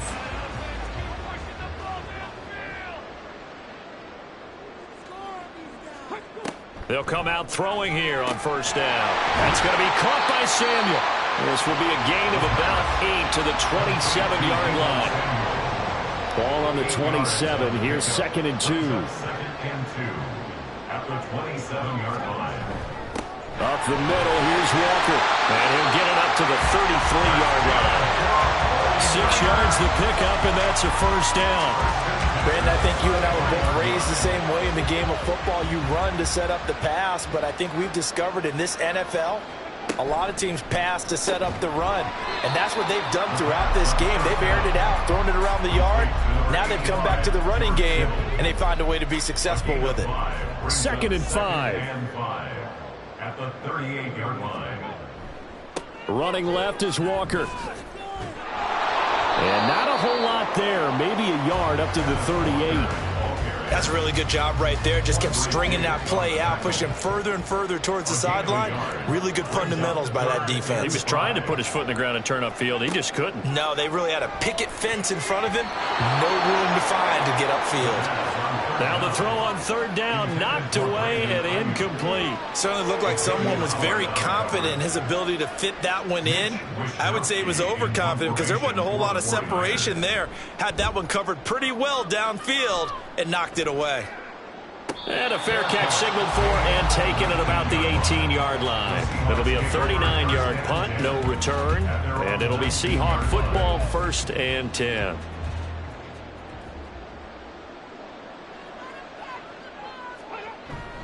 They'll try to get the running game going with McCaffrey. This will be a short gain of 3 before he's brought down at the 22. Well, they're hoping that the second half is better for him than the first half. They've got to find a way to get him going. He's a big part of their offense. Brings up 2nd and 7. 2nd down and right back to McCaffrey. And this has been a familiar sight all afternoon as they stop him behind the line. It'll be a loss of a couple on the play, so now third down coming up. This defense is just flat getting after it. They have not given up much of anything in the run game. Case in point right there. Out of the gun now on third down. Pass complete. He's got Smith and Jigba. And he'll take this to the other side of midfield before going out of bounds. That one will go down as 33 yards on the third down conversion. Still all sorts of time left in this game, and you'd like to be able to say take it one play at a time. But the truth is, they're probably going to have to hit on a few big plays in the passing game to close this gap, and that's a good start right there. So the line of scrimmage moves all the way across the 50 now as they come up 1st and 10. Out of the gun, they'll look to throw. Underneath, caught by Anderson, the tight end. Yeah, that one was covered pretty well because they were trying to leak the tight end out into the flat. I think they were hoping he could catch it, turn upfield, and pick up the first down. It's 2nd and 8. Here's 2nd and 8. Oh, he tries to force it in, and it's intercepted. And the Niners will have solid field position here as they take over at their 45-yard line. CD, I know it's just his second year in the league as a quarterback, but that's going to be one when he flips on the tape. He's like, I shouldn't have thrown that ball. No doubt about it, and his coaching staff will be emphatic about he shouldn't have thrown that ball. But remember, second year, as you noted, on-the-job training, so he's got to take this feedback that he's getting, negative or otherwise, and turn it into positives moving forward. The 49ers getting set to trot out there. They'll start following the interception in great field position at the 45. They'll try and start this drive in the air. Got a man, that's Ayuk. And they'll get him down after a pickup of 8, 2nd and 2. Ball on the 47-yard line. Here's 2nd down and 2. At the 47-yard line. They'll look to throw. And his throw here is going to be incomplete. Not his best throw there, but where we sit right now in the third quarter, he's had a pretty good game throwing the football. He certainly has, and it's not exactly at the point where we're doing 4-minute offense yet, but they've got to think about, I'm not going to say milking the clock, but understanding clock management here on out. 5 yards on the play there as the drive will continue. Yeah, they really needed to get something going, didn't they? They had punted on the last 2 possessions. The running game starting to come to the front for them, providing a nice pickup there to keep this drive going. First down, here's Mitchell. And very little there. He might have gotten a yard. Yeah, I think he got a yard to the 41. Now we're at the 41, 2nd and 9. Brings up 2nd and 9. At the Seahawks 41-yard line. He'll drop to throw. And that's off the mark, incomplete. The coverage keyed in on him since that last completion his way. He earned a little more attention on that route, and that made it a lot tougher to get a clean throw his way. On third down, he'll drop to throw. Dancing to his left. And he can't get rid of it. He's taken down. Ochena Nwosu in there to get him for a loss of 3, and it will be 4th down. So on trots the field goal unit, and wow, this is going to be a challenge here. This will approach NFL record territory. It's a 62-yard attempt, and that is no good. He gave it a good run. That wasn't more than a foot or so wide to the left, and the lead will stay put at 17. Everything looked good. Good snap, good hold. Sometimes, though, the ball just doesn't want to go where you want it. And this one winds up no good. And out now come the Seahawks. And we'll see if they can bounce back from that last drive in particular, if they can bounce back at the quarterback position, Charles, after throwing their first interception of the ball game. Yeah, and some guys, you know they're going to want to try and get a big play right away and take control back. Others, they're going to look to hit a couple shorter passes, get a little momentum back that way. But for the defense, that goal's not changing a bit. They want another pick. You're exactly right about that. In fact, you've got to watch them a little bit because in coverage, they may cut down their gaps a little bit, maybe their splits a little bit in order to try and get to the ball even faster. 9 yards to pick up there, and it's a first down. Running lanes were at a premium in the first half, but he's able to find some room there, and he's hoping that that's a precursor of a big second half. Back to throw now on first down. Underneath, caught by Anderson, the tight end. And he is out of bounds inside the 30. So the completion results there in 9 yards. And that'll give him a short yardage situation here for second down. From the shotgun to McCaffrey. And he'll get this one down to about the 27. He can muster only a yard there, and they'll be left with a third and very short.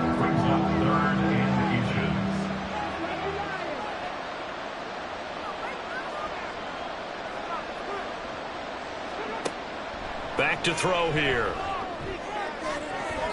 And that's going to be too high. Out of bounds and incomplete. They sure went against conventional wisdom, calling a pass on 3rd and inches. Had to be thinking to themselves, the defense is going to overcommit against the run. Should be an easy pitch and catch. Didn't turn out that way.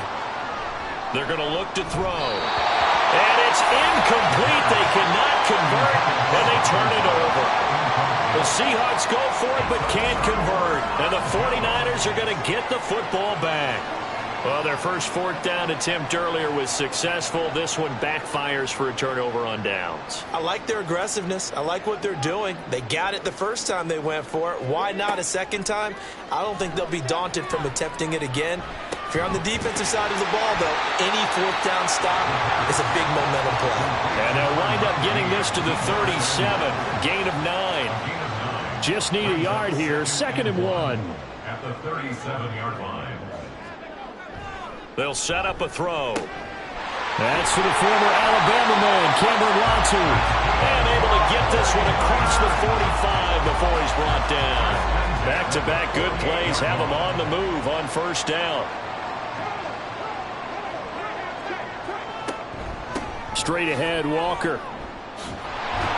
And he's up across midfield and down into Seattle territory. 51 yards rushing for him now to this point. From the 46, here's 2nd and 4. Sticking with Walker on 2nd down. Oh, what a juke into space. He'll get this one down near the 20-yard line, just shy of the 20.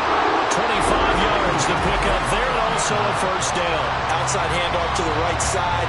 If you're a running back, you love getting the ball early so you have vision to see what's happening in front of you. Right tackle likes that call. Big play for him. But don't forget about the guys you always tell me on the backside sealing off. Well, they talk about cutoff blocks, making sure no one can leak from the backside that can run a play down. And nobody leaked. Big play. Now here's a pass on 1st down that's knocked away and incomplete. 2nd and 10 here as we roll along in quarter number 3 from Santa Clara. At the 21-yard line. Quickly, but it's incomplete. Well, it looked like a march to the end zone has hit a momentary roadblock with that incompletion. No need to panic. They just got to come up with a high percentage play call and see if they can get their offense back on track. Meanwhile, on 3rd down, they take a shot at the end zone, but it's incomplete. My first thought is surprise because that's one of the better tight ends around, and I've seen him pull in balls like this before. But how about a little credit to the defense forcing that incompletion? And his kick is indeed good, and that will extend their lead even further. 3 more points tacked on, and this margin getting more comfortable by the minute. And with the lead where it is, you can actually feel good about field goals. We talk all the time about scoring 6s, not 3s. But in this case, they're just looking to chew up some time and come away with points. And just shutting him off there. And he'll be stopped up at the 25. Coming to the line here to begin their next drive, the Seahawks offense. And on the last drive, they were in field goal range. They just opted not to kick it, didn't get it. How does that change the mentality this go around? I don't think it changes much for the head coach because this is what he preaches all the time. Attack at all times in any spot on the field, and he likes touchdowns, not field goals. Now, your field goal kicker, you've got to make sure you nurse him through and say, okay, don't worry about it. When we need you, you've got to be ready to go. And the team, of course, loves to see points on the board. So let's see if it changes a little bit if they're in the same spot again. We'll see what the decision is here if they get to that spot. So they'll get a little extra time to come up with his 3rd down play as we play 3 quarters. We'll return with more after this. You're watching the NFL on EA Sports. Back now here in Santa Clara. It's the Seahawks with possession of the football, but they do trail here to begin quarter number 4. Well, this pass broken up. Excellent coverage there on third down, as that was not an easy one to hold on to.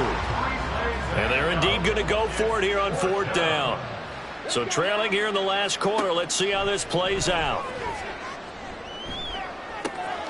Able to find the open man. That's complete. And they're going to have this across midfield and inside the 45. No reason not to try it there, and they do indeed convert on fourth. This defense has certainly had an outstanding second half, haven't they? I know they just gave up a first down there, and for the offense, they're hoping that that's something that they can jumpstart with and maybe start to move the ball a little bit better. But it's been tough sledding for them here the entire second half. So from inside Niner territory now, this is 1st and 10 at the 44-yard line. And he slides and covers up at the end as he's going to be able to pick up decent yardage. He'll get 5 out of the scramble. It's 2nd down. At the 39-yard line. He'll look to throw. And that falls to the ground, incomplete. A nice job of bodying him up defensively, and now it brings up 3rd down. It's 3rd down. From the shotgun, he'll look to throw. Work in the middle of the field, and he's got a man complete. And he is going to have a Seahawks first down by about a yard as they find a way to convert there on 3rd down and 5. Seahawks.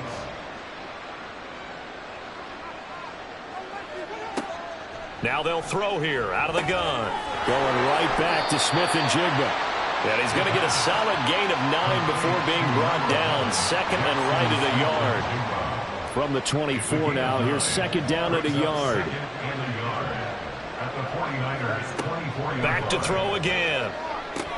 Oh, it's intercepted. A drive killer there. Picked off by Fred Warner. And the 49ers are going to take possession here at their own 16-yard line. Well, offensively, Charles, hard to put a silver lining on this one. No secret that they had to take chances with a score where it is, and it leads to a turnover. I love how you paint the picture, partner, because you're exactly right about that one. Look at the empty stares on that sideline. This is one of those games where you just want to go crawl under a rock until it's over. Here's Walker to start the drive. And he's able to get up here to the 26. 86 yards rushing for him now as he has been tremendous all day long. So 4th quarter, a nice run there to start this drive. Charles, what do you think the split will be here between run and pass? Well, partner, I think it'll lean towards the run, but this is also not a time where you just totally do that. You still have to possess the ball, move the sticks, and keep the clock moving as well. So they'll run their offense, but when they have a chance to run it, they'll do that a little bit more. Back-to-back good plays have them on the move on 1st down.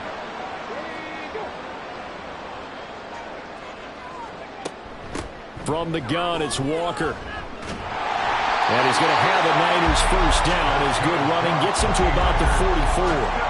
Now, I'm guessing you'd say this is kind of the key here. Grind out some yardage, work on that clock, see if you can continue to tick it down. Definitely. You want to bleed things out at this point, right? Continue to possess the football, gain some yardage, and put the onus on the defense. Do they have to use timeouts? What are they going to do to stop you? You're taking charge.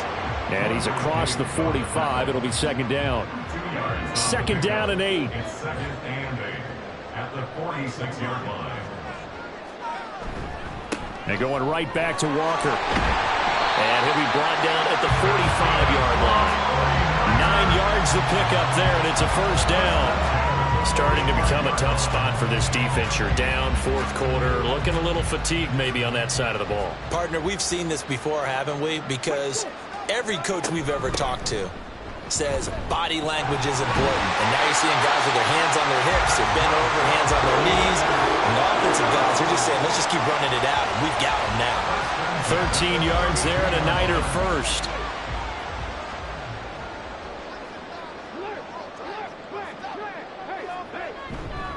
On the handoff, this is Walker. And he's going to take this ahead for right around 3 yards, but no more than that.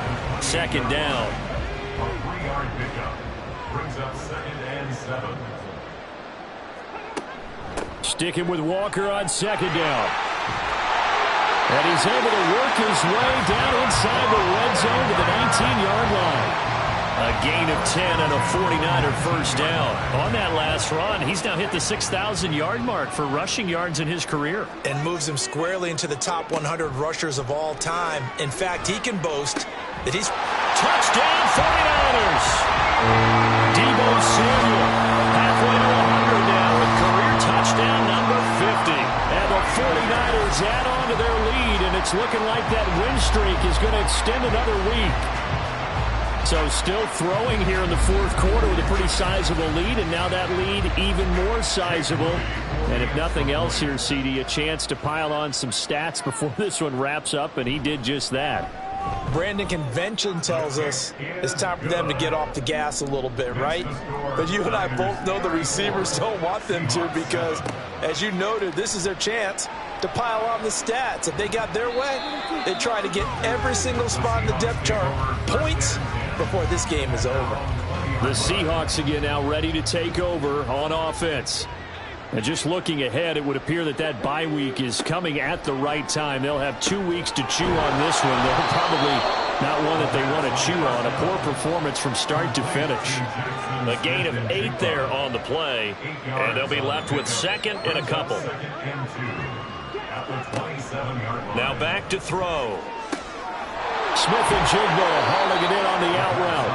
And they get him down, but not before he takes it across the 40-yard line. Back-to-back good plays have him on the move on first down. They'll set up to throw. Oh, he dropped it. And that's pretty indicative of the way this one's gone. Here's second and 10.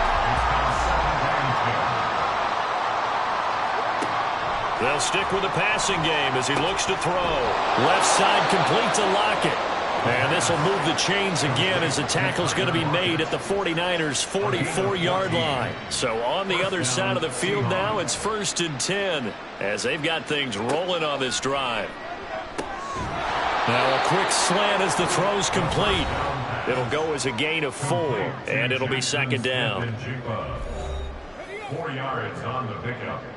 Second and 6 at the 40-yard line.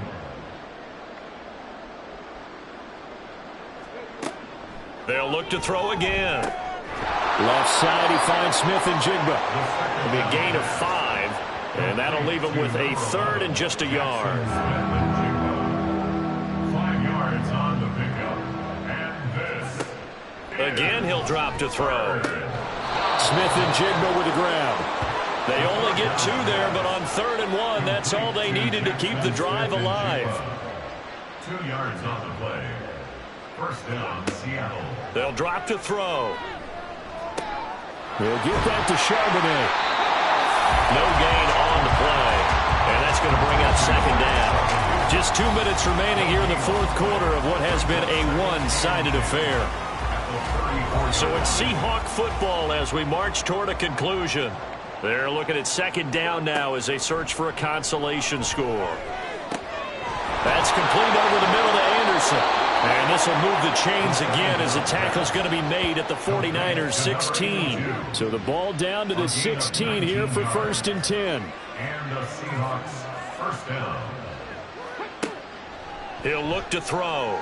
And that one drops down, incomplete. Good coverage there. Force the ball free, and it's second down. Incomplete. It's second down and 10.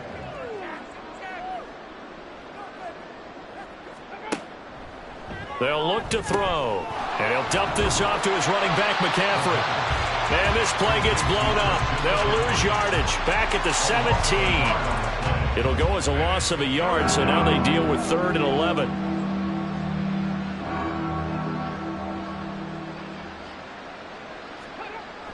They'll look to throw here. And he'll take this beyond the line of scrimmage as he slides to a hole. 5 yards that time out of the scramble. But now they're looking at a 4th down situation. Nice call on defense, rolling out the nickel package for that big 3rd down play. And they did an excellent job locking down coverage and forcing him to try and run for it. And he doesn't get there, which brings up a big 4th down call.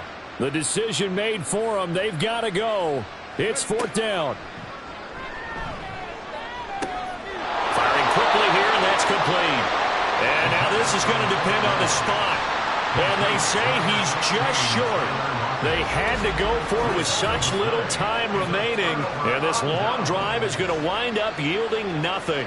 So they tried to go for it for pride, but it really wouldn't have mattered. This one, it was already determined. No doubt about it. This one was over a while ago. Well, the 49ers settling in for their next drive. And they just continue to roll right along, really. This has the looks of yet another victory as they hope to polish it off here in quarter number 4. They'll run with Walker to begin the drive. They're going to snuff this play out behind the line. We have not seen that much today. Call it a full 3 yards in the wrong direction there. Brings up second down.